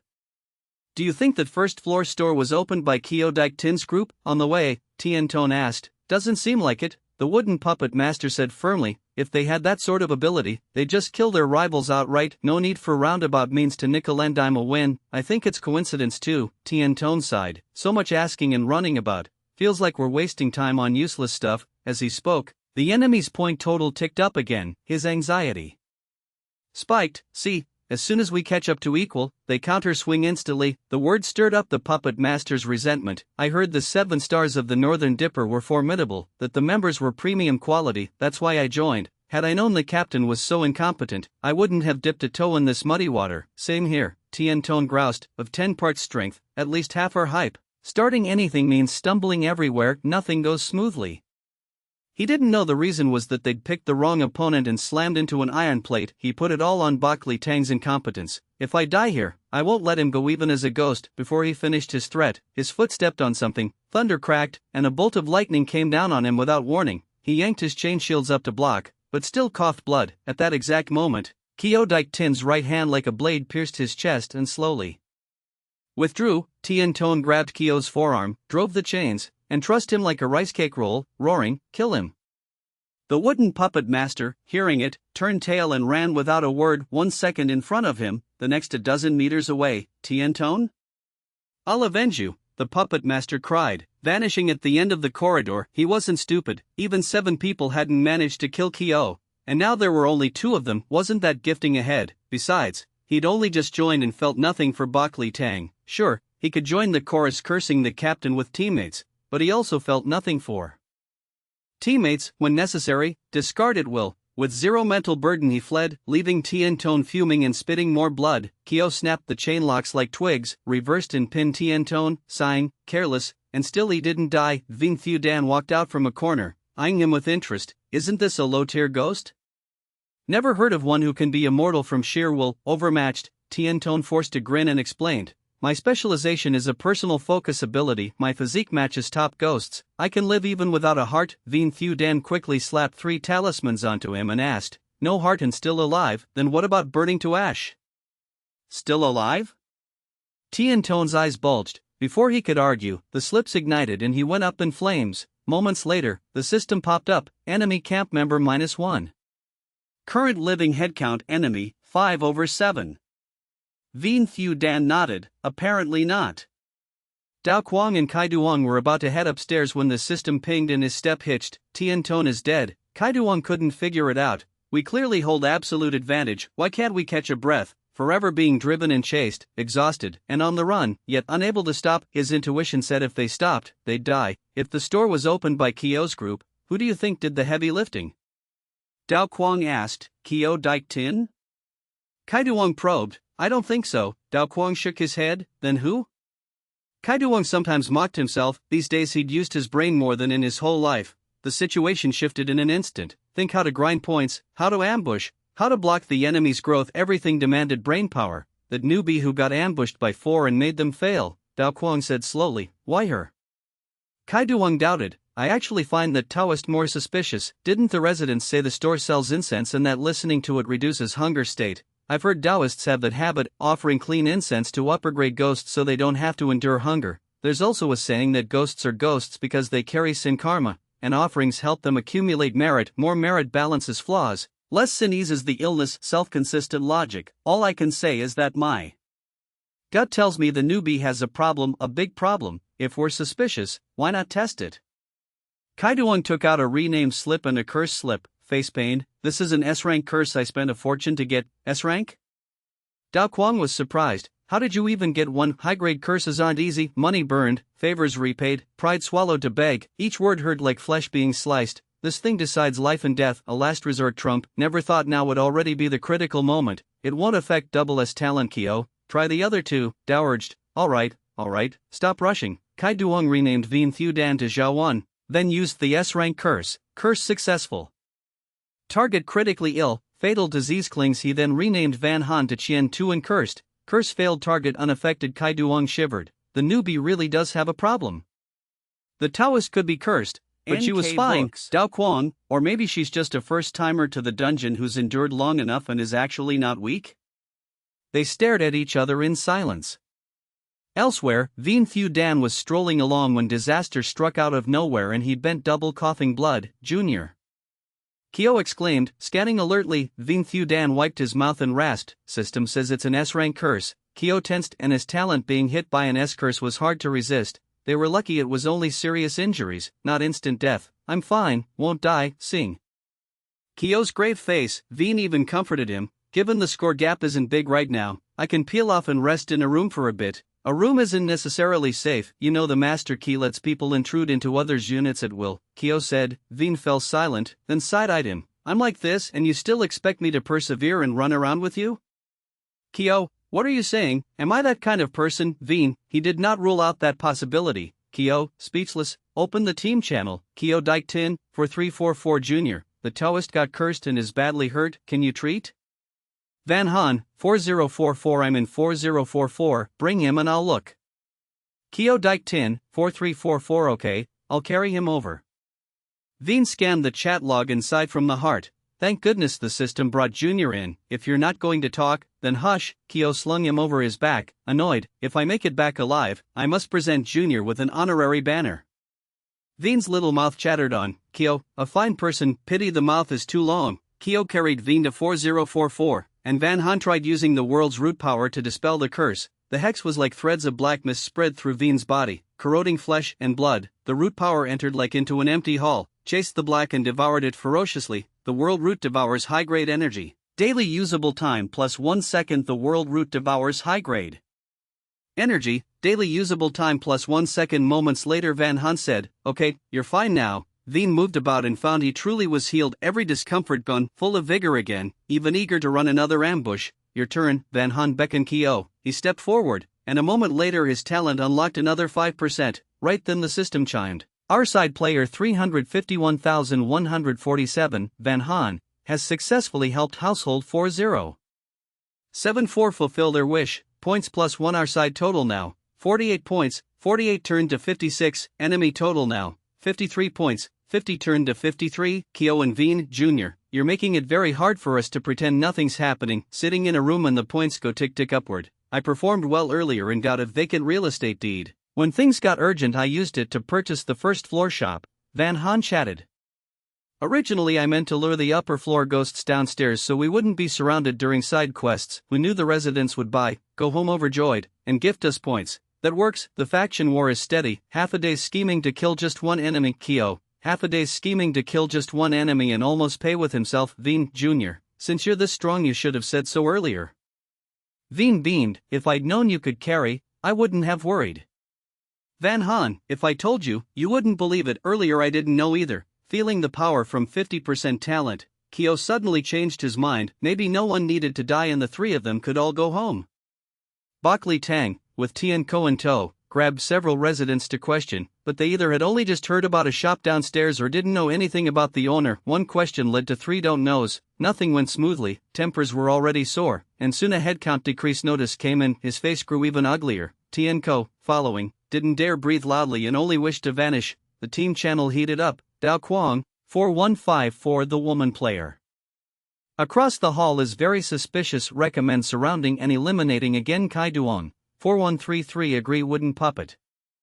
Master, 4181 Kyo is running around with a stinky Taoist, strikes viciously. He must have broken the seal and recovered. The odd thing is they aren't spending effort on side quests, yet their faction points keep rising. Dao Quang, 4154 impossible. If he'd returned to peak, he would have charged out and slaughtered wildly. Kai Duong, 4133 the newbie woman has stayed in her room these days, basically not leaving. Kai Duong, 4133 room number 4044. Bok Li Tang's eyes narrowed. Bok Li Tang, 428 for the first time Kyo entered a dungeon he also lodged in 4044. The others felt their hearts thump. That meant the newbie's potential could rival Kyo's? Bok Li Tang, 4284 looks like the key to victory is on her wooden puppet. Master, 4181 then move fast. Even if we cut two people, total faction points don't change, means player deaths don't affect banked points. If we drag on and they widen the gap, we may never catch up. Bok Li Tang, 4284 Kai Duong, where's the target? Kai Duong, 4133 not leaving the room. Kyo carried a wounded Taoist in and there's been no movement for half a day. Considering that questioning residents use talents, Bok Li Tang decided, rest for a night. At dawn we'll use the master key to break in and hit them before they can react. Kai Duong, 4133 if Kyo and the Taoists don't leave tonight, open a team fight tomorrow? Dao Quang, 41545 versus 3, what's to fear? They have 3, one is sealed by day, one is badly injured, and one is a newbie. If we lose with that lineup, even dead I'll curse myself. Serves you right. The others were convinced. Tian Ko even sighed. Had I known we'd do a team battle, I wouldn't have busted my gut grinding side quests. Bok Li Tang shot him a look. The sky was stupid in an adorable way. A team fight win didn't mean every member would live. When you held absolute numbers, grinding by points was the safest end. Steadiest path to victory. Who'd have thought 6 grown fellows couldn't roll over 3 players, helpless, they could only gamble on force. As for who would be the unlucky sacrifice, then each by their own ability. After planning, he told the team to turn in early to rest up for tomorrow's fight to the death. Kyo carried the seriously hurt Taoist into 4044, then slipped out alone. Kai Duong reported faithfully. He threw the injured Taoist to the newbie to watch, then went off, no idea where. What else? Probably to capture one of us as a worshipper, the wooden puppet master groused. The seal hadn't done what they hoped and he'd wanted to lambaste the captain to his face, but didn't dare, so could only mutter in the shadows. Looks like his strength exceeds our expectations, Bach. Li Tang casually brushed off responsibility. Him leaving is better, kill the helper first, then deal with Kyo. The room fell silent. Tian Ko and Dao Quang closed their eyes at daybreak, whether truly asleep or pretending. Who knew? The puppet master, weak alone, clammed up. The night passed. Before the 5th hour, when the sky only just paled, the corridor's all-night frenzy ebbed and the resident ghosts recovered their senses and returned to rooms. Bak Li Tang led the team to 4-0. For 4, used a special item, the master key, to open the lock. As discussed, the water ghost and 3 wooden puppets lunged in the instant the door cracked, and Tian Ko drove a short blade into his own left shin, resolved to open with self-inflicted injury to stop their quarry from fleeing. But the room was empty, no sign of the newbie or the Taoist at all. What's going on? Didn't you say they were in the room? Bak Li Tang's face darkened. One blown strike was dispiriting enough, but repeated failures made him feel the game board had spun beyond control. In that moment he had a nameless intuition, the faction war would be lost. They were in there, I didn't see them leave, Kai Duong said, panicked, staring at the bare room. As the back and forth started, Kyo sprang from the closed wardrobe, slammed Tian Ko, and executed divide and conquer. Tian Ko's eyes went wide. Before he could finish, he was gone. Enemy camp member -1. Current living headcount enemy, 4/7. Calling so early, how enthusiastic. Vien Thu Dan and Van Han came in through the door. One punched and cracked Kai Duong's ribs, the other slapped a fire talisman and sent him straight to the crematory. The shadow seized the chance to slip in through the window gap and gulp down the water ghost and the wooden puppets in one bite. Enemy camp member -1. Current living headcount enemy, 3/7. With the system chiming again, the hearts of Bak Li Tang's trio sank to rock bottom. How did you pull that off? The puppet master deliberately made small talk to divert the enemy's attention. But Kyo Dik Tin raised his fist and went straight in. Die first, then go ask the king of hell.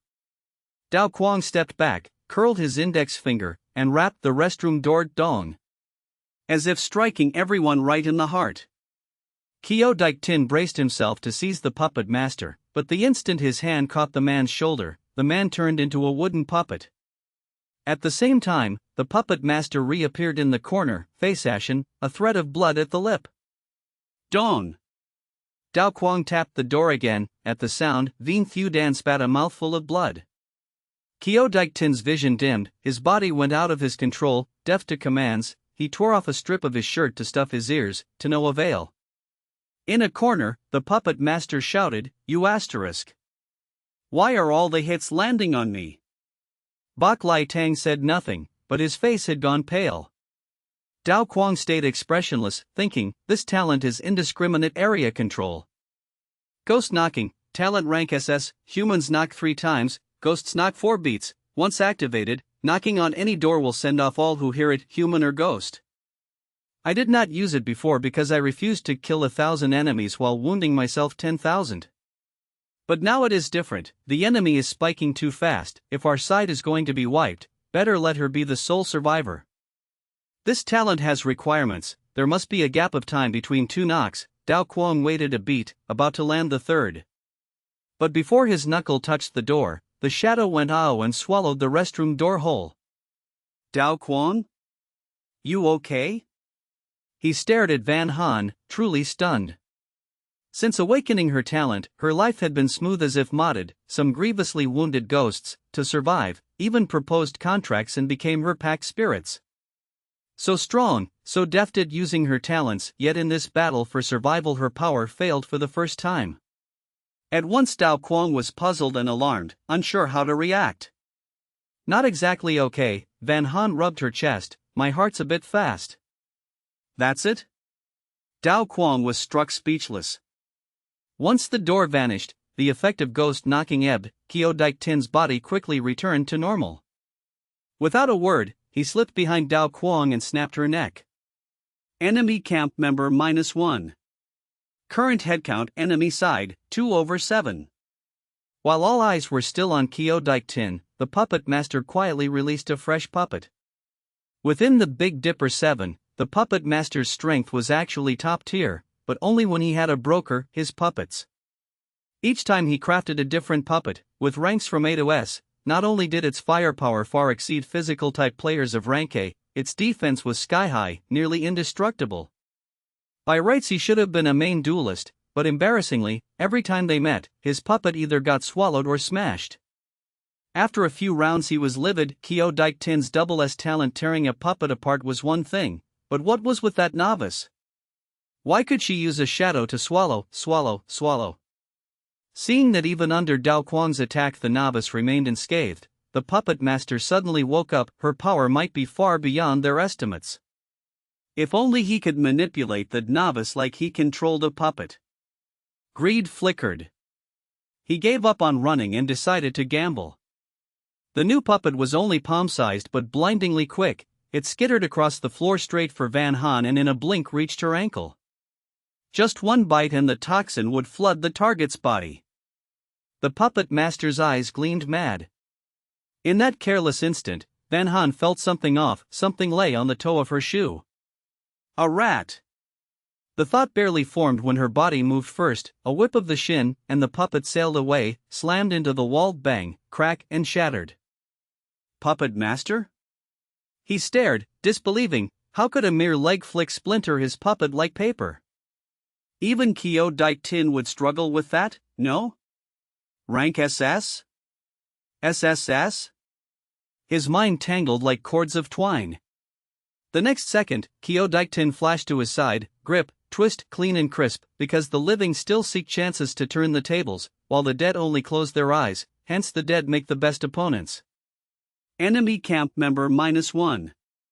Current headcount enemy side, 1/7. As Kyo Dike-tin finished the puppet master, Bok Lai Tang slashed open his own artery. Blood fountained. Black Death Chi coiled to wrap Van Han, yet as it neared it suddenly recoiled into the blood, as if frightened. Bok Lai Tang? He froze, unable to fathom what trick Van Han had used. Having dealt with the puppet master, Kyo Dike-tin in one motion snapped Bok Lai Tang's neck. He fell, the system stayed mute, and his body turned to paper. Rank S, paper substitute. Kyo Dike-tin sighed. Let him run again. He cannot. Vien Thudan sank down, clutching his chest, speaking with difficulty. This is a camp war. Accounts settle after 7 days. The side short on points gets wiped. Even if Bok Lai Tang hides, after 7 days the system will erase him. At that, Vien Thudan's lip curled into a broad grin. He never dreamed that the trap he set to kill you would end up binding himself. Laughing too hard tugged his wounds and he coughed raggedly. Enough, half dead, stop bickering, Kyo Dike-tin said. Dao Kuang's 2 knocks had only locked Kyo Dike-tin briefly, he himself was unhurt. The glass cannon Vien Thudan, however, had eaten real damage. In truth he felt as if his organs were out of place and bleeding. He bluffed and bantered only to keep the others from worrying. Van Han, after booting the puppet to bits, stared at the shards a while, then went to heal Vien Thudan. With each passing moment his breath ran clear, his gut stopped aching, his spirit rose, only his gaze grew more and more dazed. Just what is this junior's background? How does she know everything?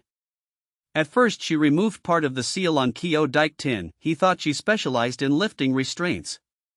Then when he was cursed, she peeled it off cleanly and patched his internal wounds. And just now she shattered a puppet with a kick. Combat power, check, a true omniclasser. He looked at Van Han with a trace of awe. Kyo Dike-tin likewise refreshed his view of her. He had felt guilty for dragging her into an S-rank instance, thinking he ought to watch over her, but as things unfolded, her addition alone had bent the camp war down a different path. After helping Vien Thudan dispel his curse, it was Van Han who said the enemy, behind on points, would likely set an ambush. Better to borrow their plan and invite the snake into the jar. On her suggestion, Veen Thu Dan took a transformation talisman, disguised himself as Kyo Dike Tin, and walked out the front. Van Han turned to mist and slipped out the window seam. Kyo Dike Tin hid in the wardrobe, waiting to spring a pleasant surprise. The enemy proved even more impatient than expected and struck at dawn, but the trio were ready. One blitz later, the ambush collapsed. Even in a bad spot, always thinking of flipping the board, that's a high-level game, Van Han mused, even feeling a flicker of respect for the foe. Veen Thu Dan. What nonsense! Weren't you the one who scrambled them? Use puppets and you swallow puppets, knock on doors and you tear doors off and swallow them, 10 times more ruthless than they are. Right, dangerous indeed. Luckily we ended well, he abandoned thought and shamelessly echoed.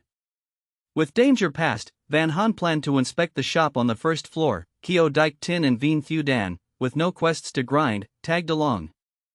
The vending machines are empty. Restock fast. If you've got ghost coins, don't be shy. Swipe, swipe. I need gifts for relatives and friends, plus our own stash. Gotta buy a lot. The daily limit of 10 portions cramps my style. The ghost customers hollered. As usual, no one answered, so hollering became silence. Fresh off victory and in good spirits, Van Han loaded more inventory. A ghost who had just seen the machines bare and looked glum now saw fresh goods roll in and shrieked like a rooster, restock. In a blink the 5 machines had a wall of ghosts in front. More customers pressed from behind. Move it faster. The 3 walked into the store just then. Seeing the hall packed with high-rank ghosts, Veen Thu Dan went white and croaked, quite lively. The customers were scrambling like soldiers, brimming with vigor. Van Han raked in ghost coins till her hands ached, smiling bright.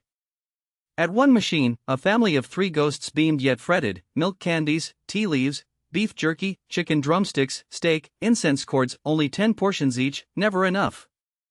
Milk candies for the kids, tea leaves for grandpa, jerky and drumsticks make perfect snacks for the sister-in-law, steak will stash, gotta get fit and slim, incense cords need no saying, everyone needs them. The child ghost piped up softly, Mom, our family has 3 slots, so we can buy exactly 30 portions, meaning, stop debating and just bag by slot. In the past the restock timing never aligned, so daily quotas often went unused. Today, catching the owner restocking was a rare stroke of luck. Why does the owner restock so little each time? Who can eat that? The greedy ghost mom grumbled, wanting more choice. Don't dawdle, the machines are running empty, the ghost dad scanned around warily. If only the owner would restock more each time, sighed the kid, taking out a milk candy and tucking it into the mouth with reverence, pure happiness. The player has helped 4244 households fulfill the wish a happy day, plus 1 point. Van Han had seen this reminder thrice by now. She strongly suspected that so long as the kids had milk candies that day, it counted as a happy day. Not just the wealth-scattering boy, this was a point-grinding divine tool, pushing their camp to a comeback. Your wish will come true, Van Han said, deciding to throw a grand opening sale. Though it was already day 3 of opening, who cared? The owner was capricious, any excuse could spin up an event. The child ghost blinked at her, as if to ask, are you talking to me? Then the hall exploded in cheers, the owner restocked again. And so much. Per customer limit from 10 to 20, I love the owner.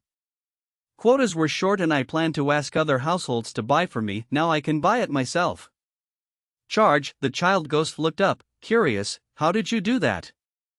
Before Van Han could answer, it ventured a new guess, are you the owner? Van Han smiled and nodded, yes, I own this shop. Why change the purchase rules? It wondered, there had been no changes before, surely not for a single wish. Because you're adorable, Van Han said.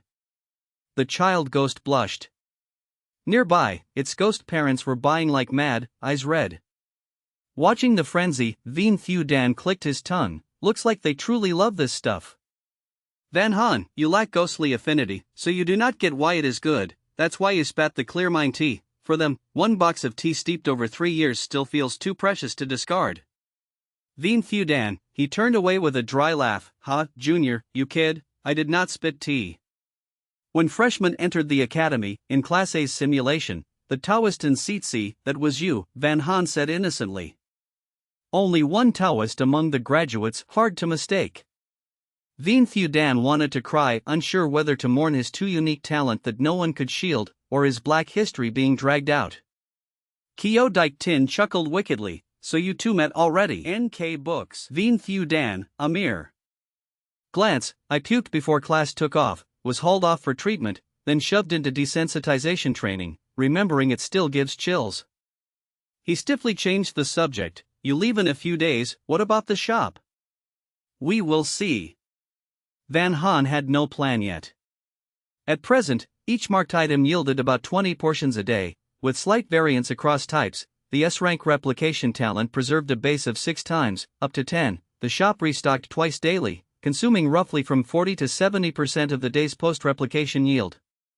Marked items were too good, so good you could just open your mouth and wait to be fed. Inside instances you could mark daily. Back in the real world, the academy would requisition, and she would have no new stock. If she wanted to keep the store running, there would be nothing to sell. She figured she would think on it. If unsolved, close up, play dead, pretend the shop never existed. So the shop might close in a few days? The child ghost, overhearing, jerked up and looked to her for an official reassurance. It wanted to hear, no, you misunderstood, the shop will continue. But Van Han answered, I have not decided. The child's heart went cold, so it might close. What? The shop might close? The customers erupted. When she admitted being the owner, the smarter ghosts heard it, but they had been too busy buying and unsure how to chime in. By the time they found their moment, the topic had shifted to the owner leaving soon and the salted fish shop possibly closing. Panic flared worse than facing a double S Ghost King. Don't. Business is great, keep it open. I just told my whole clan to move here, don't let me down. Boo-hoo, I finally had a few days of full meals. Some tried denial by denying her identity. You sure you're the owner? Not here to stir trouble? Emotions ran hot, they ringed Van Han as if to persuade her to change her mind. Is this fine? Vien Thu Dan fretted. If they brawl, this lot is tougher than Bak Lai Tang's goons. The store speakers chimed, threatening the owner is forbidden. Fighting is forbidden on premises. Violators blacklist. Blacklist. The ghosts winced and backed off. Van Han reassured them, incense court effects are permanent, failing to buy later will not affect past effects, rest easy. The ghosts, easy to go from poor to rich, hard to go back. Once you taste good days, how do you return? None of them felt easy. That night, the residential block convened an emergency all-nighter to discuss how to keep 4044 households intact so the first-floor shop could continue. Households outside the shop's orbit scoffed, what is there to keep? If this shop closes, we go to another, no big deal. Frequent shoppers flared, there are many shops, but only this one sells incense cords. Her tomahawk steak fills you up and slims you down, you know nothing. One ghost even snarled, if I cannot beat her, I can beat you, come get thrashed. The outside ghosts clammed up, nearly becoming enemies of the whole building, and chose silence. Alright, only a few days left, let's hash a plan, the gate guard ghost mediated. One ghost grumbled, who cares if she stays, I just want the shop to keep running.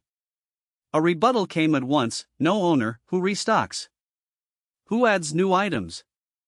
Only by keeping the owner can the shop run. Not necessarily, didn't we never see the owner before, and the machines still restocked?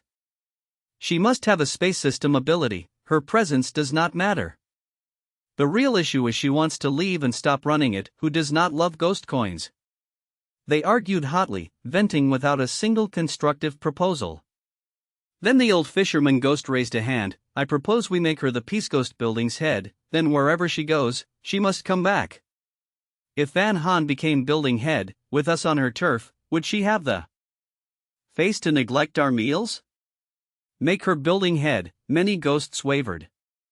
Forget the machine goods, the shop's safety system was already superb, if a customer caused trouble, it yeeted them out B.A. or S alike, lower rank ghosts did not fear muggings, they could stroll with their purchases. If extended to the entire building. I agree, someone yelled on the spot. All that just for food, and you would let a human behead shameless, a few muttered, disgruntled. Democratic vote, hands up, absent counts as abstain, the gate guard ghost faced the crowd. Now, those who agree to make the 4044 household the building head, raise your hands. Hands shot up like a forest, and those that did not rose felt guilty. The guard ghost counted and nodded, over 2/3 in favor, motion passed. Next day at noon, Van Haan's daily marks yielded milk candies 20 bags, Clearmine tea 24 boxes, beef jerky 16 bags, chicken drumsticks 24 bags, tomahawk steaks 20 bags, incense cords 20 strands, personal space 20 cubic meters, and one wisp of the world's origin. If I can simulate every talent, she packed the marked items and set to work on the top option. Replication, talent rank SSS, each day you may replicate 100 times, all replications crit, with a 1000-fold crit rate. Daily uses reset to 0 after 24 hours and recount the next day. Replication successful. Congrats on triggering a 1000-fold crit. You receive one chest of sundries, 1000 pieces. Van Haan eyed 1,000 sundries chests and smiled, pleased. In the team fight, when Dao Quang knocked, the world's origin had adhered to her ear and nullified the damage. Later, when the puppet tried to sneak, she had not even invoked strength of an ox, yet the origin's power had wrapped her leg and one kick turned the puppet to powder. Since then she had her doubts. Sadly, the training ground limit had been hit that day. Even if she had wanted to test, she had to wait. This morning she dropped other talents and tried simulating SSS rank replication and succeeded at once. If there is a chance, maybe the exorcism candles can also roll a 1000-fold crit, she thought. Yesterday's celebration of victory not only added restock rounds but also widened purchase limits. Still, after midnight, all settings reset to default. The customers fretted, fearing that was the last revel. At noon, Kyo Dike Tin brought Vien Thu Dan to have Van Haan lift his talent ban. As soon as she finished, there was a knock. Vien Thu Dan moved to open, but Kyo Dike Tin blocked him and opened it himself. At the door stood the gate guard ghost. Sullenly, it produced a keyring and offered it to Van Haan. This is the key to room 4444. With it, you become the Peace Ghost building's head. Van Haan? Kyo Dike Tin? Vien Thu Dan? Is that how side quests work? I did not study enough, do not trick me. There are 2 tokens, one is the key to room 4444, the other is the building head seal. Only with the seal can you issue notices, mobilize households, and fully exercise the head's authority. Sadly, the seal was kept by an S-rank household ghost and is currently lost, the guard ghost said regretfully, then added quickly, take the key, move into room 4444, and you will be the nominal manager. Within a radius of 100 meters around the Peace Ghost building, you can use building head privileges to temporarily boost your strength to S through SS, absolutely no loss. Van Haan suddenly remembered, the key was originally in the gate guard's hand. When necessary even it could borrow this power. If a sub-SS player ever got a wild idea and slipped into the guard room to steal the key, that would be like boarding an express straight to hell. Vien Thu Dan watched the door guard ghost zealously push a promotion, almost trying to stuff the key into Yun Han's hand, and suddenly the world felt a bit fantastical. Yun Han considered and accepted the key, then offered tea leaves, drumsticks, and incense as thanks. The door guard ghost, arms full of a bulging bag of goods, left in high spirits. Actually, I'm the reincarnation of Master Zhang the Celestial, Vien Thu Dan suddenly said solemnly, transfer me 50,000 goi sa and when I recover my power I'll make you my chief disciple and teach my sex secret arts. Kyo Dike Tin, be normal, don't spout nonsense all day. What if you corrupt my junior? I misjudged you, you believe it not me. Vien Thu Dan pretended to be angry. Yun Han admired the key. Let's visit floor 4444, whether it's a pie or a trap we'll know at once. Kyo Dike Tin warned. Bok Li Tang has fled. The faction war isn't over, not the time to relax, then let's all go. Clamored Vien Thu Dan, I also want to see what the dorm's headroom looks like, so the 3 went upstairs. Halfway, a headless ghost hugging a rubber ball blocked the way. I lost my head, help me find it. If you find it within 3 hours I'll pay handsomely, and if we don't, we'll compensate you with a head. Right, said Kyo Dike Tin, squatting like an old hand to reason with it. Little friend, if you don't give a clue, the only thing we can keep finding is a head. Vien Thu Dan.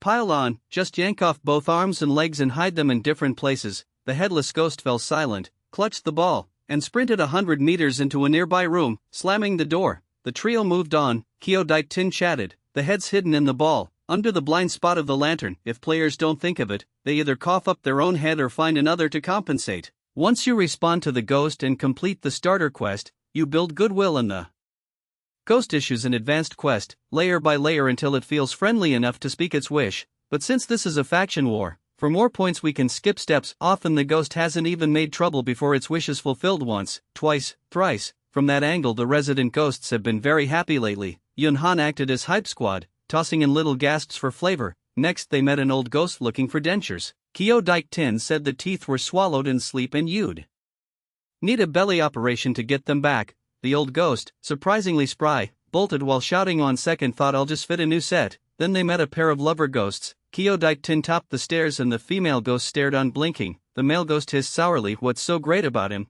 Want to stare like that? I'll tear him apart barehanded. Then Yunhan came up and the male forgot Kyo-Dike-Tin and fixated on Yunhan. The female snapped stare again and I'll paint her face, jealous without caring for gender. You two are really close. The female ghost puffed up proudly just as Yunhan continued. Why don't I help cremate you and scatter your ashes together? Then you'll be together forever and never fear a third wheel. The lovers panicked, darted inside, and shut the door. Thus the three cut a path straight up to floor 44. The instant Yunhan slid the key into the lock of room 4444, the system pinged. The player has secured the key and entered room 4444. Would you like to become the landlord of Peace Ghost Tower? Vin Thudan followed Yunhan in. This is the permanent quarters, looks the same as other rooms. Kyo-Dike-Tin said the point isn't decor, it's the status the room represents. Yunhan circled, found nothing amiss, and replied yes. The others received, congratulations, player number 351,100.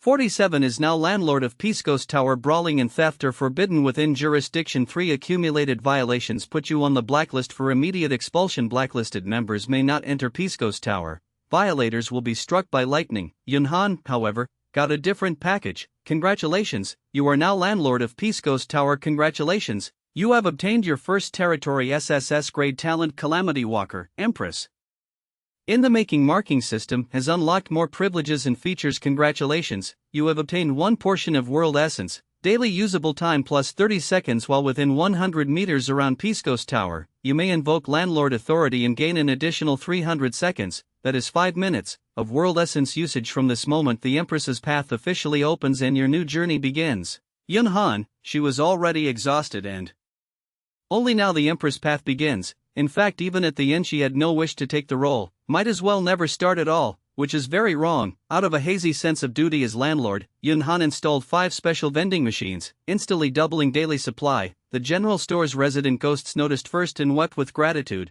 The shopkeeper is so kind. Now that you're landlord, keep doing it for a long time and don't change people. Congrats, Junior, in room 44. For 4, Kyo-Dike-Tin produced a matching item from her inventory, a gift for your investiture. Yunhan calmly guessed, isn't this the landlord's seal the doorguard ghost said was lost? Kyo-Dike-Tin nodded. Last time I ran Peace Ghost Tower instance I started by answering the residents, did quest loops, and finally subdued the S-class boss to get it. Yunhan, sounds troublesome, so hard to get and you're just giving it to me. Is that fine? Life-saving grace means I should hand over all my items anyway, and besides you'd scorn the others. The seal's different, it matches your post, perfect as a gift. Then I won't be shy. Yunhan smiled and accepted. Pressure shifted to Vin Thudan, who after much thought fished out talismans: fire, thunder, exorcism, practical all around, and Yunhan gratefully took them. With 5 more machines, the Salted Fish General Store bustled daily, ghosts coming and going, buying like it was the new year, buying and buying and buying.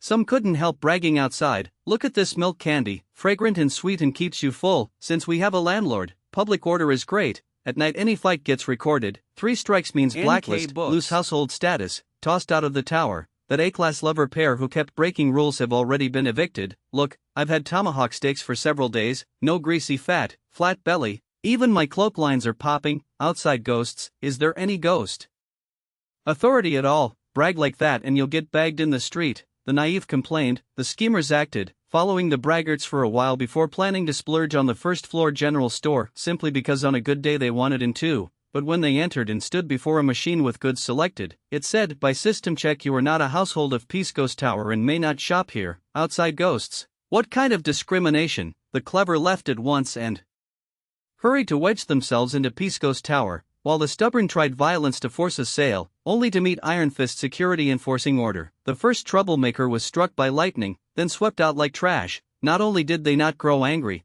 they felt respect and goodwill toward the shopkeeper who never showed her face, clearly strong enough to kill troublemakers. She merely had security toss them out. What a strangely good person, the outside ghosts were ever more tempted to join, arriving in waves. After obtaining the seal, Yun Han actually mobilized the residents to search for Bak Li Tang, but he went out and isn't in the tower. Yun Han blinked and asked Kyo Dike-tin, can players just roam? In theory no, and normal people wouldn't, leaving instance-bound spikes difficulty and you may meet ghosts vastly above the instance tier. People don't risk it, but Bak Li Tang is different. If the faction war is lost he dies in 7 days, so a wild gamble might flip the board. It's his sole path to survival, so he has no choice. Yun Han, truly slippery. The search was shelved, since when time is up he'll die wherever he is. On the 6th day, during the morning mark-in, the system wording shifted again. Considering you've persisted for half a month, rewards multiplied considering you own a property, 1 store. Rewards multiplied considering you own territory, 1 S-Class Pisco's Tower. Rewards multiplied by. For the check-in loot became milk candies 80 bags, Tranquil Mine tea 96 boxes, beef jerky 64 bags, drumsticks 80 bags, tomahawk steaks 80 bags, incense 96 sticks. 2 times 2 times 4 equals 16 multipliers. If you stack SSS grade replication's 1000-fold effect on top, the corners of Yun Han's mouth curled madly. She foresaw a bright and promising future. That afternoon 3 odd customers came to the salted fish store, a stocky short one who rushed to the incense corner and dragged greedily. A stick that should last an hour burned down in under 40 minutes, a guide type who nagged explanations while walking, and a black-haired, red-eyed youth. Nearby resident ghosts gasped. This was a 2S King-class great ghost. A wave of the hand could wipe them out. What black-hearted creature would bring a 2S ghost king here? Truly vicious, that human. Looks like the Bak Li Tang the landlord is looking for, at that the residence. Understood. No wonder the landlord sought him at once. She must have known this piece of moral garbage would ignite and cause trouble if left alone. But the brat runs too well, not only fled the tower but even dragged a 2S ghost king back. What now? Hearts knotted with fear, feet stuck to the floor, because the salted fish store had super security and it was safer to stay. Run around outside and you might die without knowing why. Where's the shopkeeper? The 2S king glanced lazily. The store was dead silent. Bak Li Tang smiled slightly. She usually stays in room 4044, residence. This human is crueler than ghosts. Tianhu, back. The 2S king called. As one stick burned out, another flared in the corner. The stocky brother buried his face and wheezed, wait, one more drag. But the king clenched a hand in the air and yanked his brother back, coldly saying endure. The short one stared at the ceiling, pitying his miserable life. The king was about to head for 4044 when he saw Yun Han and her friends already facing them not far away. One touch and a war would explode. Bak Li Tang's lips curled in glee. On the day of the team battle he had already snuck into 4044 and, seeing Kyo Dike-tin, knew he could not win. The seal on her had half unraveled. A 1v3 would be hard to call, let alone with her allies, so as his members fell one by one he planned an exit. As long as he lived, members were consumables, he could rebuild a team soon. He used a paper effigy to die in his place and slipped out of Pisco's tower. Determined to borrow a blade to kill, trick a 2S ghost king, and within 7 days slaughter Kyo Dike-tin and crew so his rivals would be gone and he would still win. To that end he risked life outside, several times brushing death and nearly burning all his items. Luckily all proceeded as planned and, just as he foresaw, the king was about to clash with Kyo Dike-tin's side, and he could not help grinning, when suddenly the stocky kid clomped up to Yun Han like a little cannonball and blurted, it's me, we met at the Blood Hue Hotel, remember me? Bak Li Tang's smile froze and dread coiled. Yun Han also blinked and carefully studied him. You are the one who paid stacks of guesa for your beef jerky. I even sent all the human butlers at the Blood Hue Hotel to serve you, the chubby ghost recounted. While bystander ghosts grew increasingly weird-eyed. Sounds like you burn money, why? Are you proud? Seeing the human and ghost reunite like a variety show, Bak Li Tang's bad premonition thickened. So it's you, prompted thus, Yun Han recalled and softened. Last time I even gifted you some snacks. Were the milk candies good? At the mention the chubby ghost grew oddly resentful and instinctively glanced at the king. There weren't many gifts to begin with and his dear brother split half. He still hadn't tasted the flavor. The youth cleared his throat. Not bad, Yun Han, why? Are you answering? But the quantity was too little, the youth continued. I'd like to sign a pact for regular bulk purchases, Bak Li Tang. He brought a 2S king for revenge, not a purchase order. To show sincerity, the youth pinched the air and Bok Li Tang was immobilized. I can execute him on the spot. Before Yun Han spoke, Bok Li Tang howled, I told you there's a shop selling filling food, and you repay kindness with hatred. The youth smiled falsely. I only agreed to let you lead the way. I never promised not to kill you at the destination. Bok Li Tang went cold. He thought he was borrowing a blade but was in fact being used by a ghost. However, if the shopkeeper pleads, I can spare him. The youth added, Yun Han, do as you like. No need to give me face. Seeing no one object, the ghost youth neatly handled Bok Li Tang. Enemy forces annihilated. Congratulations on winning the faction war. Game over. You may leave the instance at any time now. About the order, the youth smiled at Yun Han. Based on my daily restock, I'll prepare an equivalent portion for you. Yun Han paused and added cash up front, settle daily. The youth nodded as it should be, and after haggling details the brothers left satisfied with a large haul. Vinh Thu Dan, after witnessing the miracle of residents volunteering to serve a player, saw another ghost speaking civilly, understanding etiquette, not robbing, and willing to do business. Once well fed, even ghosts make distinctions, said Kyo Dik Tin. The residents who had been trembling watched the landlord turn peril into safety and even forge a long term friendly trade with a Tuas king, and they bowed in utter admiration. NK Under their fervent gaze, Yun Han remained calm. Monopolies have always been an emperor's seat, same everywhere. The salted fish store had to restock daily, big outside clients had orders to fill daily, and back in reality the academy wanted wholesale. Even though she could leave the ghost world immediately, Yun Han chose to slow down and complete 7 full days of marking before going. Kyo Dik Tin and Vinh Thu Dan stayed to keep her company. On the 7th morning's mark-in, a new headache appeared. The World Essence simulation of SSS grade replication not only multiplied check-in rewards, it also multiplied the exorcism candles. Supplies doubled into little mountains, overflowing her personal space and clogging the storehouse. Yun Han, hurry, let's go, let's go. She no longer wanted to play this anxious little game. Slammed the warehouse door, grabbed her 2 friends who were looking for her, and roared that they were leaving the instance. The 2 wore dumbfounded faces, not understanding why the one so firm about staying yesterday now wanted to flee far away, but regardless, they were delighted to go, especially Vinh Thu Dan, who had thought himself dead several times and now returned alive with all limbs intact and wanted to award himself a little red flower. White light flickered and the 3 departed. The corridor quiet again. You rented at Pisco's Tower for 7 days. The system auto-deducts 2,100 guesa as lodging fee amount deducted. Congratulations. Player number 351,147 became landlord of Pisco's Tower, with tenants in rooms 4044, 4104, and 4344.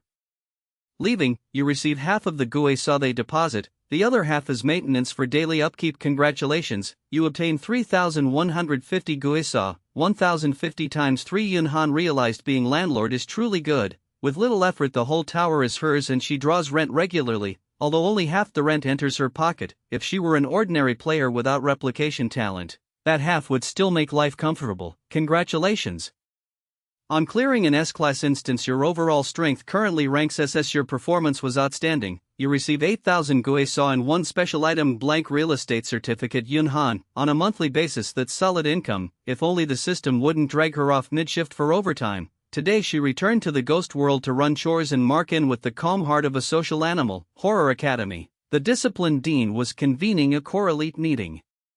Demon ambush meeting. Students injured in body and mind meeting. Yun Han, Kyo Dik Tin, and Vinh Thu Dan vanished and were hazily dragged into an instance. Meeting again. Meetings never ended. The dean wanted to strike but could not. The 2 worlds intersected. The ghost world advanced step by step. News could not be widely broadcast and everything was classified. The government lacked personnel and the nation required him, so he pinched his nose and soldiered on. In today's meeting, the conference door was knocked. An aide ran in and babbled excitedly, Yun Han and Kyo Dik Tin are back. They loudly asked to see you and said there's a big initiative to discuss. Where are they? Outside. Let them in. The aide rushed out and soon led the trio in. The dean checked they had all their limbs and relaxed a bit. How did you enter one instance together? Kyo Dik Tin. Bok Li Tang set us up and we were pulled into a faction war. Dean. This is worse than his worst projections. And then, we won. Dean, with everyone standing here, obviously you won and he lost. I asked how. You brats even pretend not to hear. Leave the faction war for later. We have another matter, said Yun Han. The dean remembered the aide's big initiative and the wondrous items Yun Han had supplied before, unconsciously softened his voice and expression. What is it? Speak. Here's the thing. Yun Han shows her words.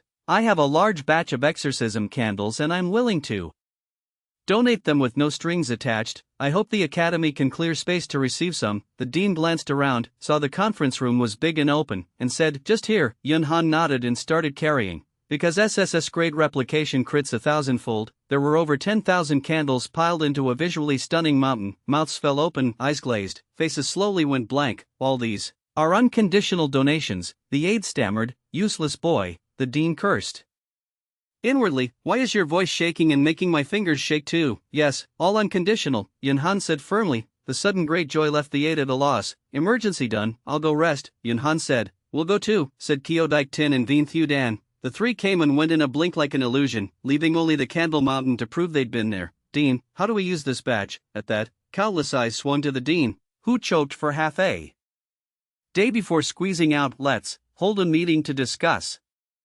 On the fourth day after returning from the instance, Jana banged on the dorm door of Van Han, knocking and saying, "I know you just came back from the eerie world and you're exhausted, but it's urgent. Please come over and answer a few questions." Soon the door opened. Jana was still nagging. "I don't want to play the bad cop either." This hard errand was drawn by lots. Seeing Van Han, she froze and forgot her next line. Few people knew that Jana's eye of discovery was a passive gift that popped up a player's panel when her gaze touched them. The higher the target's tier, the less it revealed, but baseline info still showed. Last time, the system had displayed Grade D shadow handling. This time at first glance it flashed Grade SS simulation. Jana felt her world flip. Same talent, yet the tier rose could still be called growth, but the content of the talent changing entirely. What was that? She even wanted to get another person to check whether something filthy had latched onto Van Han. "Let's go, they must have a lot to ask." Van Han shut the door and moved to leave. Her motion wound Jana's nerves even tighter. "You're not going?" Van Han asked. Jana pressed her lips. "You walk in front, I'll follow behind." Van Han sighed.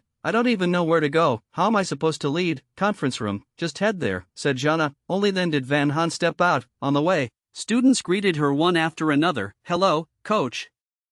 "Hello, senior." "Senior Van Han." "Hello," one even shouted. Van Han found it odd, so everyone changed personalities. Before, thinking she was young, with weak talent and harsh training, students rarely wanted to respond to her. A few smiled sheepishly. One thick-skinned kid said, "Senior, we've always respected you, we just kept it in our hearts." Jana explained, "Not long ago a ghost ambush almost hurt many students. You saved them, everyone is grateful." "So that's it." Soon the two arrived. From the doorway Van Han looked in and saw several familiar faces around the oval table and some she did not know. Jana led her to a seat and signaled her to sit. Tu Van Vu spoke first. "Normally the Academy does not chase down students' capabilities, but your situation is too special and may affect the future direction of the war, so we'd like a simple inquiry." Van Han nodded. "I'll cooperate as best I can." "What exactly is your ability and why does it keep changing?" A teacher she did not know asked. Van Han said, "My true ability is Grade SS simulation, so I can simulate many different talents."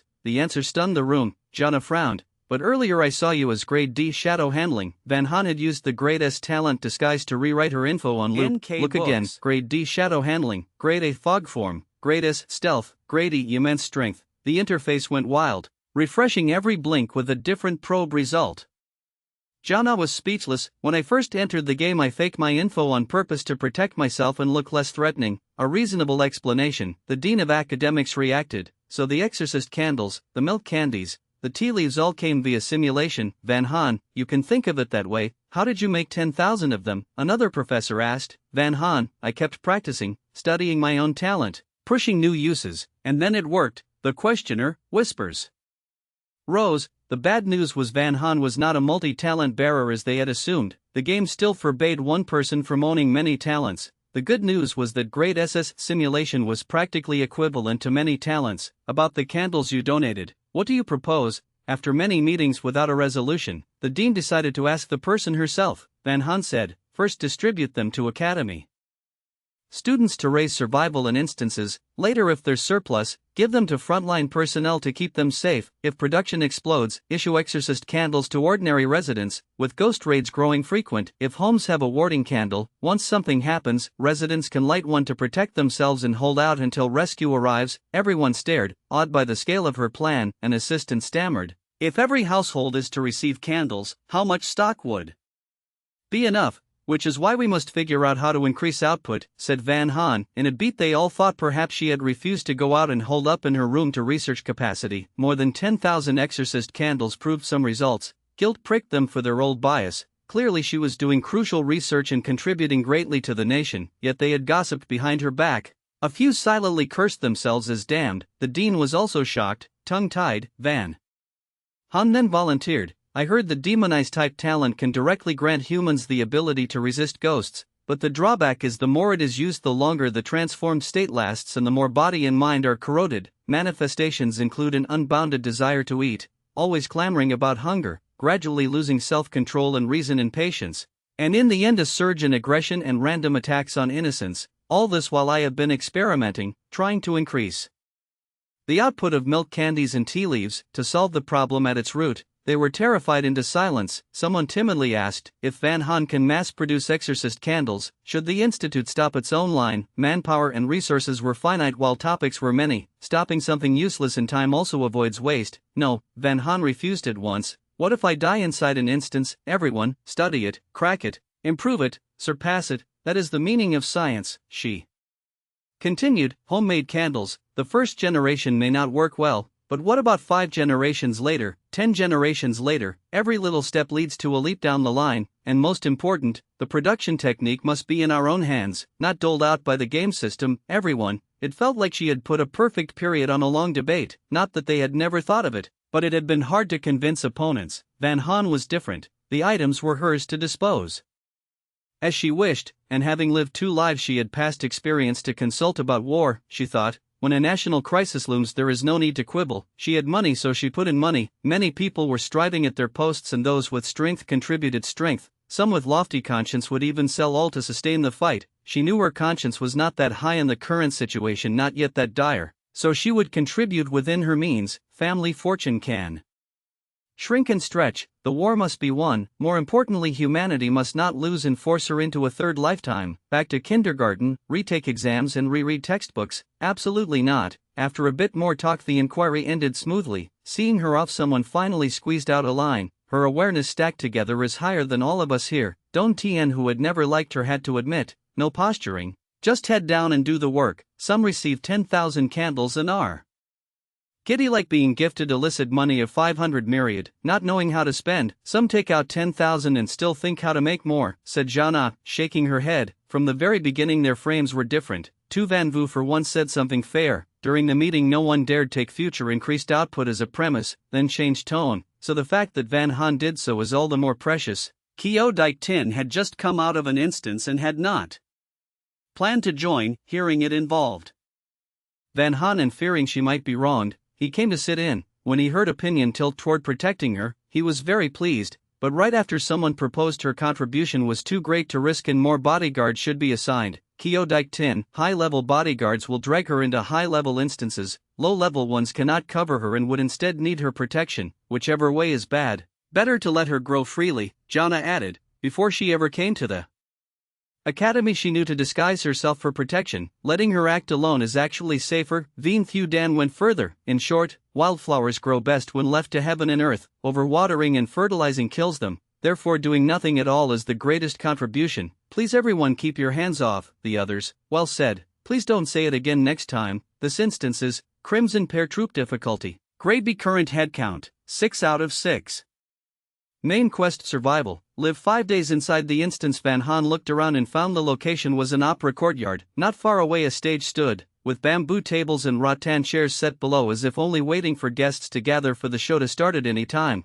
Van Han looked over to find a male player staring at her in mild surprise, somewhat familiar. She tried to recall and after a moment had a hazy impression. We met in the Blood Hotel instance. Your name was Lethua. He smiled gently with friendly air. Van Han, truth be told, still a bit fuzzy, but it did not matter. He had been one of the human butlers then and they had played cards and mahjong together. With that table bond they naturally stood side by side. Lethua asked softly, here with friends? Van Han swept her eyes over the other 4 players then slowly yet firmly shook her head. I came alone, those others are strangers. As they spoke a monkey ghost dropped from the sky before them. Enraged monkey ghost, grade B, owner of the Crimson Pair Troop, ability unknown. The monkey ghost snarled, I am the troop master of the Crimson Pair. You are new performers and must each have a craft to deserve to stay. with a snap of its fingers, starting with you, showcase a stage skill. The pointed-at female player blinked. I can't sing opera, you can't. The troupe master's face grew more vicious. A quick-witted male player grinned to smooth things over. If you can't sing,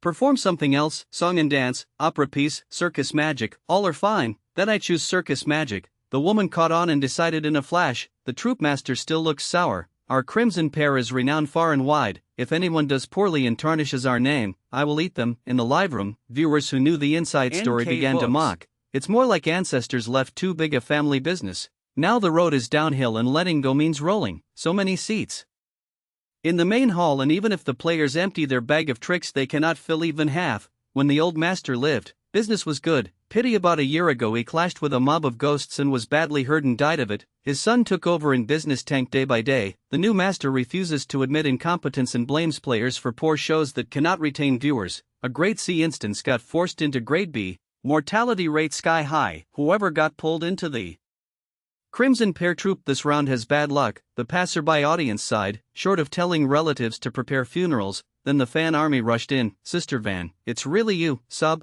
It's been so long since you streamed. If I still can't see you, my looks, my figure, my social etiquette, and my good virtues and personality, even my soul, will all be ruined. Chasing a streamer is so hard. Clearly we see the host enter the game but trying to enter related players' live rooms. The system says, special instance, live not supported for now. Then why have a live system at all? Han Han super justice. Any ghost bullying humans should receive Han Han's righteous verdict. Passers-by stared at the fans dancing madly and were stunned. After a while someone commented, that's why I don't advise ordinary folks to chase streamers like idols. See, this is what blind worship does. No regard for reality, the fans raged. If you don't understand, don't blabber. A lousy grade B instance, Van will crush it. And the passerby army and the fan army pinched each other. The live room war fiercer than the instance. The instance dialogue went on. After asking the woman, the troupe master asked the others what they could do. Duo act, knife-throwing roulette, solo music, soul-quelling tune. When it was Lethua's turn he said, duo act, magic. The troupe master felt this batch looked somewhat reliable, yet his face stayed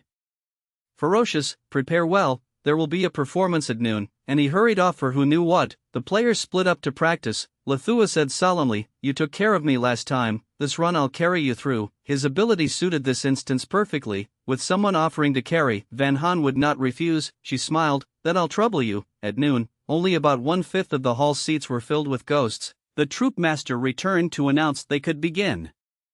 First on stage was the woman with the circus act. She had fastened a rope high above earlier and stepped onto it without hesitation as the show began. A single taut strand, yet she stood steady and even danced lightly atop it, changing footfalls without fear. Players beside the stage watched with their hearts in their mouths lest she miss and fall. Thrilling as it was, the ghost audience yawned. What kind of novelty is that? Boring. Miss a step already. Why are you not falling? Didn't the master say this batch was excellent? This, venomous comments poured into the performer's ears. She clenched her teeth and ignored them, when suddenly the rope snapped.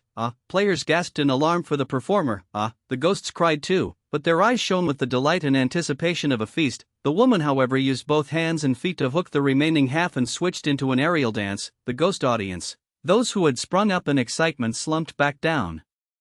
A couple of ghosts thought her improvisation decent and tossed a single low-denomination ghost star each. The heart-pounding act over, a sheen of sweat beaded her brow, both from difficulty and heavy pressure. The master looked at the meager rewards and fumed. Useless, lousy, I will eat you. The woman thought, labeled lousy and even threatened to be eaten. Then what was there to tiptoe around? If you're so good, then get up here and do it. Stop yapping, she answered coolly. The master was about to pounce when she added, you do look a bit like a master, do not ruin the show. The master, the quick-witted man with the swana lifted it and signaled, make way, it's my turn. The master wanted to curse but feared affecting the next act and grudgingly stepped aside. The man stood center stage, drew a deep breath, pressed his lips to the swana and poured his feelings into the performance. In the next instant every ghost shuddered and gooseflesh rose. Backstage, Van Han sighed, a beauty that makes the soul leave the body. Lethua, I thought a soul-quelling tune would soothe, not suppress. No wonder it's a swana, the tightrope girl said with respect. It almost blew my hair off. Over there the clever man played more and more devotedly while below the ghosts writhed in pain. One tried to tip to stop him. All right, great performance, get down, next one. The man ignored it and insisted on one more piece. I cannot take it. A ghost howled, clapped its ears and fled the troupe. The man, why are you running? The master, it had been hard enough to invite an audience. Under the master's glare, the man sheepishly stopped and raised his voice. Next is the duo act, knife-throwing roulette. Hearing next, the ghost's spirits lifted. Those who had meant to leave hesitated and sat again. The man returned backstage and secretly wiped sweat that was close. Almost blew it. Are you a plant?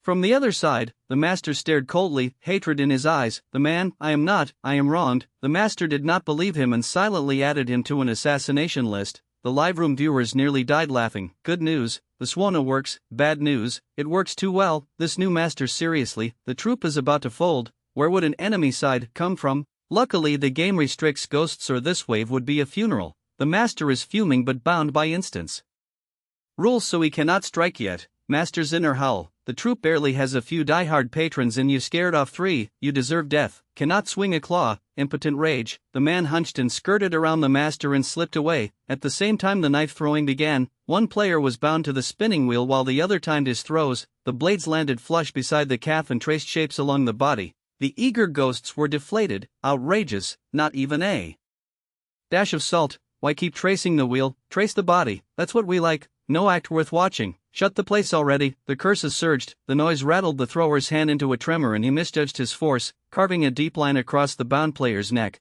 A hair higher and it would have hit the throat. Cold sweat streamed and his heart hammered. The ghosts instead were thrilled. Nice throw. Keep it like that. Aim for the thigh, the belly. Blood smells great. Don't waste it. Collect it for a blood stew. Some even tipped to encourage more mistakes. The thrower, had they not been friends and trusted each other, he might have succumbed to temptation and sacrificed his partner. He gritted down and stabilized, completed the body tracing, and the act ended safely. When the bound player stepped down intact, the ghosts hissed and their displeasure grew. If it's like this, we can leave. We only came out of respect for the old master and it was dull. If the old one were still here, would he allow this? The master stood stiff, face ugly as if about to blacken. Just then Van Han and Lethua went up for their magic act. The moment he stepped on stage, Lethua snapped off his left hand and tossed it into the audience. A breath later he spun and his left hand was intact again, only the sleeve was mottled with blood to prove it had truly happened. Other players, is that proper magic? Must you go that far? The ghosts swarmed to snatch. One seized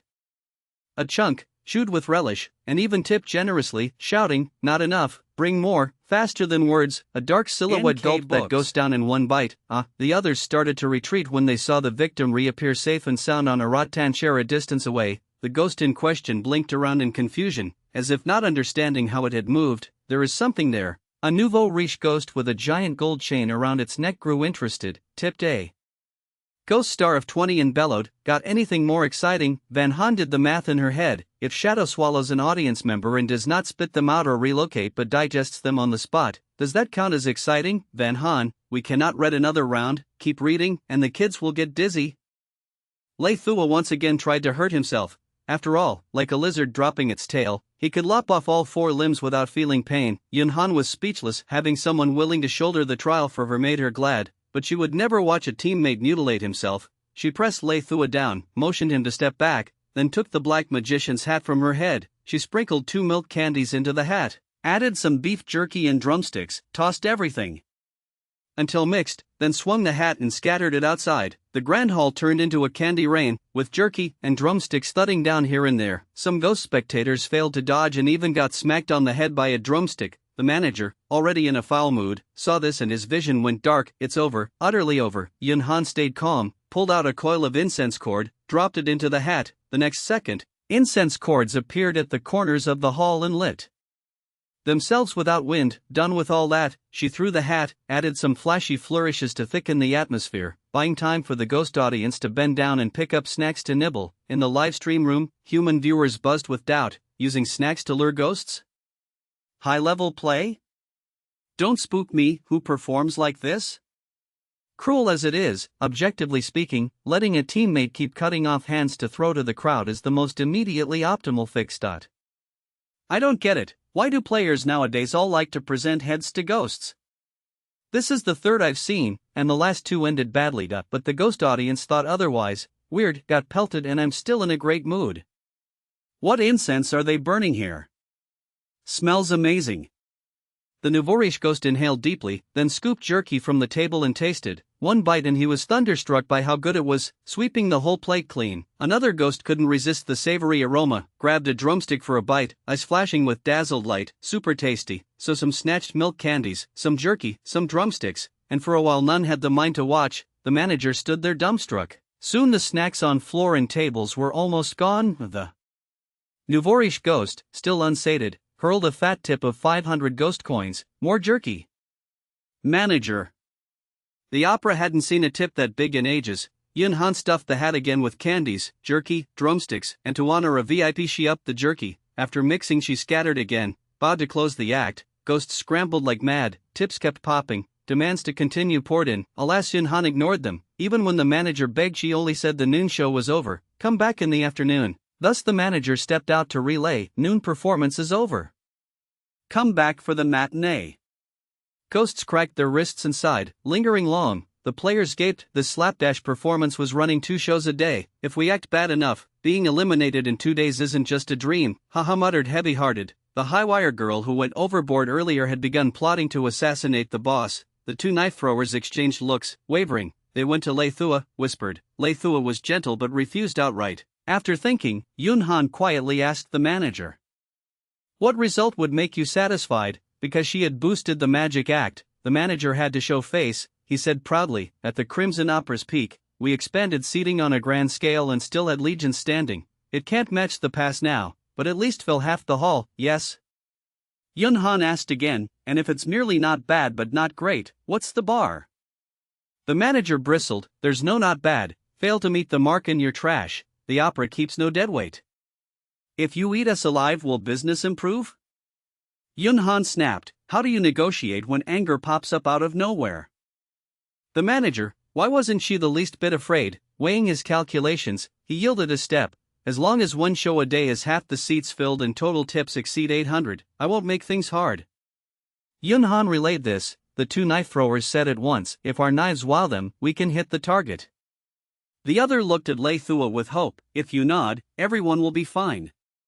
Before Lei Thua could answer, Yun Han cut in, talk nicely, don't morally blackmail. It's the truth, the thrower sighed, a touch helpless. You saw the ghost's reaction, they need to see blood to get hyped.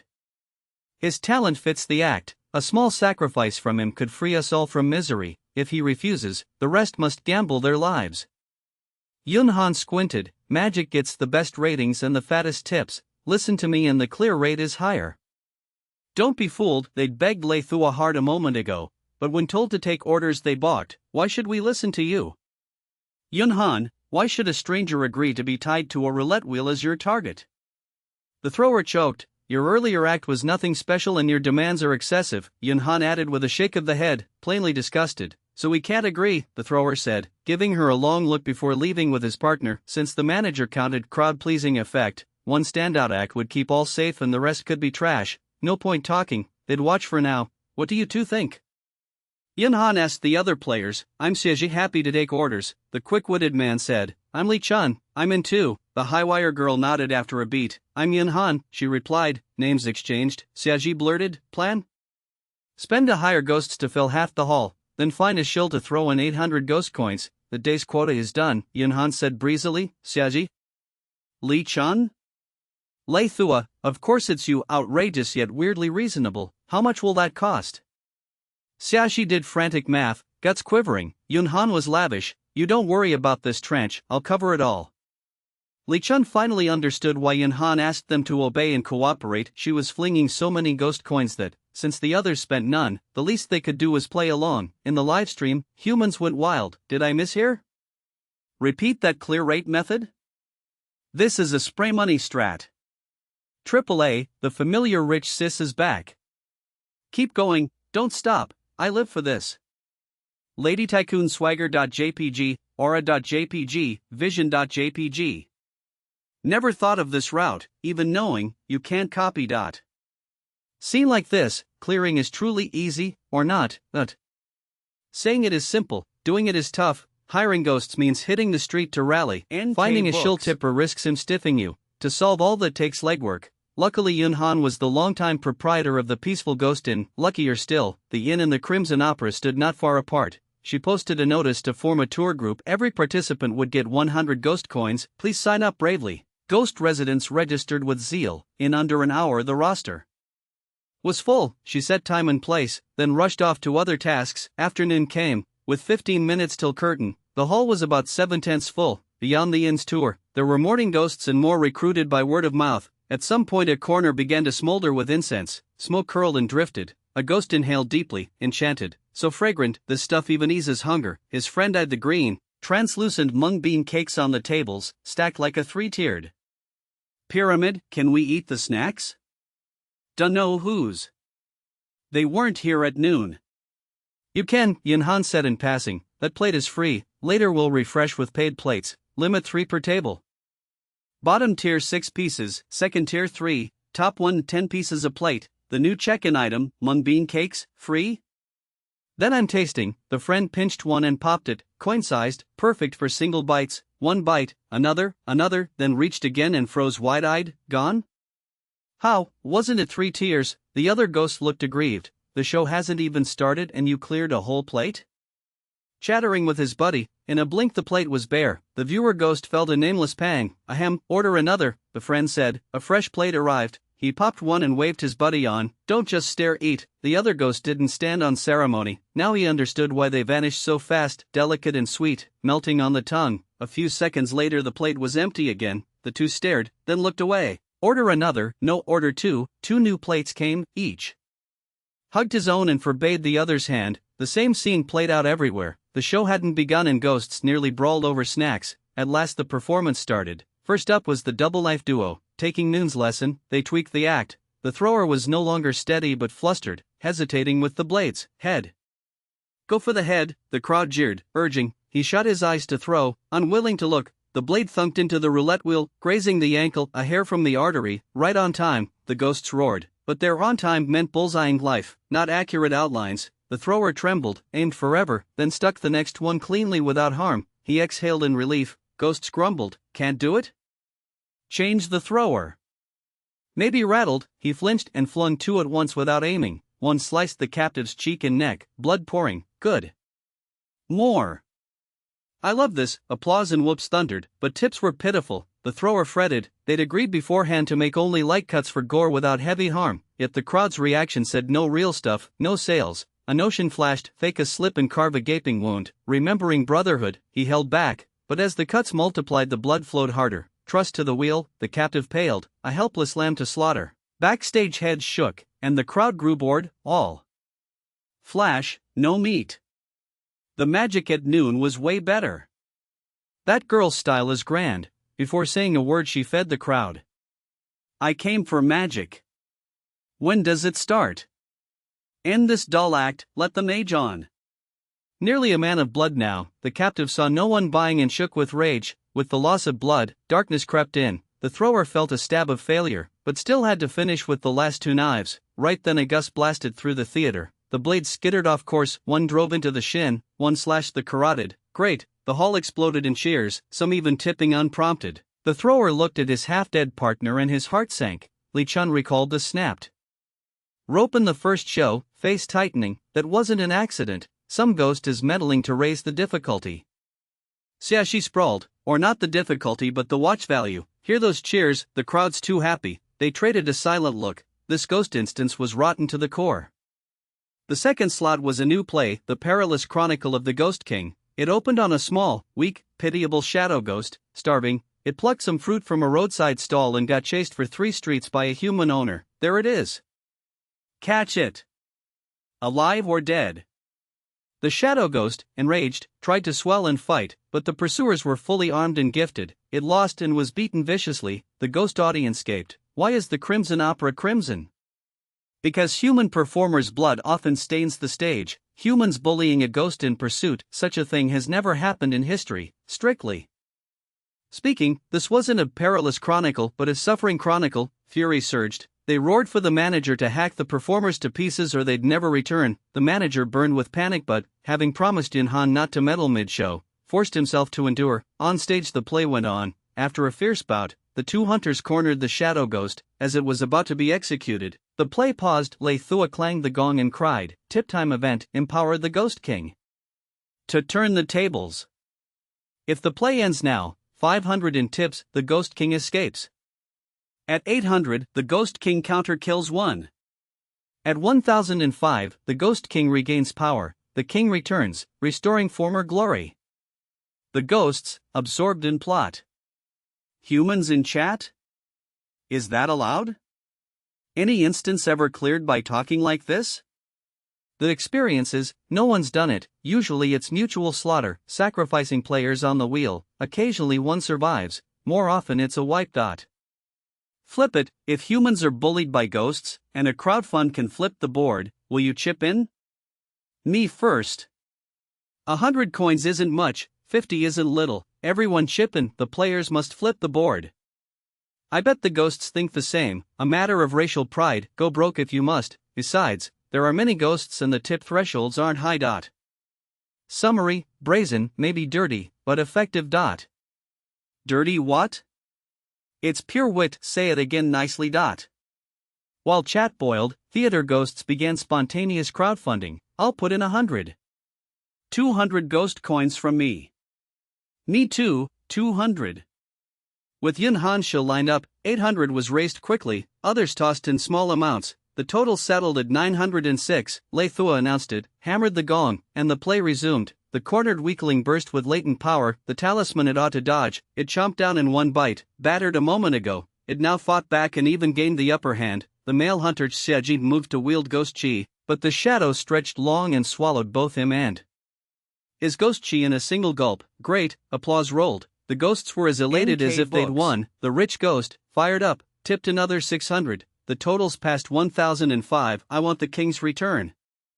No sooner said than the shadow ghost's aura swelled, domineering, leaking from every scene. It lunged at the female hunter Li Chun. It tangled, toyed, then slowly overwhelmed her. Bored at last, it swallowed her whole. Finally it cast a deep look at the auditorium, then merged into the dark and vanished. The ghost shivered with gooseflesh yet thrilled. The Ghost King truly reigns supreme.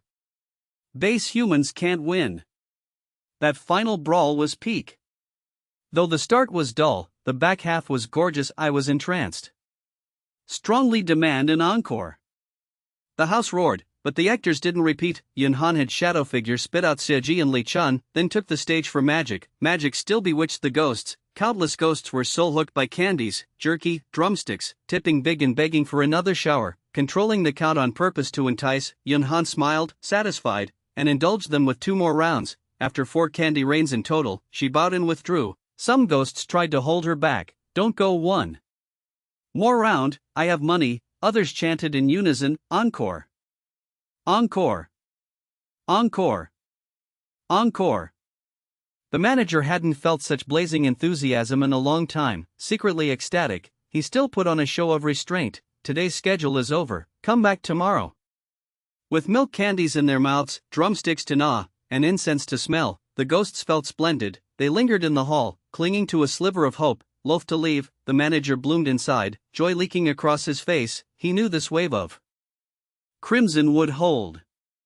After 2 shows, the manager lavished praise on Yun Han and piled on material rewards and privileges. The Double Life duo got a daily increase of 40 ghost coins. Xiaji, Li Chun, and Lei Thua each got 80. Yun Han got 500. Others bunked in the group dorms, but Yun Han had a single. The manager urged the rest to work hard to improve, while for Yun Han it was, "You're great, just keep it up." Breakthroughs, if they came, fine. If not, fine. The other players, such blatant, guileless favoritism. Facing this unhidden bias, Lei Thua's trio felt it natural rather than unfair. The 2 knife throwers, however, were tangled, grateful someone saved face, but bitter their earlier failed negotiation left them stuck, unable even to latch onto a thigh. While they hesitated, Yun Han finished her hard day's work and returned to rest. Lei Thua's 3, seeing hope of clearing, happily headed for the dorm. The knife duo were left behind. I plan to find a chance to apologize to her, the captive on the wheel said. How? Asked the thrower, who also wanted peace but couldn't shed his pride. Apologize, compensate,